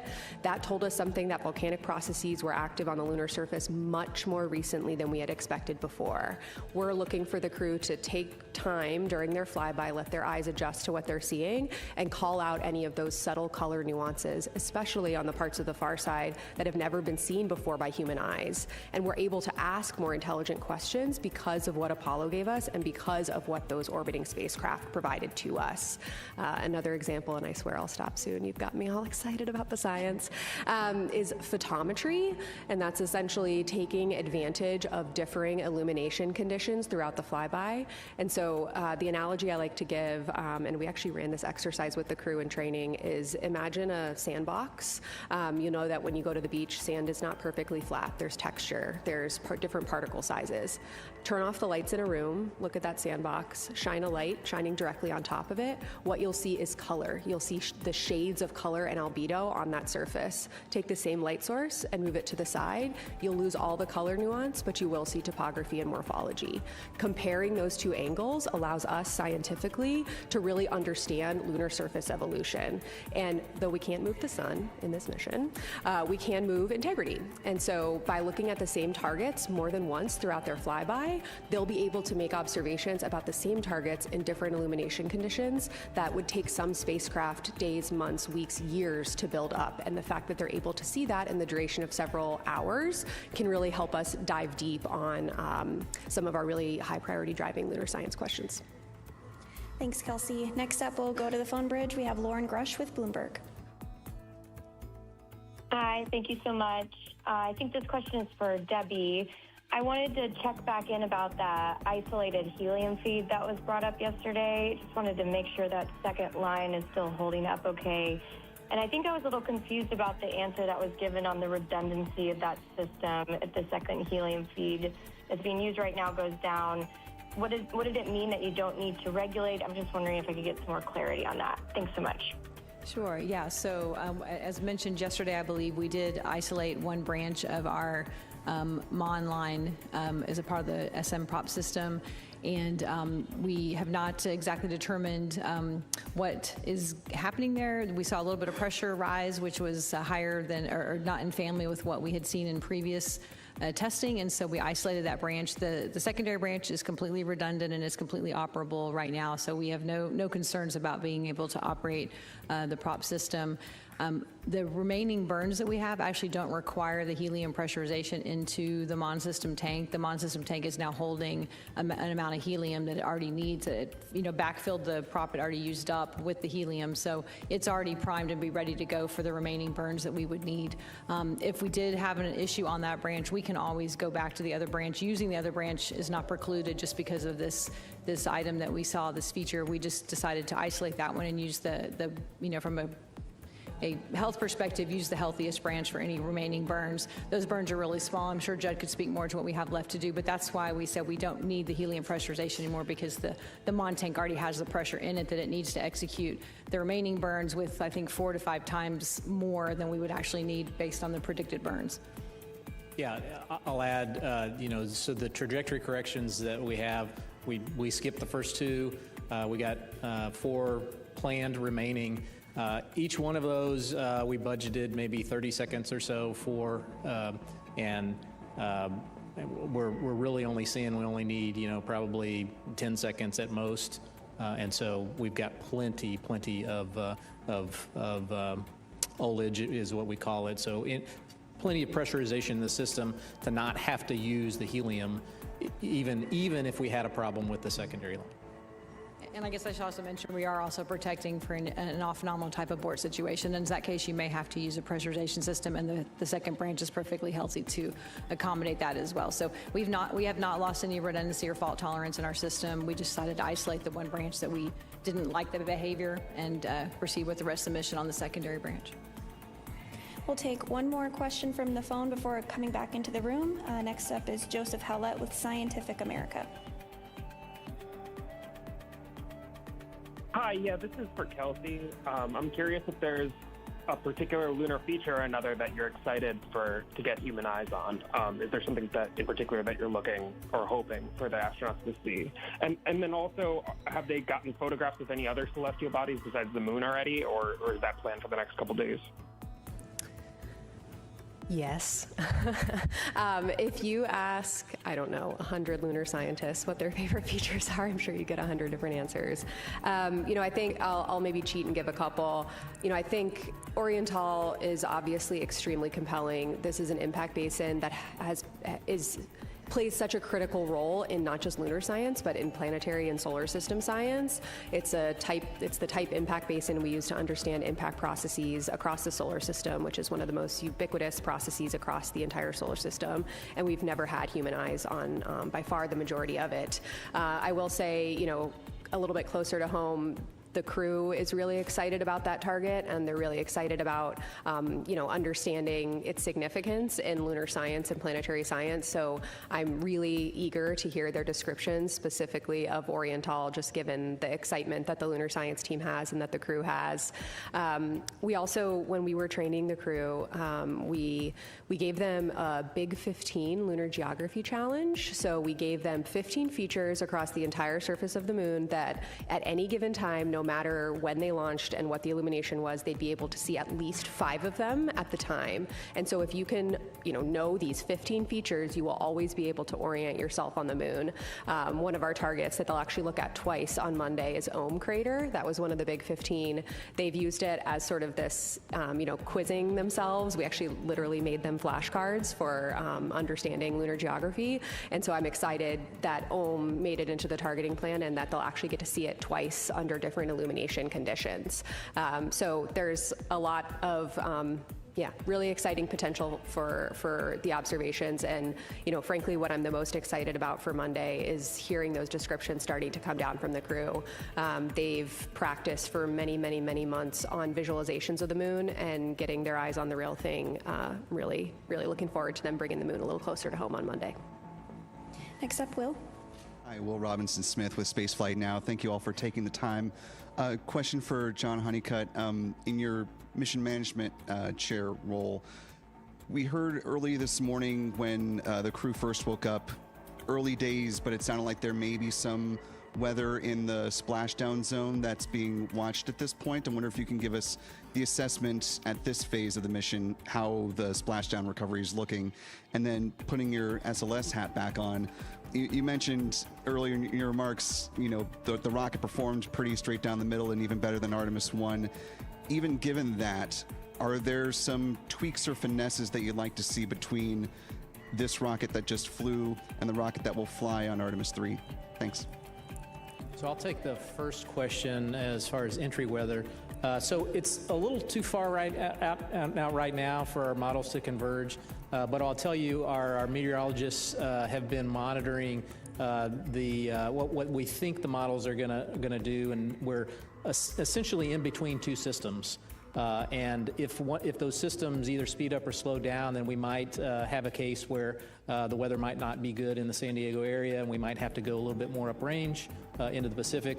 But again, those models it's too far out to know that. So we'll get better models Monday or Tuesday, and so that's when we'll plan to send the recovery ships to the proper staging area in planning for entry. And so, John, you want to talk about them? Yeah, it's still a little bit early in the data review process, and so the numbers that I've got right now are based on the limited amount of data that we've got.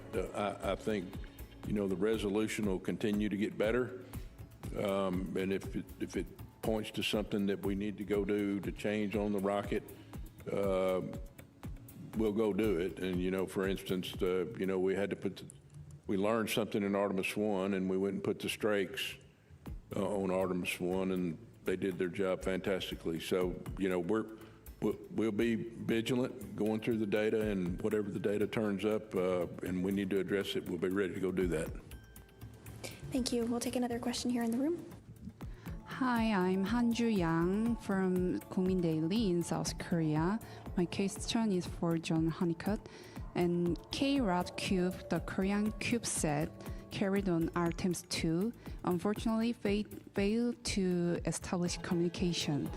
And despite the setback, it was a meaningful first step for Korea's participation in an international crewed lunar mission.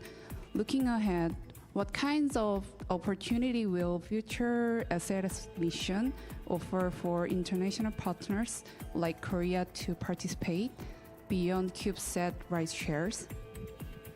Yeah, so given where we are on the mission that's being planned for SLS and the architecture that the administrator and the associate administrator talked about over the last couple of weeks, I'm not aware of anything that they're doing. That doesn't mean there can't be something coming up. I would just say that the capability, if called upon, especially in the configuration that we were in for Artemis II, if it's needed, I think it'd be ready. Next up, another question in the room. Hi, Alejandro Turnbull from Space Scout. Over the course of today, we've heard that Christina might have had a little bit of issues with her computer, her personal computer, and just wondering if any of you could speak to what those issues were and what you're doing about them, and then also how you're going to take those learnings from that, as well as Reid's viral issue with his email from the early part of the mission, and apply those to future Artemis missions and personal computers on future missions. Yes, so Christina's portable computing device, it failed. I mean, it's computer failure, so it's not usable anymore.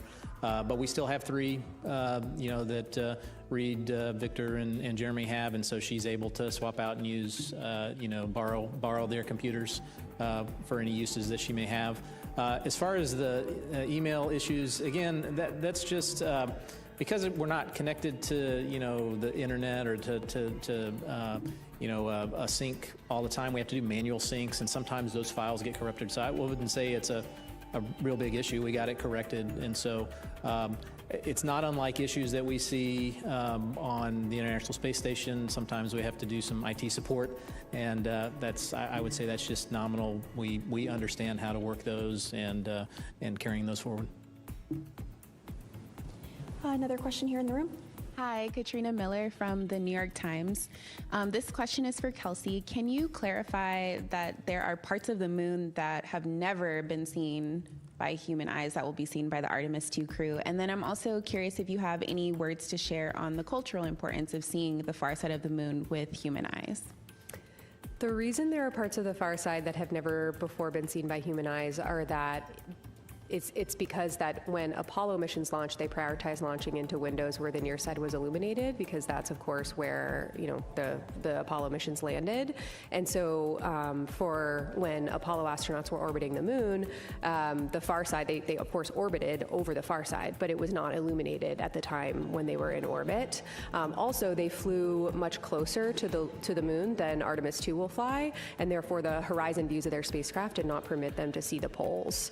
And so we have a really unique vantage point with the Artemis II mission where the crew will actually be able to see the whole lunar disk. This means that they'll be able to see the poles, and they'll also be able to provide scientific context for their observations. Some of the really neat things about lunar surface processes, especially impact cratering, is they can toss material hundreds, if not thousands of kilometers across the surface. And because of this unique vantage point that Artemis II has, which is so much farther away than we experience with Apollo, they'll actually be able to provide context for those processes that are so influential across the entire lunar surface, where one crater in the northern hemisphere can shed material all the way down into the southern hemisphere. We're looking forward to the unique views. Back in the room, this gentleman in the black cap.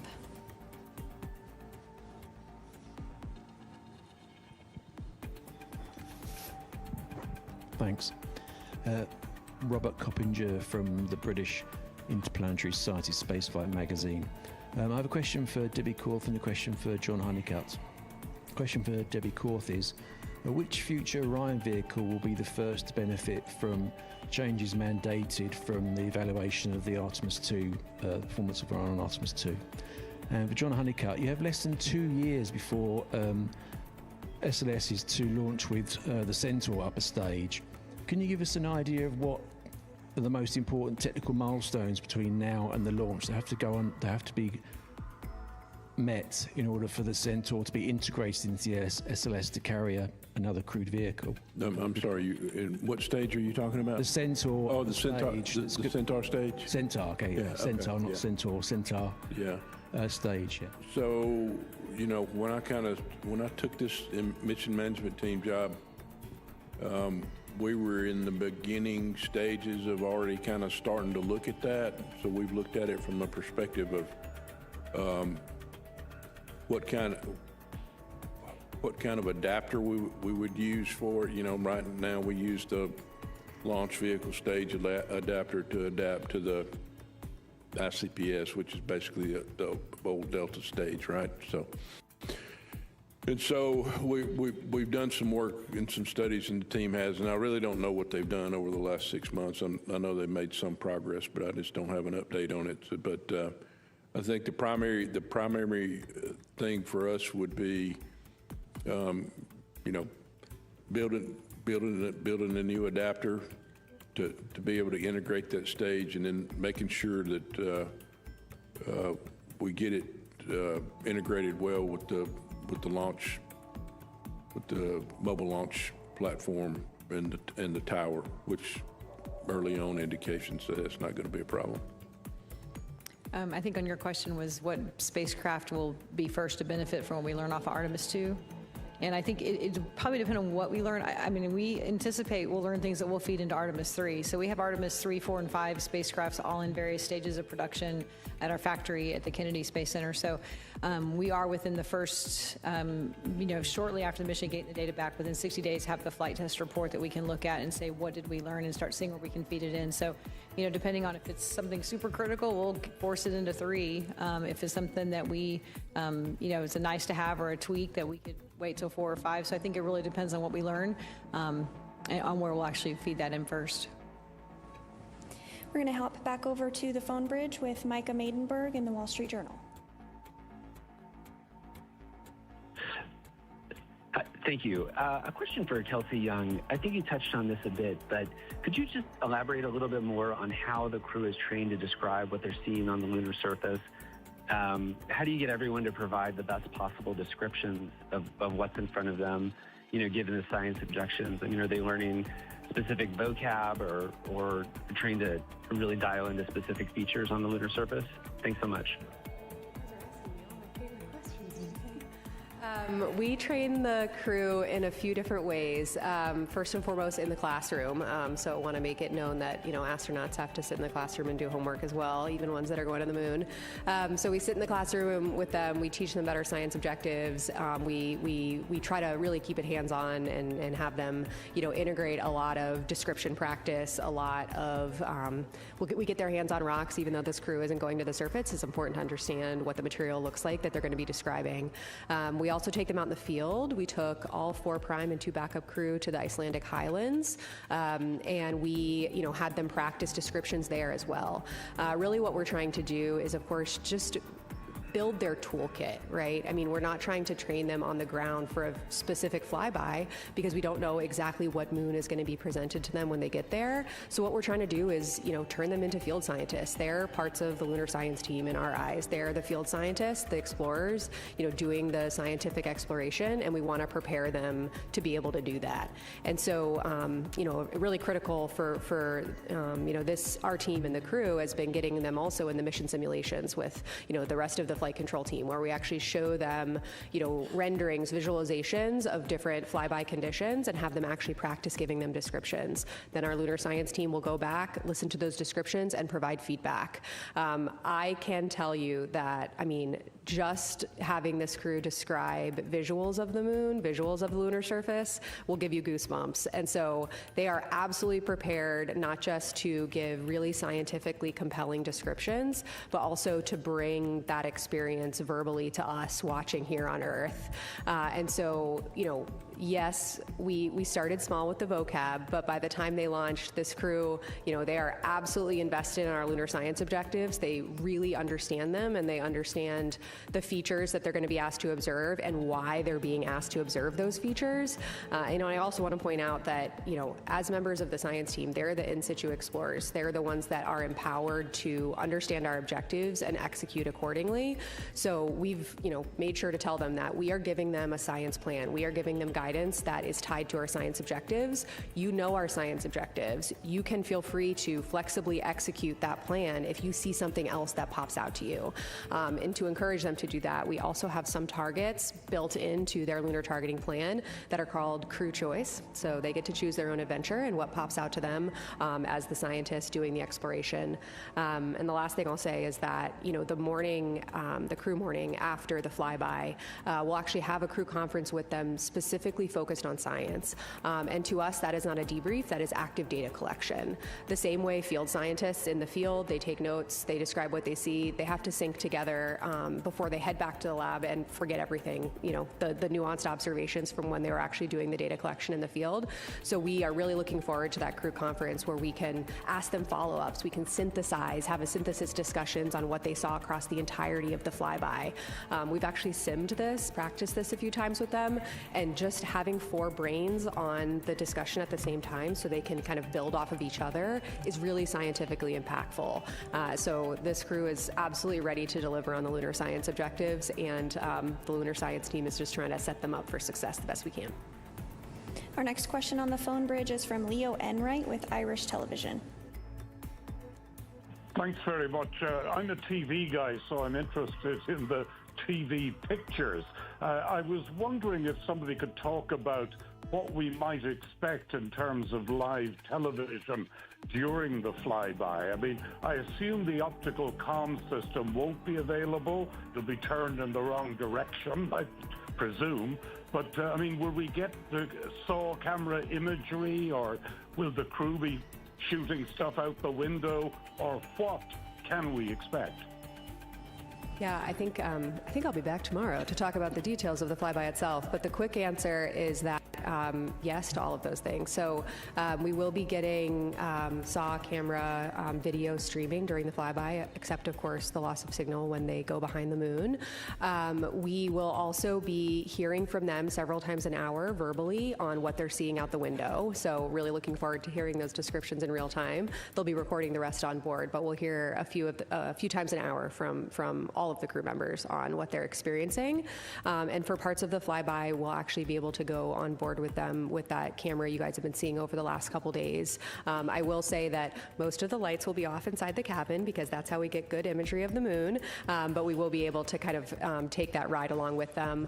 And yes, they will be taking pictures. They'll actually be using 3 Nikon cameras, 2 D5s and 1 Z9, each equipped with a different zoom lens to capture, varying features. We pick the lens that's best for the objective.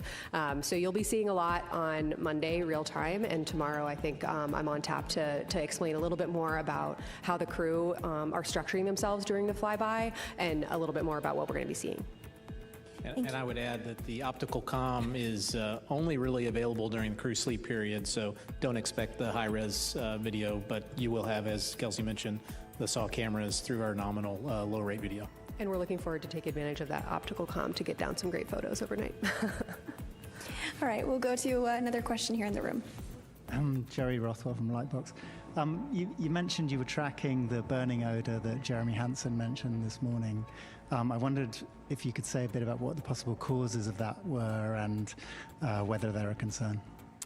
Yeah, you meant the dusty heater smell. Is that what you're referencing? Yeah. So that was the smell I referenced, that we had some report of a smell that we don't understand where it's coming from. So we did actually look at our power data, our heater data. Nothing looks anomalous. We have an anomaly gas analyzer that we can use to check the constituents of the air. Nothing showing up. So we don't know exactly yet. We're still troubleshooting where they might be coming from. The teams are looking at some data we had on the ground where that same similar type smell had been reported, and think it might be more mechanical in nature, some tapes and some other materials that might be off-gassing, but really early in that investigation, so don't think there's any hazardous condition. Those gas analyzers have come back with everything fine.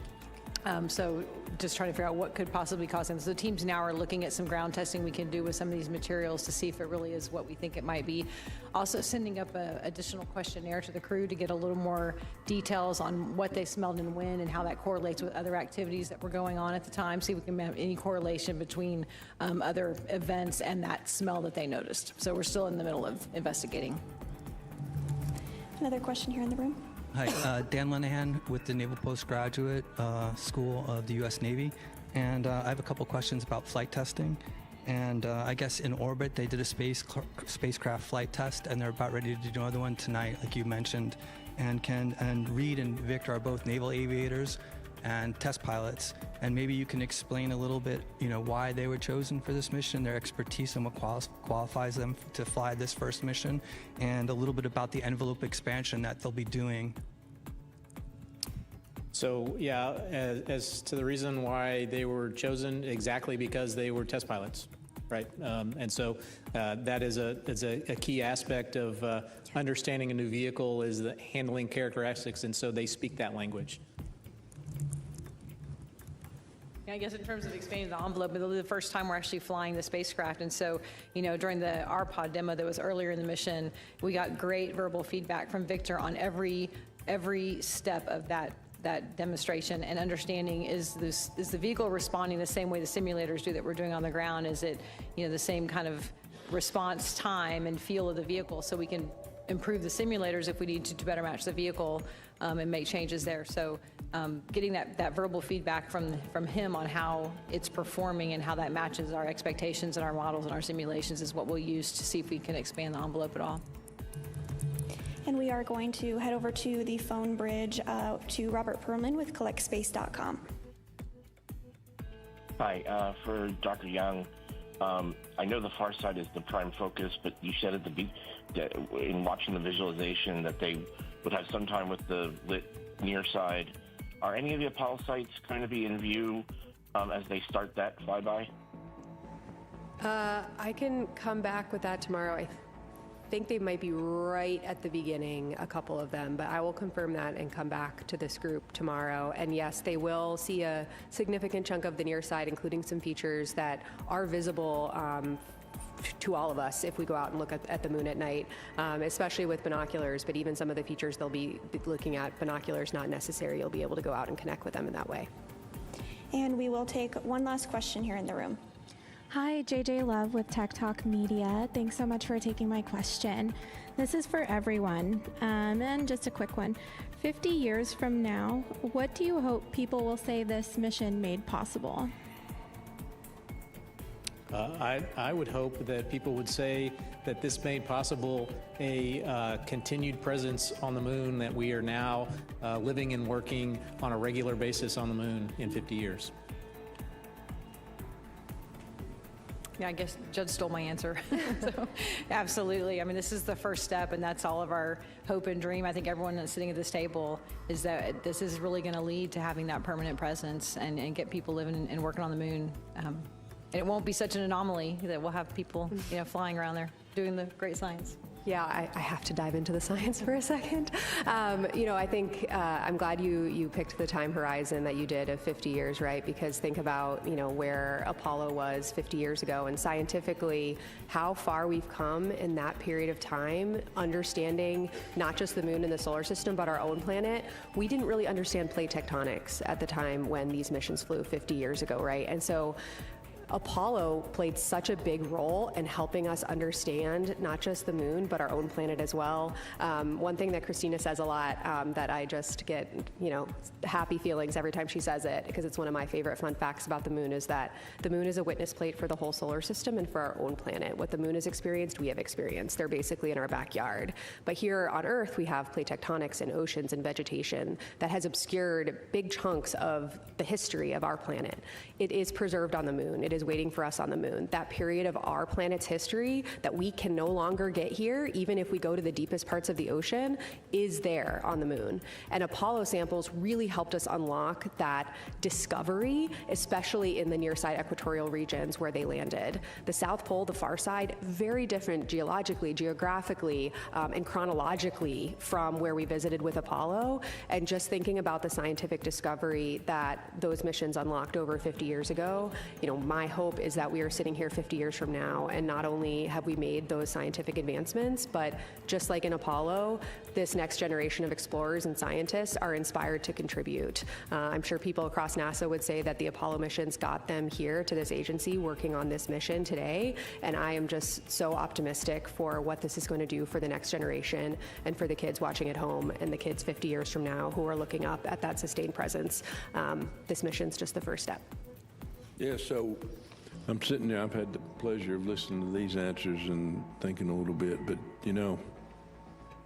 we've seen a lot of things throughout our history, especially here in the United States and probably even across the world, but I'm focusing on what we've done space flight in the U.S., right? And there's been a lot of technology development that's kind of spawned off of the things that NASA did when we've taken on these hard missions. And so, 50 years from now, I would hope they would say, boy, are we glad that they went back to the moon and they stayed. Thank you, and thank you all for joining us for today's briefing. We have set up a frequently asked questions page if you do have a question that perhaps wasn't answered today, but we will be joining you again tomorrow for another mission status briefing beginning at 5:30 p.m. Central, and we do hope we'll see you there. But for now, that'll do it for us here. Thanks so much.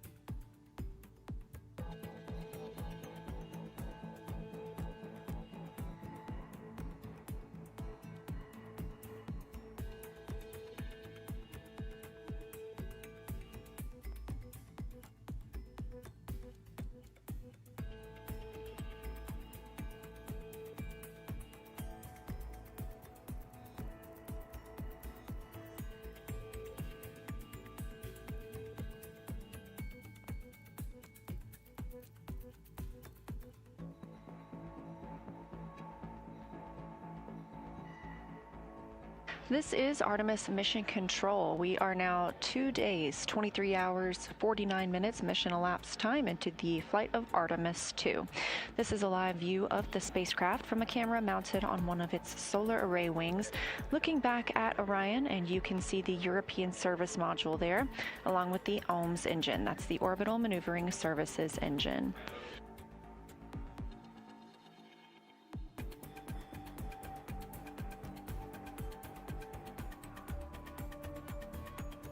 Now, you're not hearing Orion to Earth at the moment. The Orion crew is discussing the crew contingency urinals that they've been using in lieu of the waste management system with the team here on the ground.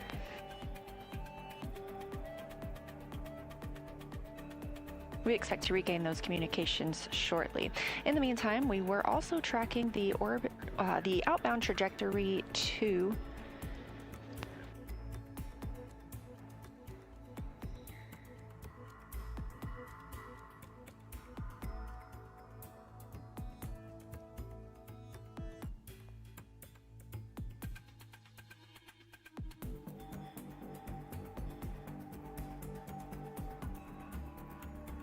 We were tracking the outbound trajectory correction burn today. That was canceled, as well as the outbound trajectory correction burn yesterday.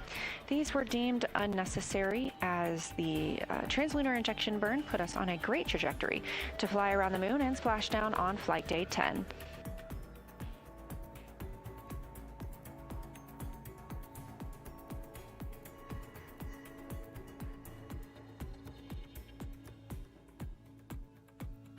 Orion and her crew are currently 181,886 miles away from Earth, and now under 100,000 miles away from the moon. To be exact, it's 99,293 miles away.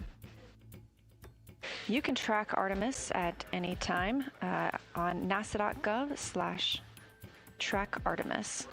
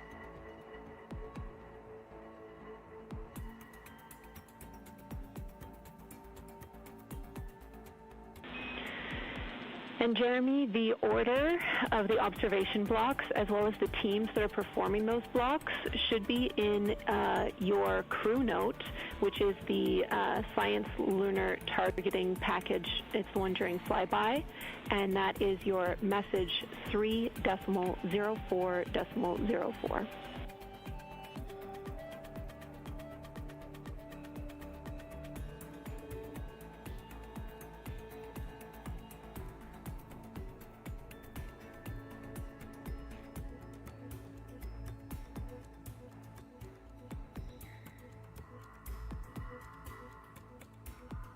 While we were in our daily briefing. Okay, yeah, we see that there.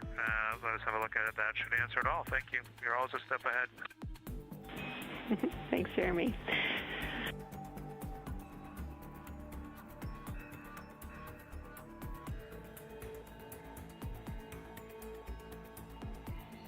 While we were in our press conference, some of the crew members remained working aboard the spacecraft. Jeremy Hansen was testing the fill time. Integrity Houston for stowage.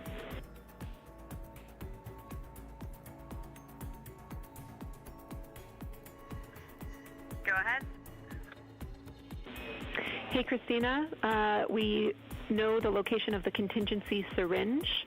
It is in locker Delta, JSB, and there should be a Ziploc containing that syringe.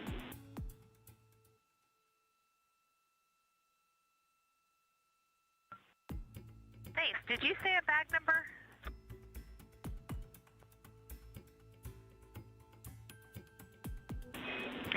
Negative. It is in one of the blue JSBs.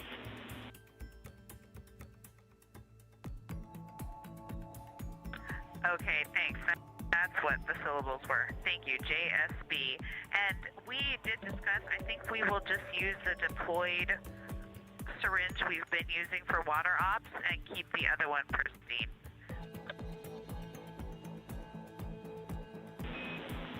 Okay, we like that plan, Christina. Thanks.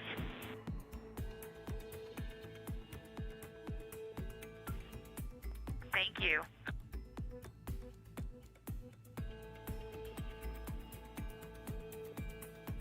Again, while in our briefing today, Jeremy Hansen was testing the fill time with the potable water dispenser, filling some food and drink bags. Victor Glover got the chance to exercise using the flywheel device, conducting some resistive exercise workouts.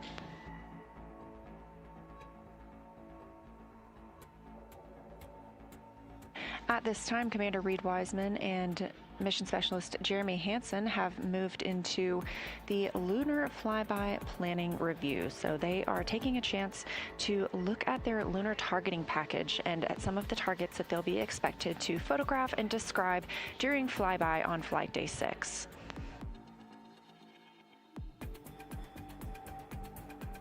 They've been studying and training for this flyby for an extended period of time now, However, the visibility of the features on the moon is dependent on the launch day and lunar illumination. So the science team here on the ground has been working on determining which targets they should look to see and describe, as well as capture.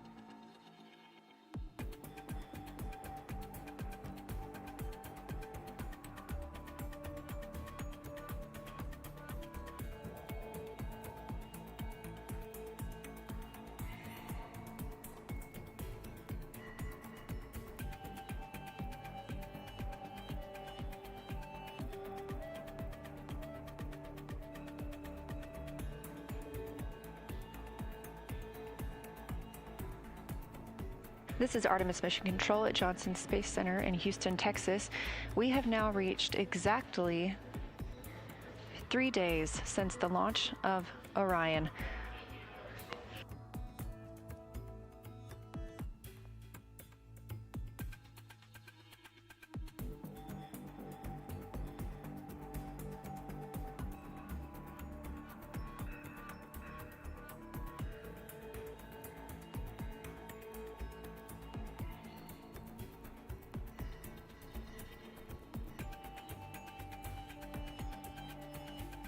Being that we're now 3 days since the launch of the Artemis II mission, the spacecraft has traveled quite a distance. We are 182,238 miles from Earth, that distance continuing to grow as we get closer and closer to the moon.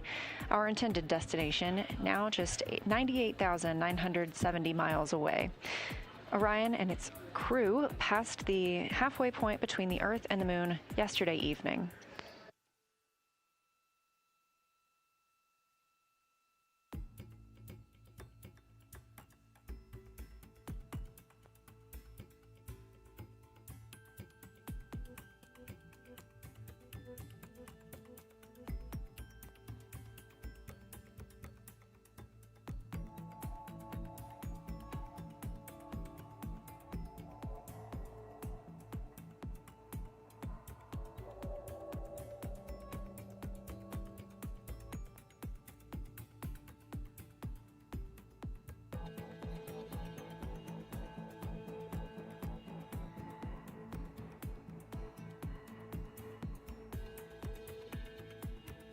Houston Integrity for AGA.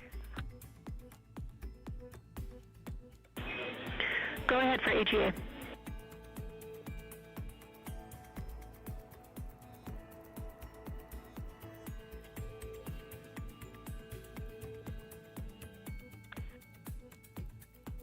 When we went to read the AGA readings post-exercise, the unit was off OFF. We think maybe that was due to a low battery. I just powered it on to watch the bit happen real time, but I do think we are going to be changing the batteries.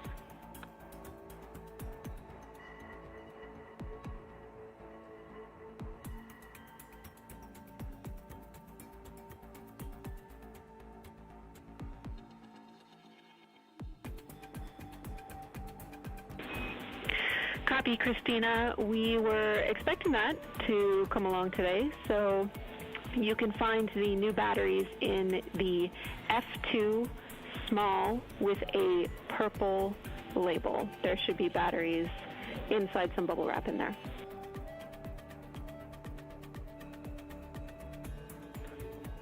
Copy. We'll look and get them changed. Thank you. Thanks.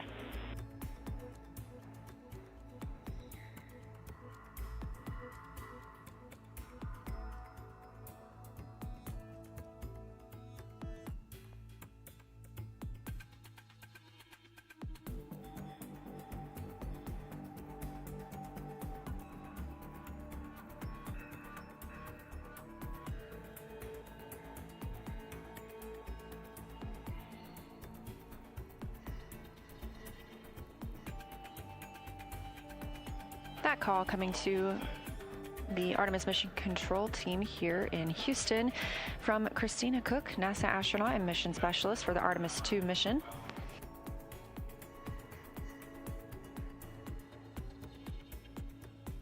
On this flight, to help monitor the gases in the cabin, the crew is equipped with an anomaly gas analyzer.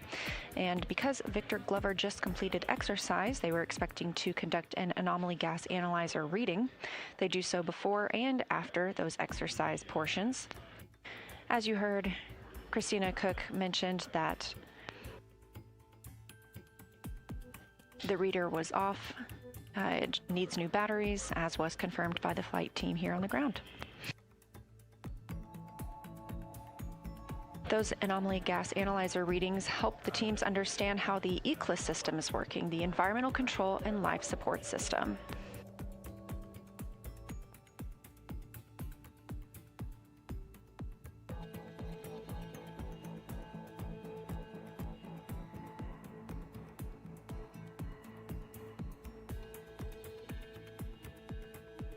We have a few other timelined events for today. Of course, the timeline has shifted some, being that we are not performing the outbound trajectory to burn, as it was deemed not needed by the mission control team.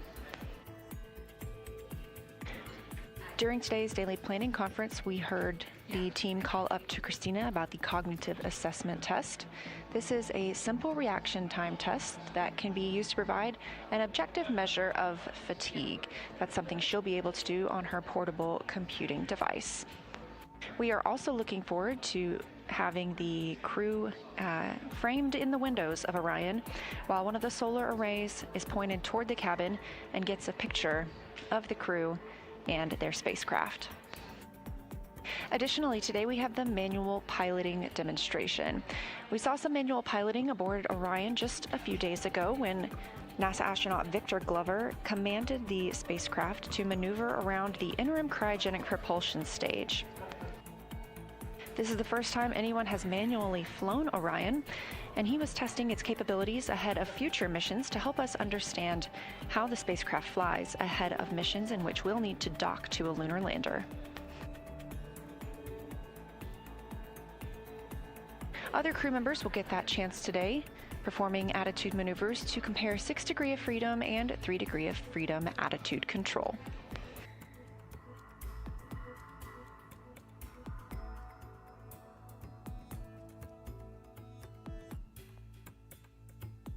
Currently, Commander Reid Wiseman and Mission Specialist Jeremy Hansen are reviewing that lunar flyby plan, looking at the targeted timeline for that lunar flyby day.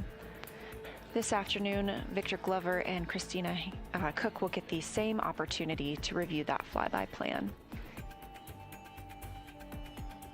Yesterday afternoon, the crew was able to configure the cabin for how they expect to fly on lunar flyby day. They were able to find their positioning at the windows and stow things as needed to make sure they can move about the cabin freely during the time at which they'll be observing the moon.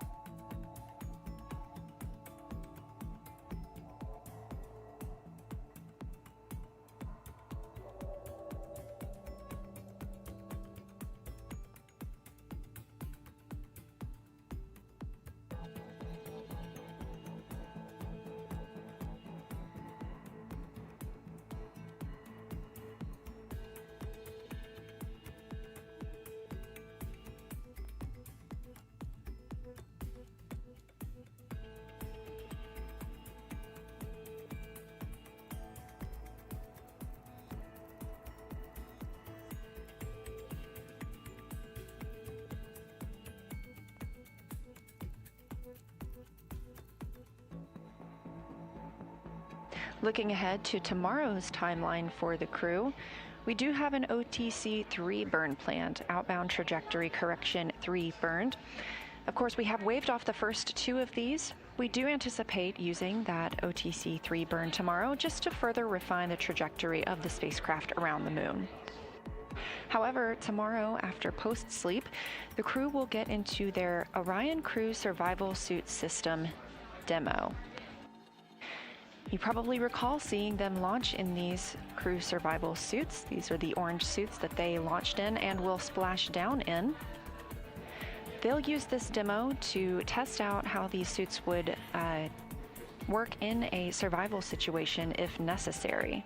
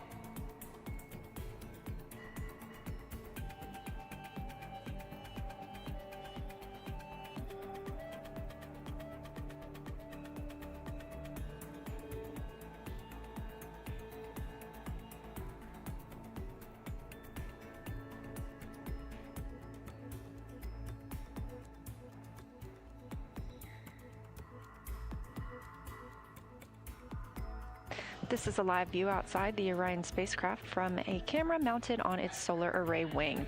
Each of the solar arrays has a camera on its tip and give us views of the spacecraft, allowing teams to take a look at the exterior of the spacecraft as well as give us amazing views here on Earth.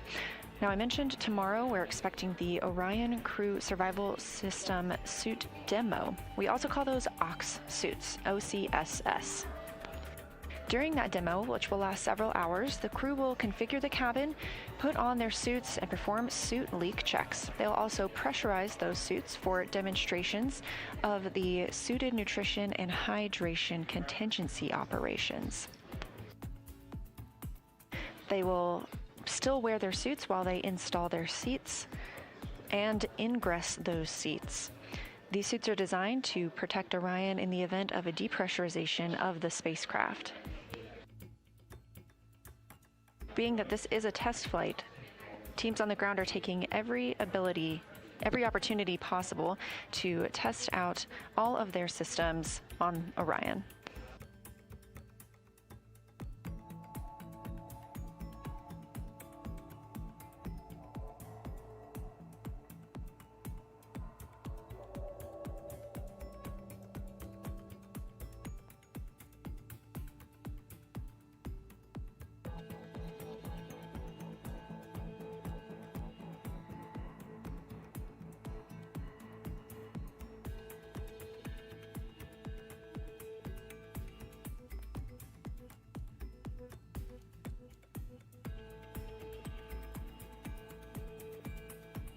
The Oxsuit demo is the main event for the crew tomorrow, aside from that OTC-3 burn in the evening. The Oxsuit demo is scheduled to start just after 1 p.m. Central Time. All 4 crew members will be conducting that simultaneously.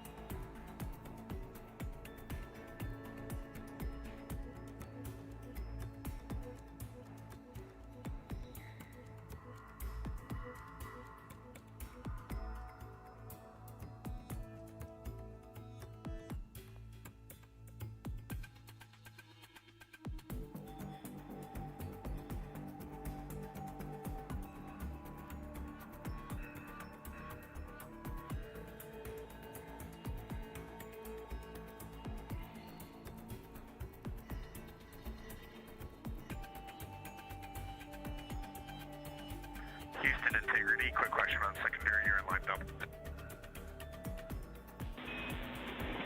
Go ahead.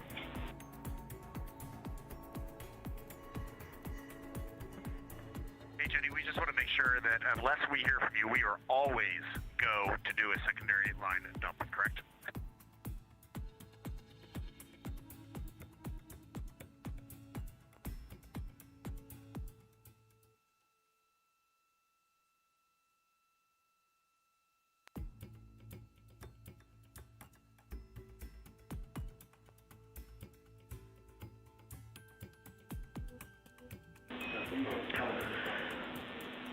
We're checking. We're going to talk it a little bit more, so we'll get back to you shortly.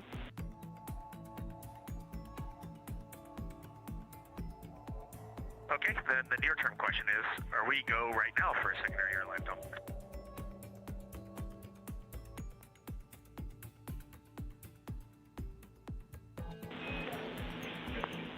Affirm. You're a go right now for a secondary limb dump.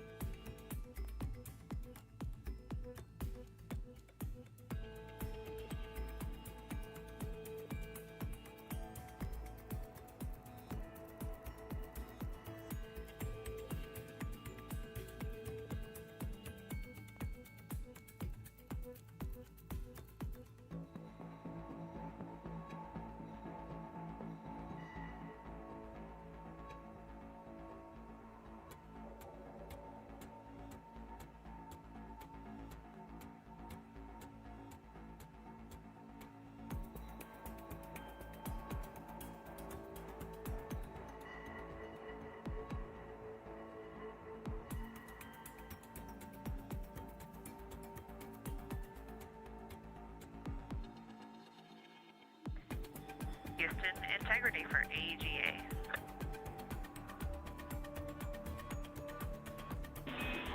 Go ahead.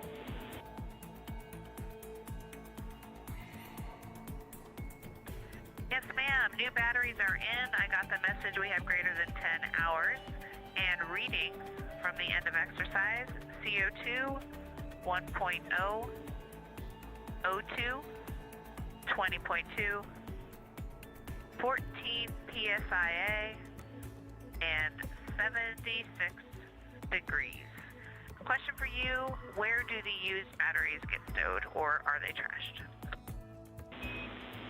Copy those numbers, Christina. Thank you. You can stow the used batteries in Fox 1, the large bag with the brown label.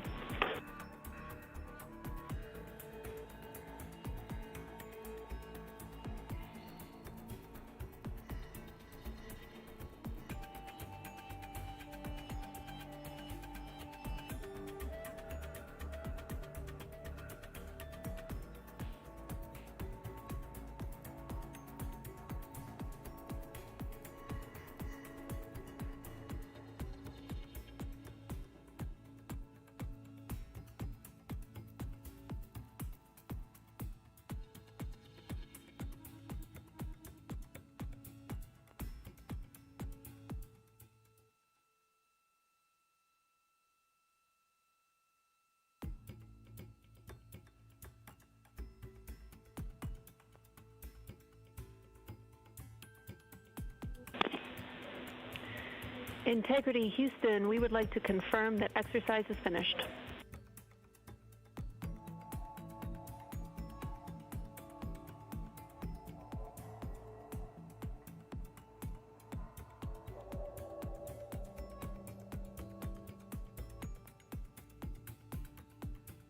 And Jenny, yes, confirmed exercise is finished. Copy, thank you.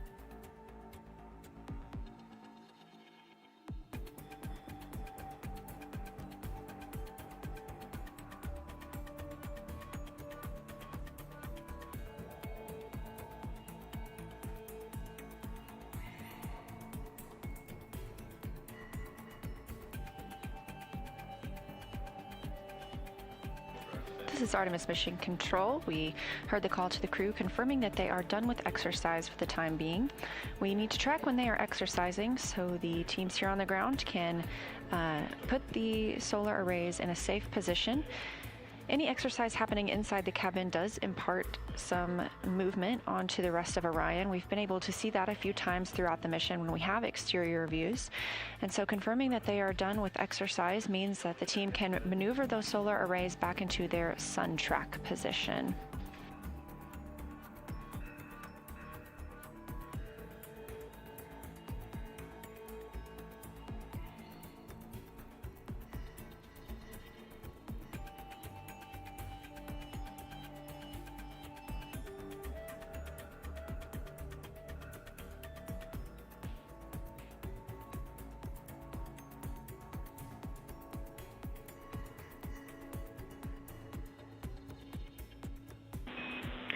Integrity Houston for secondary line dumps and a couple of other cats and dogs.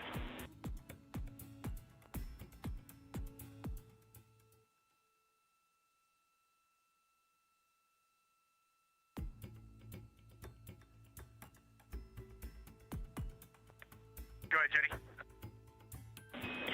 All right, Reid, we talked about it down here, and we are going to give you a go for the rest of the day for secondary line dumps and look at what we can do to extending that further. The one exception to this is that we request that you do not perform a dump when we are taking our SAW selfie prior to midday meal, because our SAWs will not be configured correctly.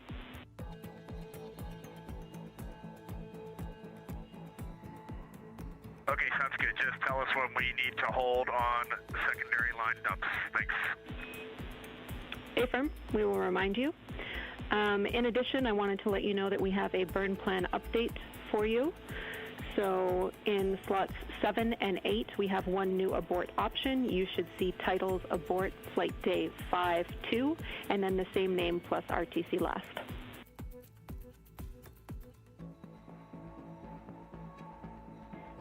Okay, copy. We'll take a look in a minute. Thanks, Reid. And then did you hear anything when we did the prop PCA flushes earlier today?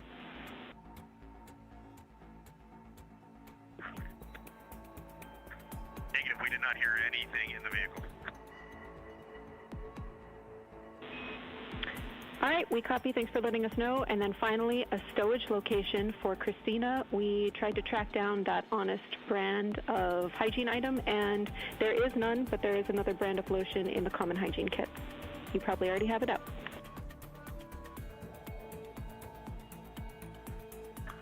Okay, thank you for that. And confirm you got good HHP streaming.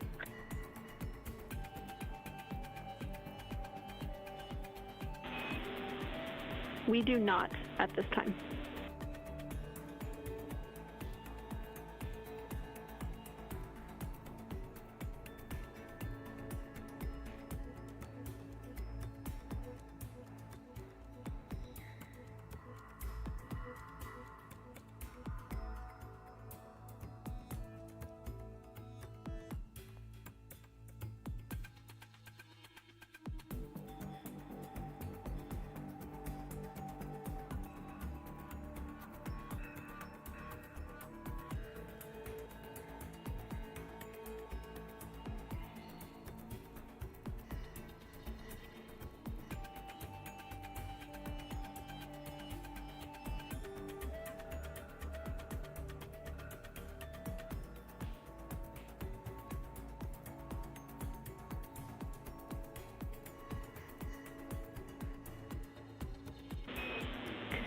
Integrity, we are on board with good streaming. Thank you.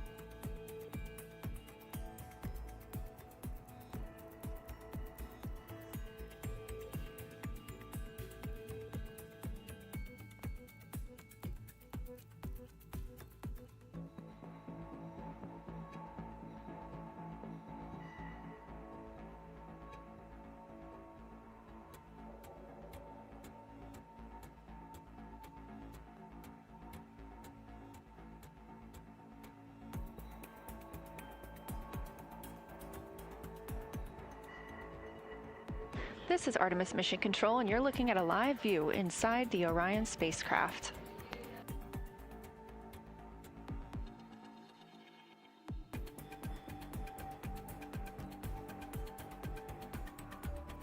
You heard some communications between the crew aboard Orion and the ground teams here at Mission Control. You probably heard Capcom Jenny Gibbons call out the new burn plans. There are always burns uploaded to the crew aboard Orion. These are just in case, essentially. She mentioned a couple of abort burn options. We are not targeting any abort at this time, but if we were to get into that situation, they have already uplinked those plans to the crew. This is done throughout the mission as Orion's status and distance from Earth changes.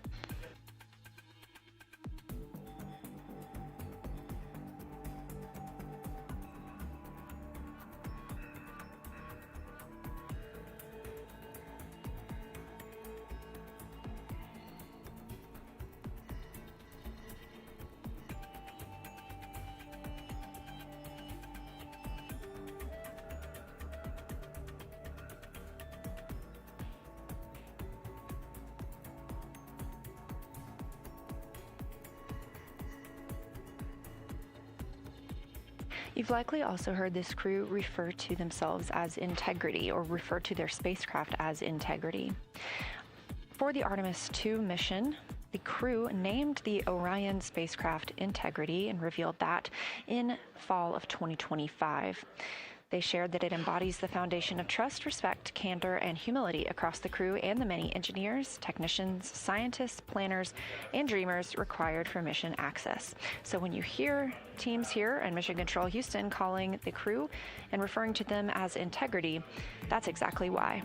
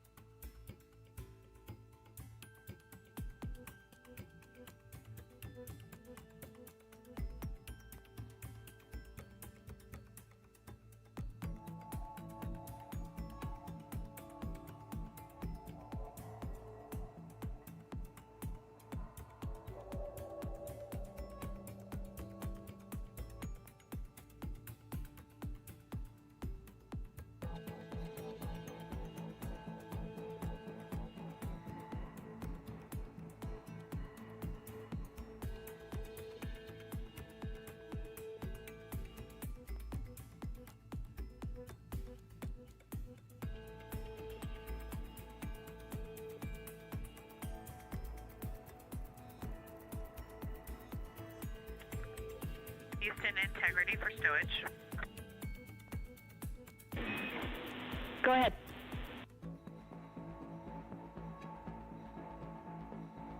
Yes, ma'am. Both of the JSBs from lockers D and E are temp stowed in the, or deployed rather, in the ECLS net.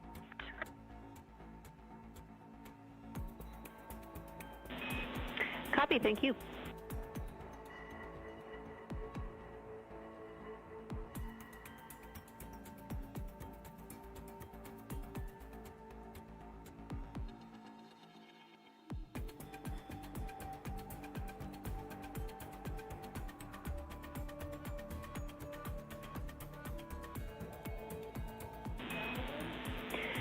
Integrity Houston, we are moving the solar arrays for the SAW picture activity. We'll let you know in position.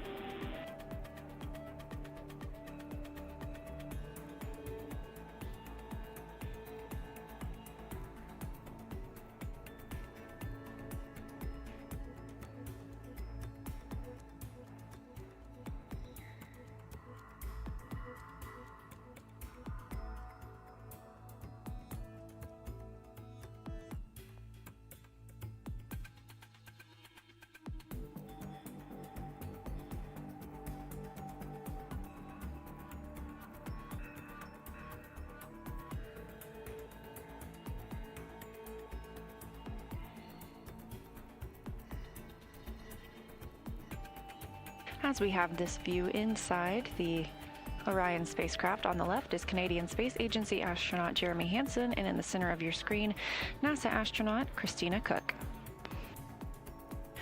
You just heard the call to the crew that the solar arrays are in motion. Ahead of taking a photo, we're looking to get a picture of the crew in the windows of Orion.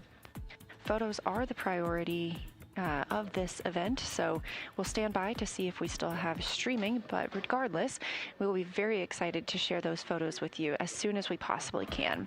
Make sure you follow NASA and NASA Artemis on all social media. That would be at NASA and at NASA Artemis.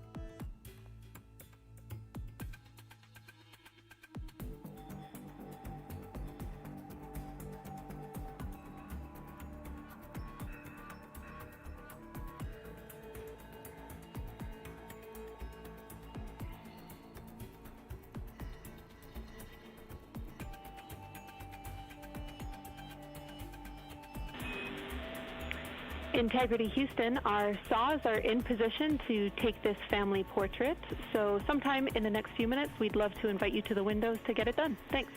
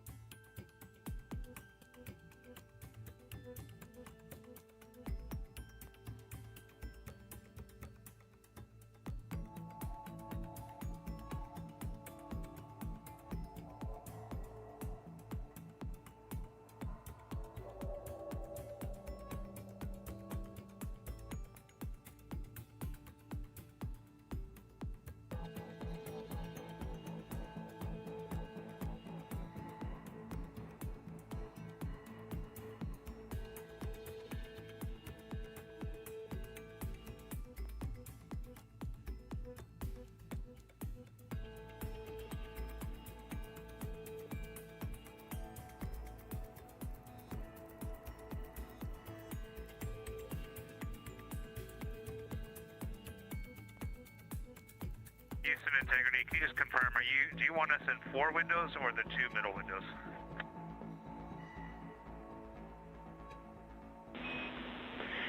We want you to start in 4 windows, so 1 face per window, and we'll see how that looks and go from there. A reminder to set your cabin lighting pretty bright and perhaps illuminate your face so we can see as much as possible.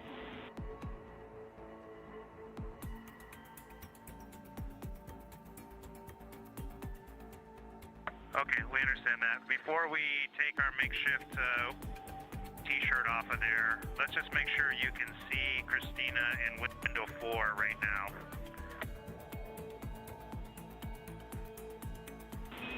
Checking.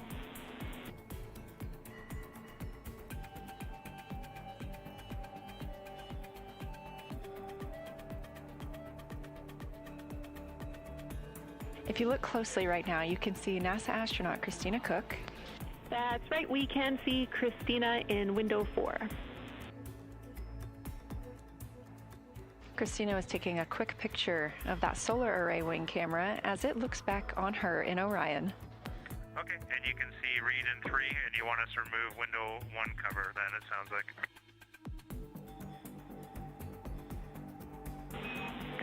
Yes.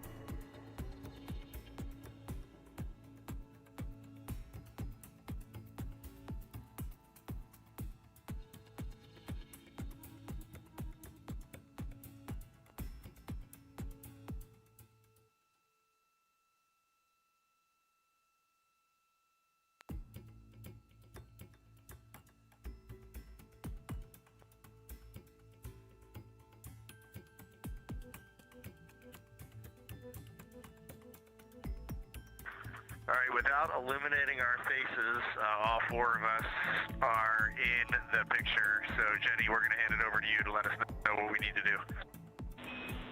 All right, copy. We're checking.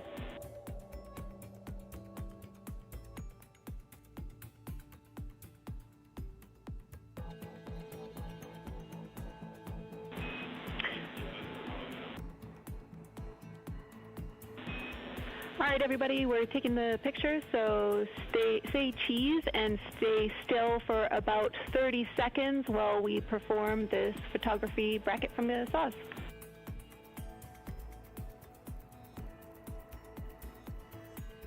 Okay, we'll freeze in 3, 2, 1, mark. The Integrated Communications Officer, or INCO, is helping take this picture of the crew aboard the Orion spacecraft. now all smiling in the windows of the place they've called home. Orion is currently 183,883 miles from our home planet Earth, 97,452 miles from the Moon.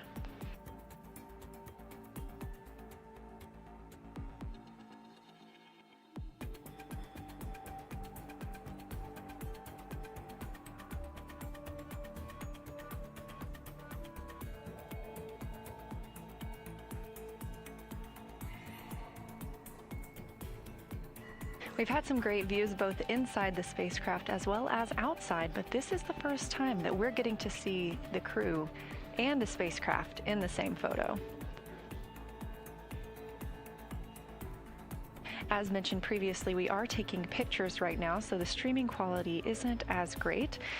We look forward to sharing these pictures as soon as we possibly can, and make sure you follow NASA and NASA Artemis on social media. It's taken a little longer than we thought. Thanks for holding.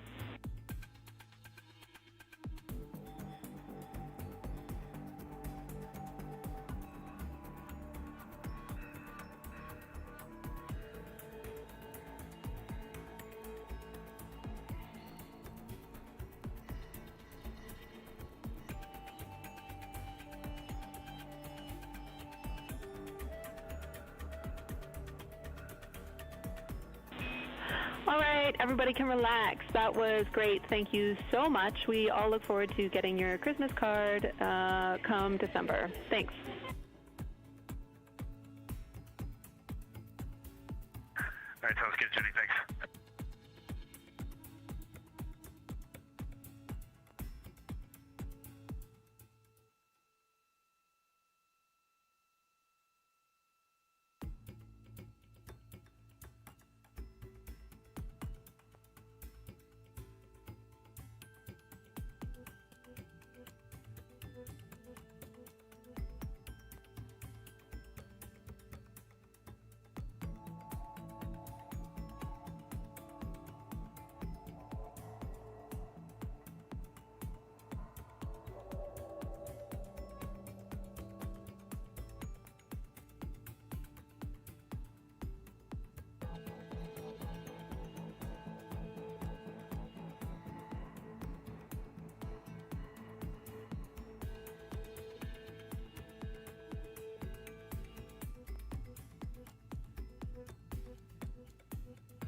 As you heard from Capcom Jenny Gibbons, we got the pictures we're looking for. We are now maneuvering the solar arrays back into their sun track position. Integrity Houston, we are doing a data rate change, so we'd like you to cut the HHP stream when you're ready. Thanks.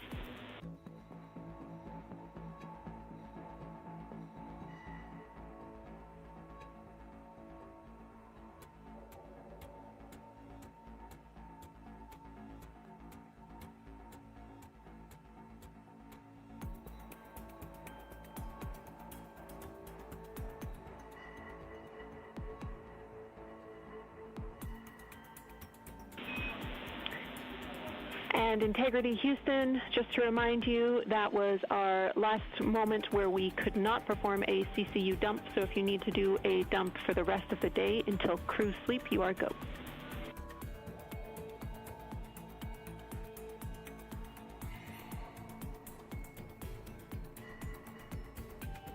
We copy. Thanks, Jenny.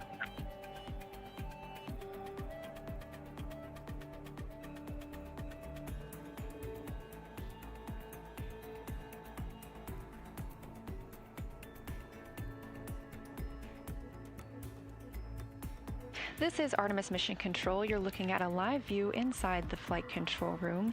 This is the Orbit 1 team under direction of Flight Director Jeff Radigan. He's at the top of your screen in the white shirt, joined by Capcom Jenny Gibbons, Canadian Space Agency astronaut, and backup for the Artemis II crew mission. Gibbons is talking to fellow Capcom Matthew Dunn. This view coming from outside the capsule as the solar arrays are reconfigured into their sun track position. Just before the crew turned off the camera inside the cabin, we could see they were getting ready for their midday meal. Some of the items on the menu today include sweet and sour pork, rice, broccoli, fiesta chicken, tortillas, berries, cashews, chicken and peanut sauce, pasta and shrimp, and a lemon curd cake. Sounds pretty good to me.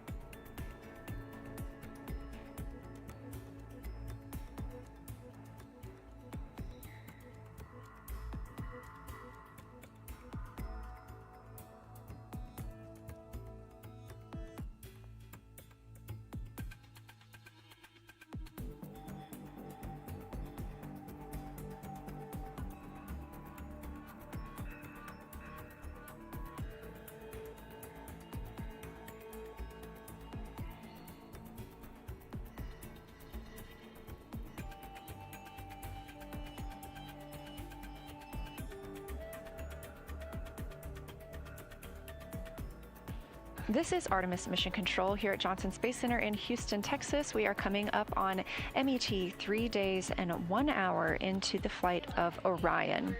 I'm joined here today by Dr. Jacob Richardson. He is the Deputy Lead for Artemis II Lunar Science. Thanks for joining us. It's lovely to be here. So can you tell me about your role and about the team members who make up the Lunar Science team? Yeah, so I'm only one of many people here. I'm the deputy lead of lunar science. Somewhere behind me is our lunar science lead, Kelsey Young, and she is right now sitting here as our science officer on shift. We also have about 40, 50 different people who are a range of different scientists and visualization specialists, engineers, people who love and know about the moon and are here to support this really wild mission to go and look at the far side of the moon. Fantastic. Well, we're very excited about that as well. So we have two rooms here, the Science Evaluation Room and the Science Mission Operations Room. What work happens in each of those and how are they different? Yeah, that's a good readback. So the Science Evaluation Room, we call it the SIR, and that's where we support our science officer in real time during the mission. Up there right now, we're actually finalizing our plan as we speak to send up to the crew on what they're actually going to be looking at the moon. Now that we've launched, we know exactly what moon they're going to see, and that means that we can plan everything right now. We're doing it just in time, and it's going to be up there soon. So that's the Science Evaluation Room. The Science Mission Operations Room, we call that the SMORE. That's a couple of buildings over, and they're the first people to look at the mission data that comes down that's for science data ever. So it's the crew that sees the pictures first, that takes the audio first, that takes supports the data capture, and then the first people on Earth that really evaluate it are in that SMORE. And they're busy every single day. So far, we've gotten a little bit, a trickle, and we're about to get a flood of amazing lunar data. We're really, really looking forward to seeing that imagery as well. So you talked a little bit about knowing what the crew will be able to see during the mission. And I know that is dependent on lunar illumination and on the date that we launched. So how does that lunar illumination shift the targets that we're going to see? Yeah, so the moon rotates a lot slower than Earth. Every day, the Earth rotates by 360 degrees. Every day on Earth, the moon rotates about 10 or 12 degrees. That means that different craters, different basins, different volcanic units are visible, like you said, depending on when we launch and when we arrive at the moon. This is a really special view, thanks to this amazing April 1st launch. We're not only going to get spectacular illuminated views of the moon, but we're also flying through an eclipse where the moon is between the sun and our friends up in space, and they're going to be able to see things that we've never intentionally viewed before by crew, and I can't wait to see what they see. Us either. We're going to be streaming the entire thing, so everyone make sure you tune in. So how has the team been assessing and preparing both before launch and since launch for this flyby? Oh man, the crew has, ever since like a couple of weeks after they were announced, we were with them in, and this is years ago, we were with them in the classroom, teaching them their lunar fundamentals. They came out to Iceland to look at some of the weirdest rocks we have on Earth, just so they can learn how to describe mountains from far distances, how to describe regolith, that's rocks and stones, and how to describe outcrops, just so they can be field lunar geologists for us, because they're the four geologic emissaries on our team that actually get to go to our field site, the moon. After that, they've been practicing here in Orion simulators. They've been looking at an inflatable moon that we've hung up for them. They've been doing every single thing under the sun to study their moon. And just earlier today on a PAO interview, we heard them speak to some really small craters, and they knew their names. We're really excited that they know places like Grimaldi. Obviously, they know Oriental, but they know so many other places on the moon that they are personally excited to observe. We are also very excited to hear about that. They're going to be calling down a lot during the mission as they report what they're seeing to the ground, and I know they're also going to be taking some recordings that will be downlinked later that your team will be able to analyze. But a pop question for you. Today during the press conference, Kelsey Young was asked, what are you most excited for the crew to see? So do you have a personal target that you're most excited for them to see? Oh my gosh, what am I excited for? So you'll have to tell me what Kelsey said, because we were really busy at that point. We saw her talking, but we're finalizing our science plan, and we're really busy up there. That said, I'm personally excited for the near side views. Something that we don't always get with a lot of these planned launch dates, but we got because we launched in early April, is that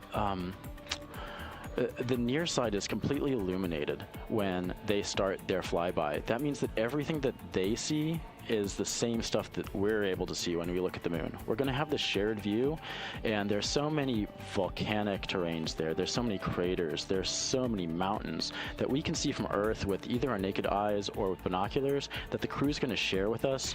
And I'm excited to share that view with the crew at the beginning of that flyby. That's fantastic. So if you're on Earth and it's nighttime where you are, we can look up and see the same exact view that the crew is seeing at that time. Yeah, really it's for a lot of folks, it'll be evening as well. So if you're in Australia during the evening, you'll be able to see the moon. If it's nighttime and you're in Asia or anywhere where you're kind of close to the Indian Ocean, you'll be able to see the moon really well. So this will be a treat for our friends in Africa, Asia, Australia, Oceania, and anyone who can't see the moon. You still have to follow our coverage for sure. Absolutely, and for those of you that can, what another cool way to feel connected to the crew. So Dr. Jacob Richardson, thank you so much for joining us today. We cannot wait for Flight Day 6. I can't either. I'm here with you.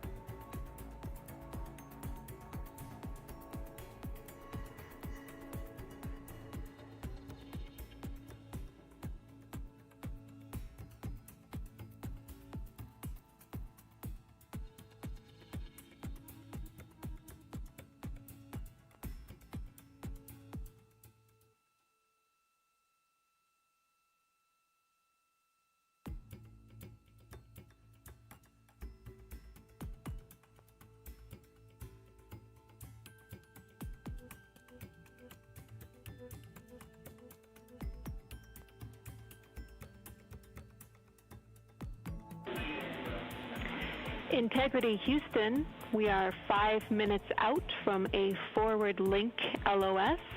We'll speak to you in just over 1 hour on Madrid.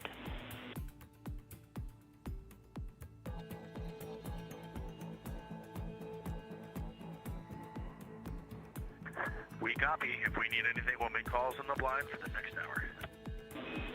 Sounds great. Thanks, Reid.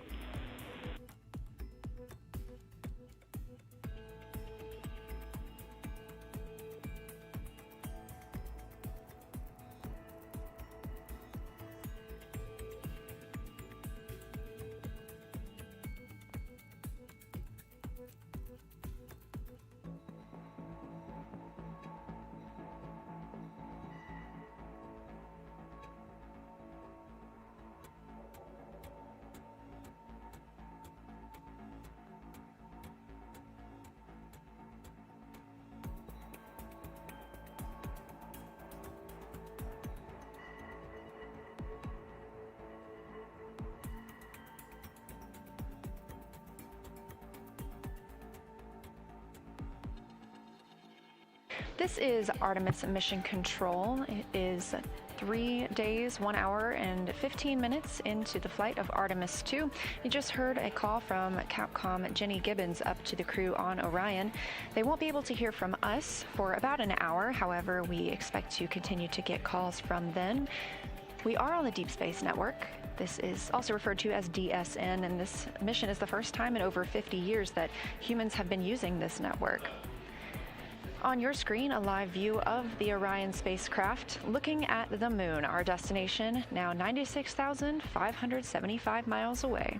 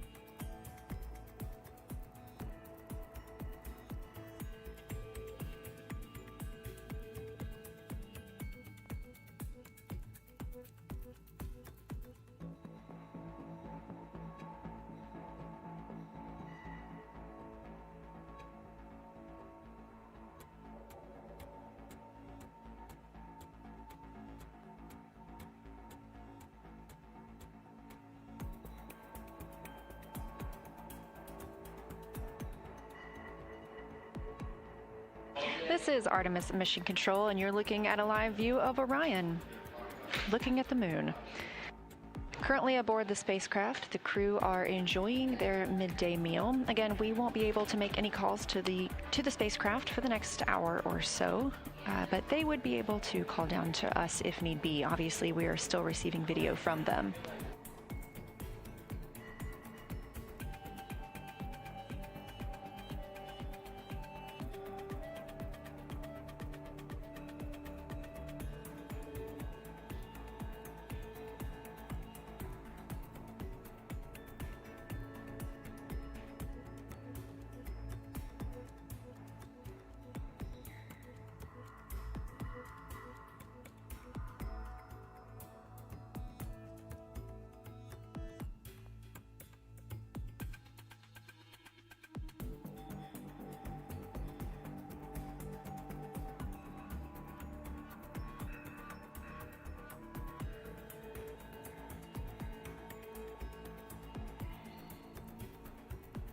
Still to come today for the crew aboard Orion is the manual piloting demo.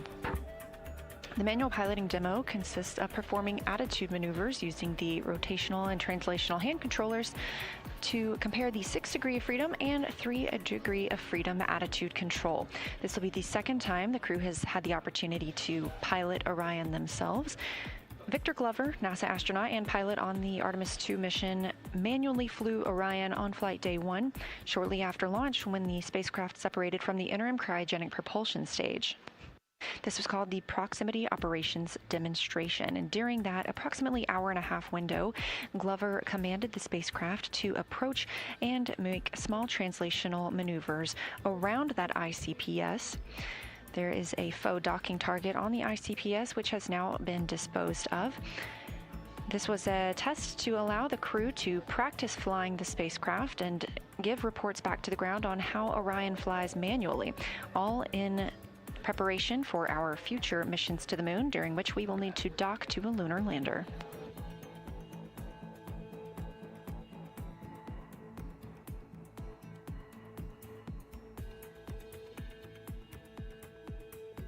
And a recap, if you haven't been able to tune in today, the team opted not to execute the OTC burn, also known as outbound trajectory correction burn. There was a scheduled outbound trajectory correction burn yesterday with a second one today. Both of those were waived off as the trajectory achieved by the TLI, or translunar injection burn, has been deemed sufficient.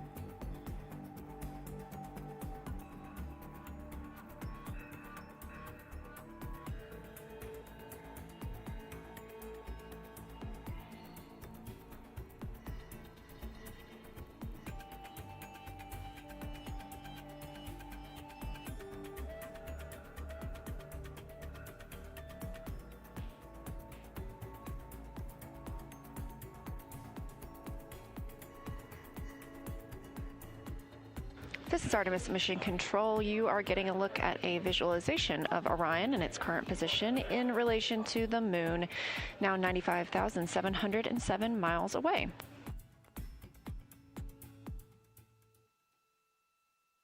We are in a forward link LOS with Orion, meaning we cannot contact the crew members. These are planned and tracked loss of signal, but they could call down or contact us if need be. However, they are in their midday meal.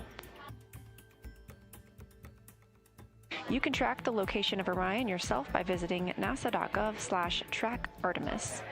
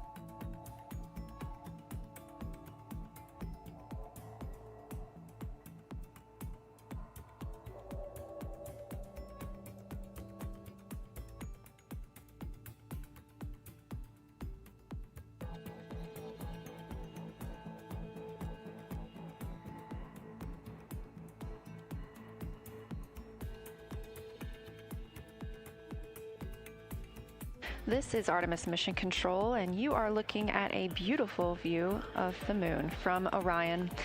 This view coming from a camera mounted on the solar array wing. There are 4 solar array wings with cameras mounted on each of them. The crew aboard the spacecraft woke up today at 11:35 a.m. Central Time. Since then, they completed their post-sleep period. They also conducted some public affairs events. Their schedule was shifted a little bit today as we did have the cancellation of the OTC-2 burn, the outbound trajectory correction burn. If you recall, yesterday's flight plan also called for an outbound trajectory correction burn.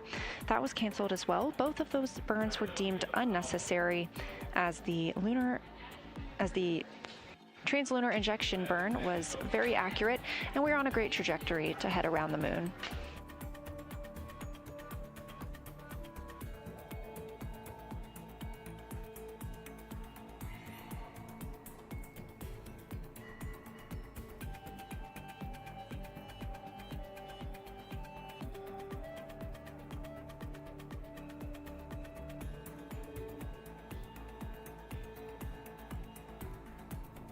Canceling the OTC-2 burn today also allowed the team some flexibility on the timeline to maneuver Orion into a different attitude, positioning a primary vent valve in the sun, which helped to loosen up some ice around a vent valve that is used for the wastewater dump.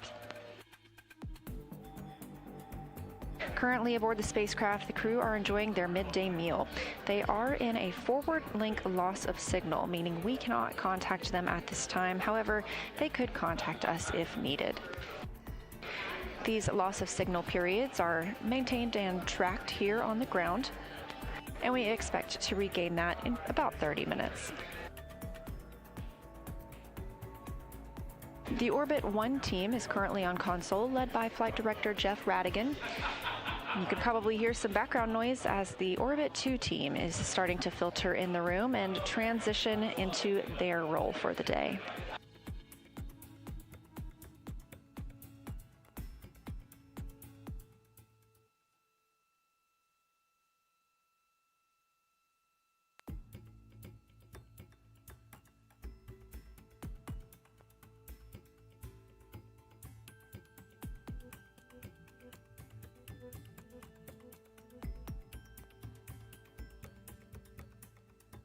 Still to come today, the manual piloting demo, during which the crew members will use the rotational and translational hand controllers to manually fly the Orion spacecraft.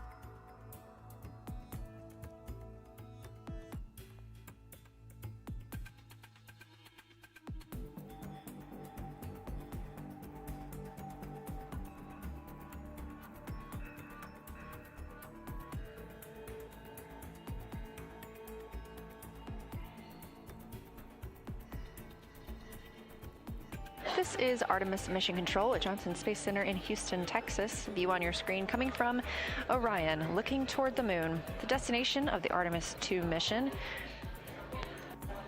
Spacecraft now traveling 2,088 miles per hour. We are 94,868 miles away from the moon, inching ever closer. The crew aboard the spacecraft is still in their midday meal period. We are in a forward loss of signal. We do expect to regain that shortly. These loss of signals, or LOS, are tracked here on the ground. We were able to call up to the crew just before we entered this time frame, letting them know that we would be able to hear from them. They just wouldn't hear from us.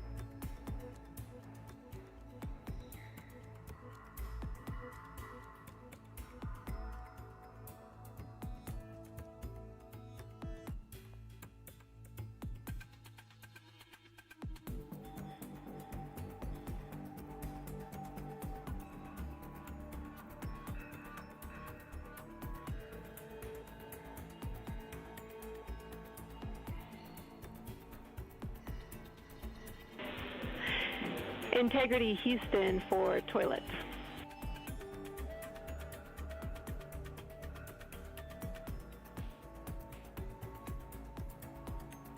Go ahead, James. Hey, Reid, we are working a plan to do another dump prior to the manual piloting DFTO. I'll have more words for you on that shortly, but I wanted to give you a last call for the use of toilet before we get into that. Again, toilet is still no-go for urine use, but I want to give you a last call for fecal use as well.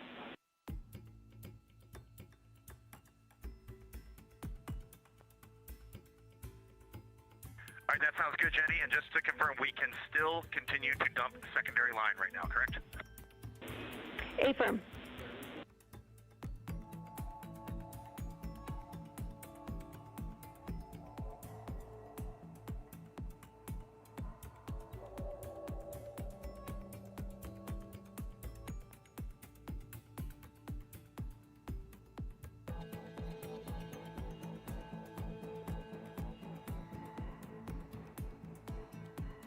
And James, what is preferred for you on the DFTO? You want CAPCAM 3 or you want HHB or both?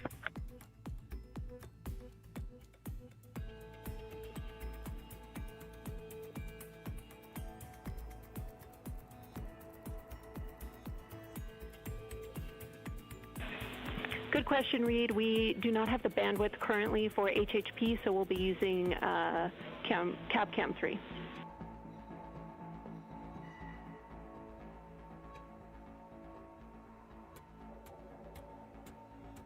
Okay, sounds good.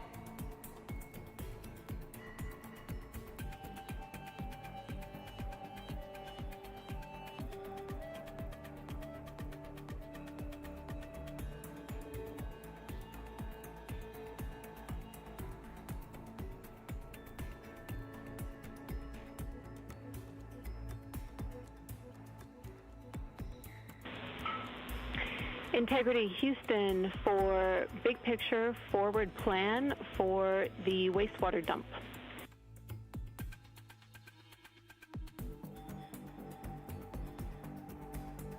Go ahead.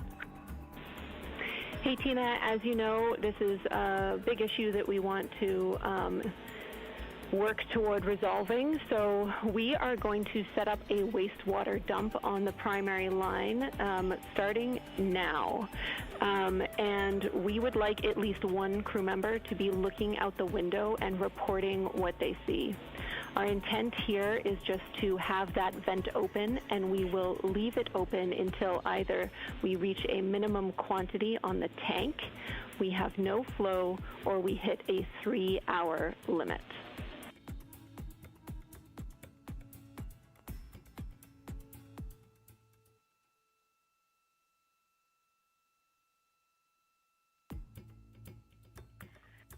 Hey, James, great plan. The one thing we would add is we've got some secondary dumps either in work or just finishing. So in order to assess what's coming out of the primary, we recommend waiting a few minutes for that. We can let you know when it looks pretty clear, if that sounds okay. Yeah, Tina, that sounds reasonable. How long do you expect that to take?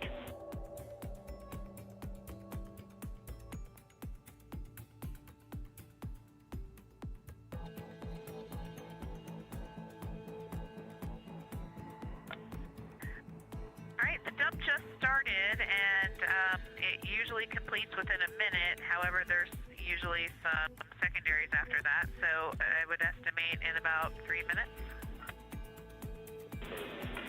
Okay, that sounds great to us. Give us a call in 3 minutes and we will get started. I also wanted to revise my last and let you know that through further discussion on the ground, we can let you know that while we are performing this vent, the toilet is go for fecal use. So good news there.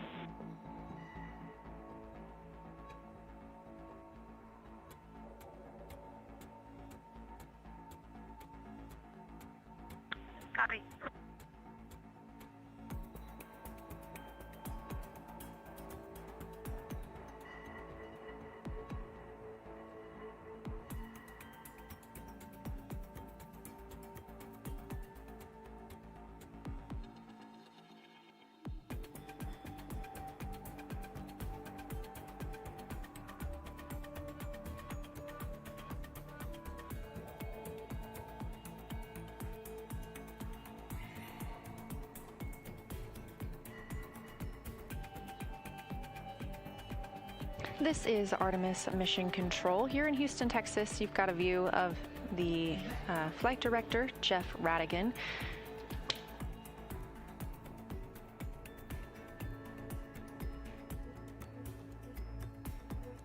To his left is Flight Director Diane Daly. She will be the Flight Director for the Orbit 2 shift, as the Orbit 1 shift is now transitioning off console. Down to the bottom of your screen, at the very bottom, is Jackie Mahaffey. She is the crew's trainer for this mission, and she'll be serving as Capcom. And to her left, CSA astronaut and Artemis II backup Jenny Gibbons. She's been the Capcom for the Orbit 1 shift, speaking with the astronauts. You just heard them discussing the next wastewater dump opportunity. This has been something the team has been troubleshooting today. They're looking to empty this line that they anticipate or they understand was blocked by ice. The spacecraft is still in a good configuration, and this doesn't have any mission or lunar flyby impacts. We are now 3 days, 2 hours, 24 minutes into the Artemis II mission. However, we are referring to this day as Flight Day 4. The crew is now 94,334 miles away from the moon, which you can see there.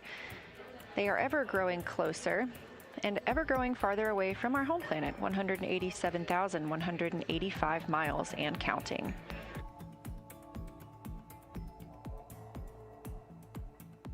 As the Orbit 1 and Orbit 2 teams continue to conduct their handover procedures, I'll also be handing over the Public Affairs console to my friend and colleague, Anna Schneider.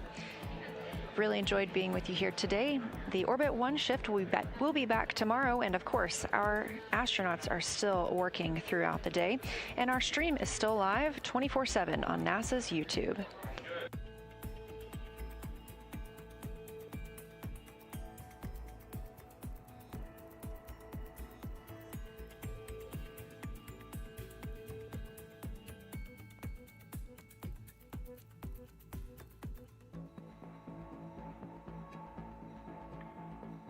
All right, Houston, we are fairly quiescent here. Let us know when you start the vent. It's in work, Reid.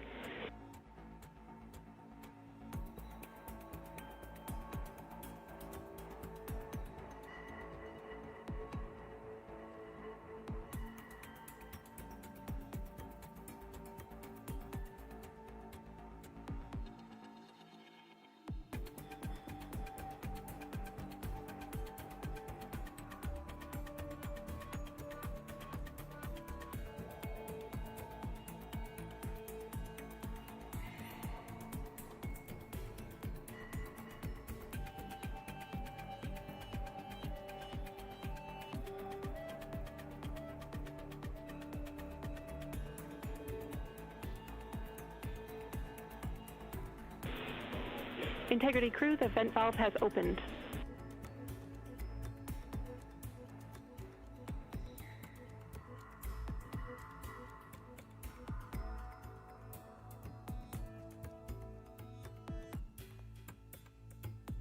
All right, we'll keep monitoring, but right now we see no flow at all.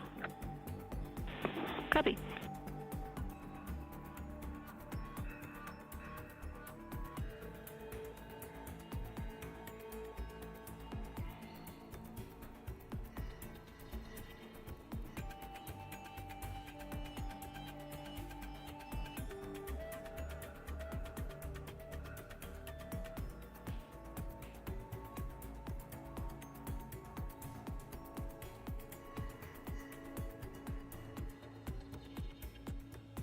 We heard one little chug deep down beneath us, and now we are getting some spurts with some increasing force, so let's just keep open here. Copy. Great news, and we're seeing some flow on our side too. Thank you, Reid.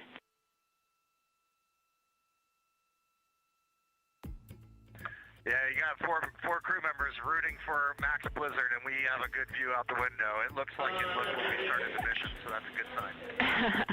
Great news. I wanted to keep the mic so you could hear a clap there.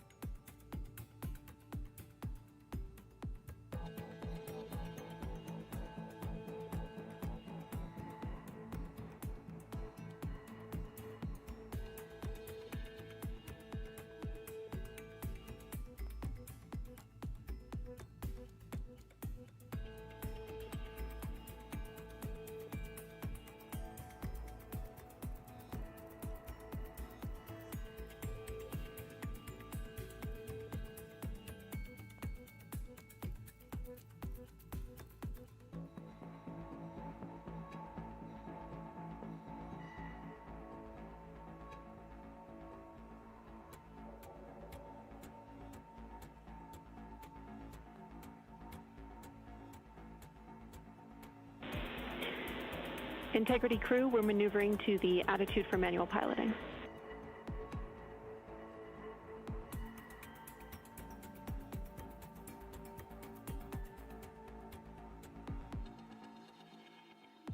Okay, Integrity copies.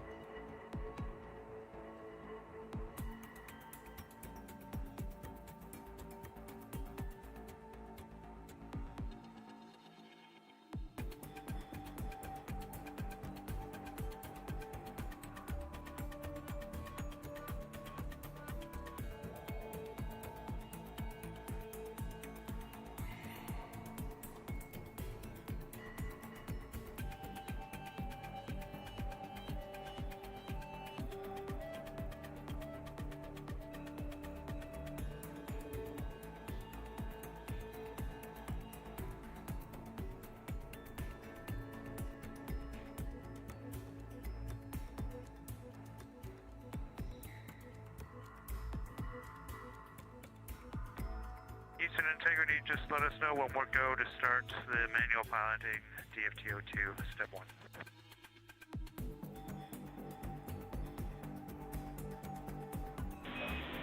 All right, Integrity crew, you are go to start the manual piloting DFTO. We are going to come on board with CapCam 3. And when you perform this DFTO, we are happy to take 10 degrees rotation in all axes instead of 15 if you like. We will also happily accept all pilots that we have time for. Let us know how she handles.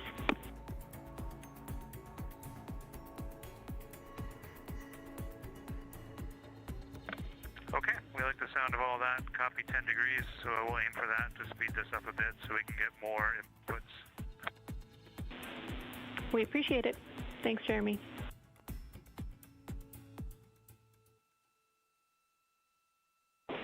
And crew, we're on board with you through CapCam 3.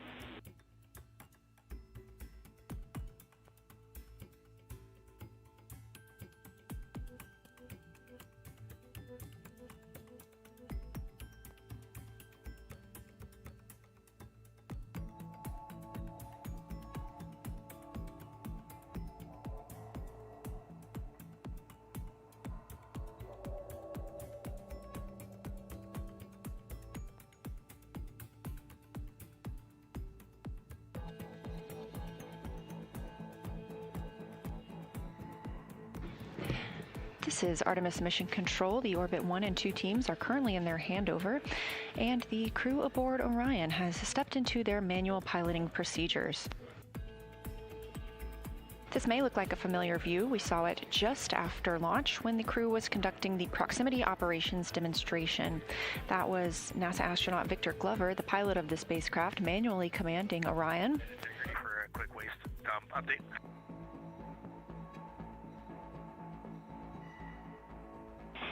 We'll take it.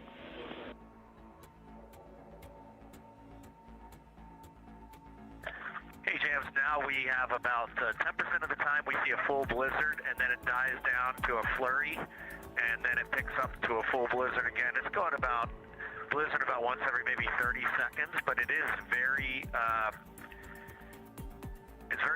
dynamic. It's not just one continual send, but it's beautiful, and we're watching the tank quantity go down, so hopefully it's looking good. That's super helpful for us to know. Thanks, Reid. We're still watching it.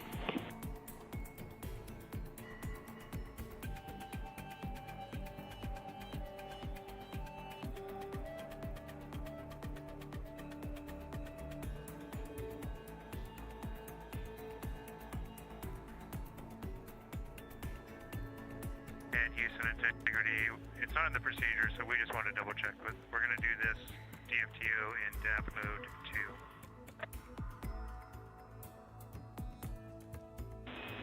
2. Affirm, DAP 2.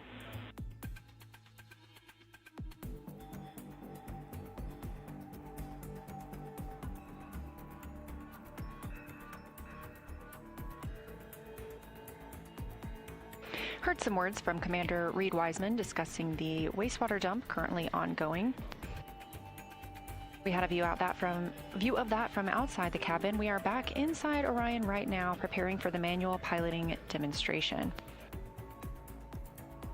On the left side of your screen is Canadian Space Agency astronaut Jeremy Hansen, and to his right, NASA astronaut Christina Cook. During this demonstration, the crew will be able to manually pilot Orion once again and test its 6 degree of freedom and 3 degree of freedom. If you look closely in the background, you can see NASA astronaut and pilot Victor Glover filming part of this demonstration.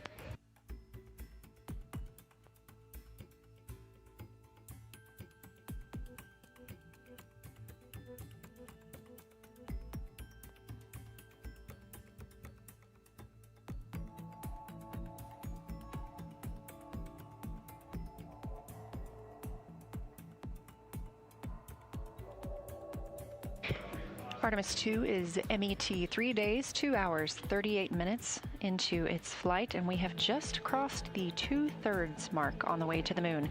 Now 187,633 miles away from our home planet of Earth, 93,890 miles away from the moon.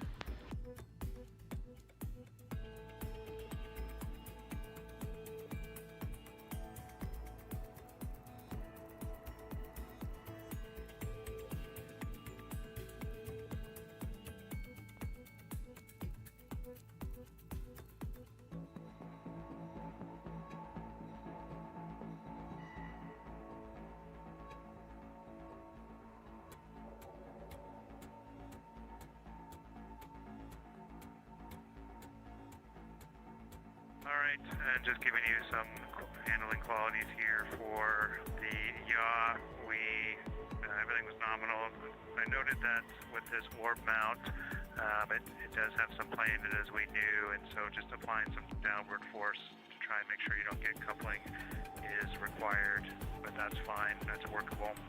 And then we had a little bit of coupling and roll, in both in the same direction on that one. So we had about 4 degrees of roll through the 20 degrees of yaw. Copy all.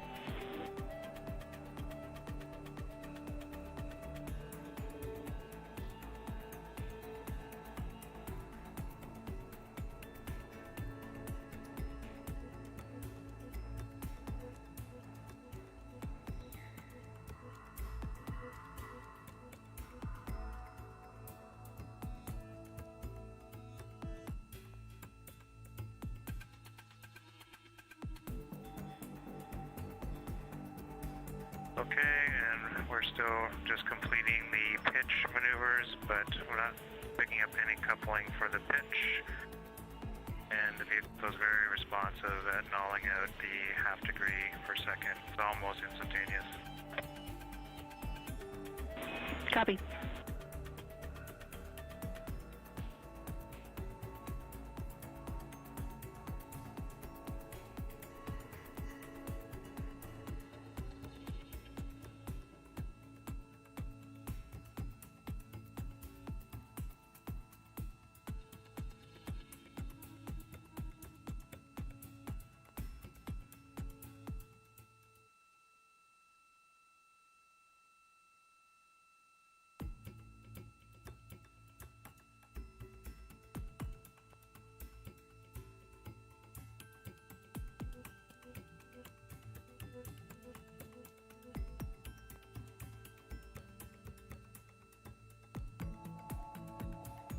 Again, the manual piloting demo is beginning aboard the Orion spacecraft, and as the Orbit 1 and 2 teams hand off, I am going to hand off to my friend and colleague, Anna Schneider. She will be carrying through the rest of the manual piloting demo, the rest of the crew's day, and our live stream continues 24/7 on NASA YouTube.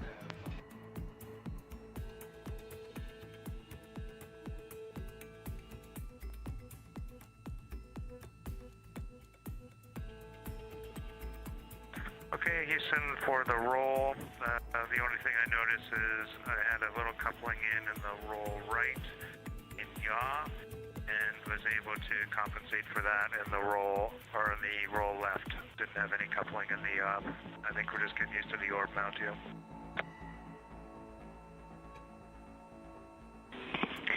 Copy all, Jeremy, and we are a minute away from a data rate change. We will have a very brief LOS during that time. I will let you know when we're back with you.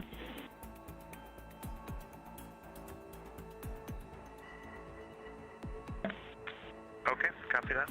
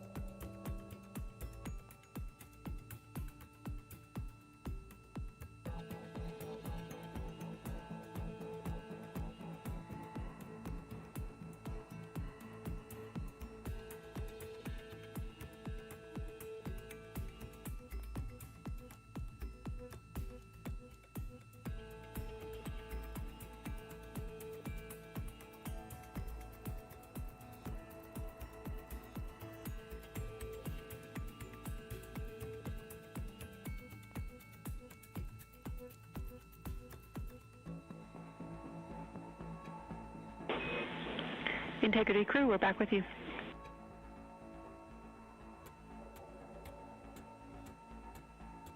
Okay, we just finished the 3 DOF maneuvers.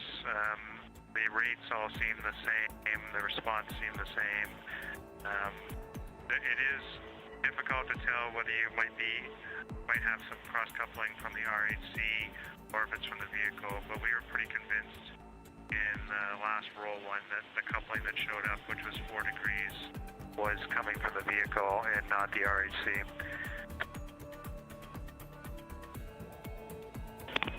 Copy all, Jeremy. Thank you.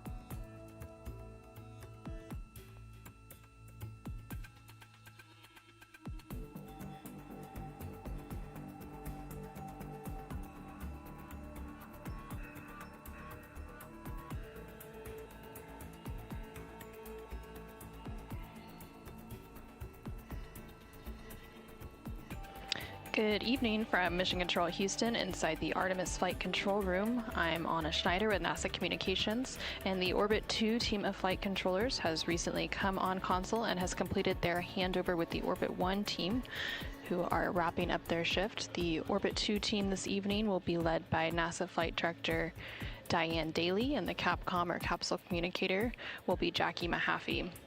The crew on board the Orion spacecraft, which you can see. With the jets intentionally deselected with the left yaw, the rate built up as expected nominally, but it's having a hard time nulling out the rate. So it's almost there now, and we've got 7 degrees of yaw before it nulls the rate. Copy all. Thank you, Jeremy.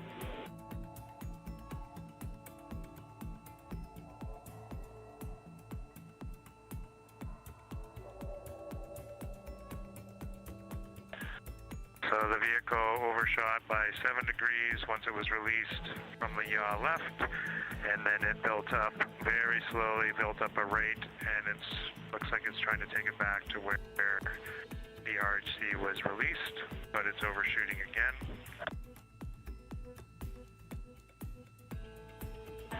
Copy all.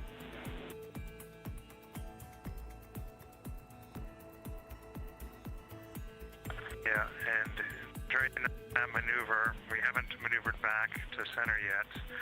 We developed 5 degrees of roll left and 5 degrees of pitch up. And then when it built up a rate to try and look like it tried to go back to where the RHC was released, it went back to 355 instead of 350. So just to read all that down, we commanded a left yaw until we saw 350 yaw. It went to 343, and then it went back to 355 before it nulled all the rates. And now we'll put one in, and we'll just take it back to 0. Very good. Thanks, Jeremy.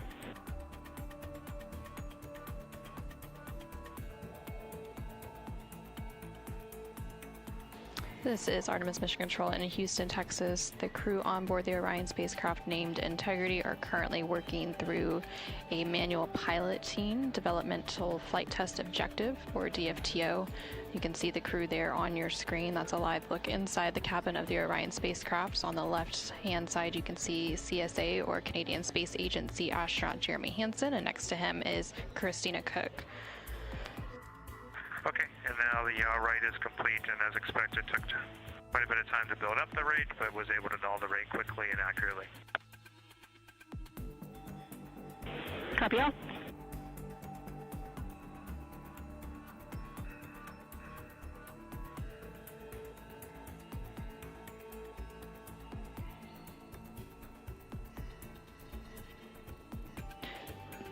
During this developmental flight test objective, the crew is working to perform several attitude maneuvers to compare 6 degrees of freedom and 3 degrees of freedom attitude control.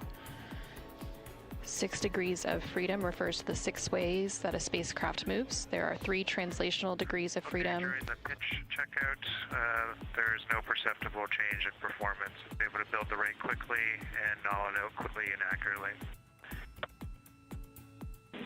Excellent. Thanks.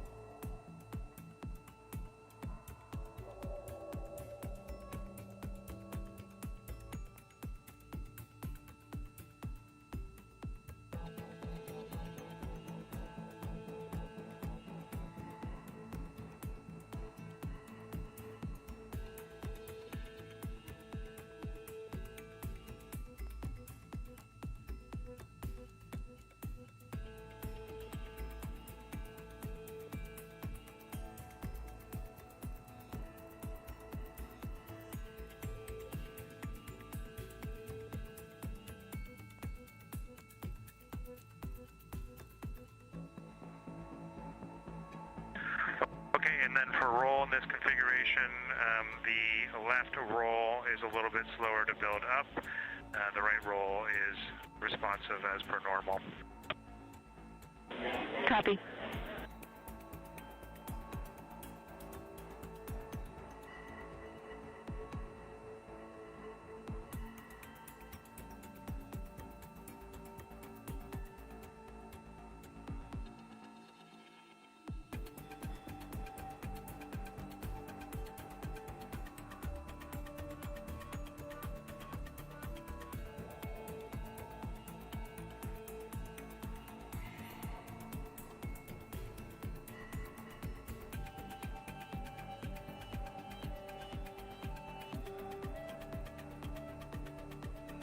And Jenny, we are going to switch pilots now.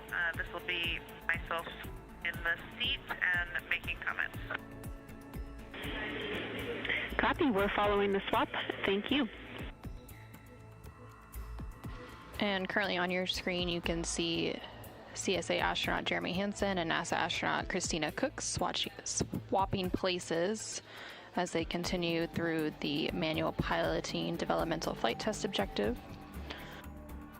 Again, they are performing several different attitude maneuvers to compare 6 degrees of freedom and 3 degrees of freedom attitude control on the spacecraft. 6 degrees of freedom refers to the 6 ways that a spacecraft moves. There are 3 translational degrees of freedom: forward, backward, up and down, and left and right, and 3 rotational degrees of freedom, which are roll, pitch, and yaw. So through this developmental flight test objective, the crew is comparing the standard 6 degrees of freedom to Integrity Crew Houston, we want to offer up to our pilot, if you want, you can do 5 degrees instead of 10 to move it along a bit quicker. We're looking forward to getting some info for you as a pilot here.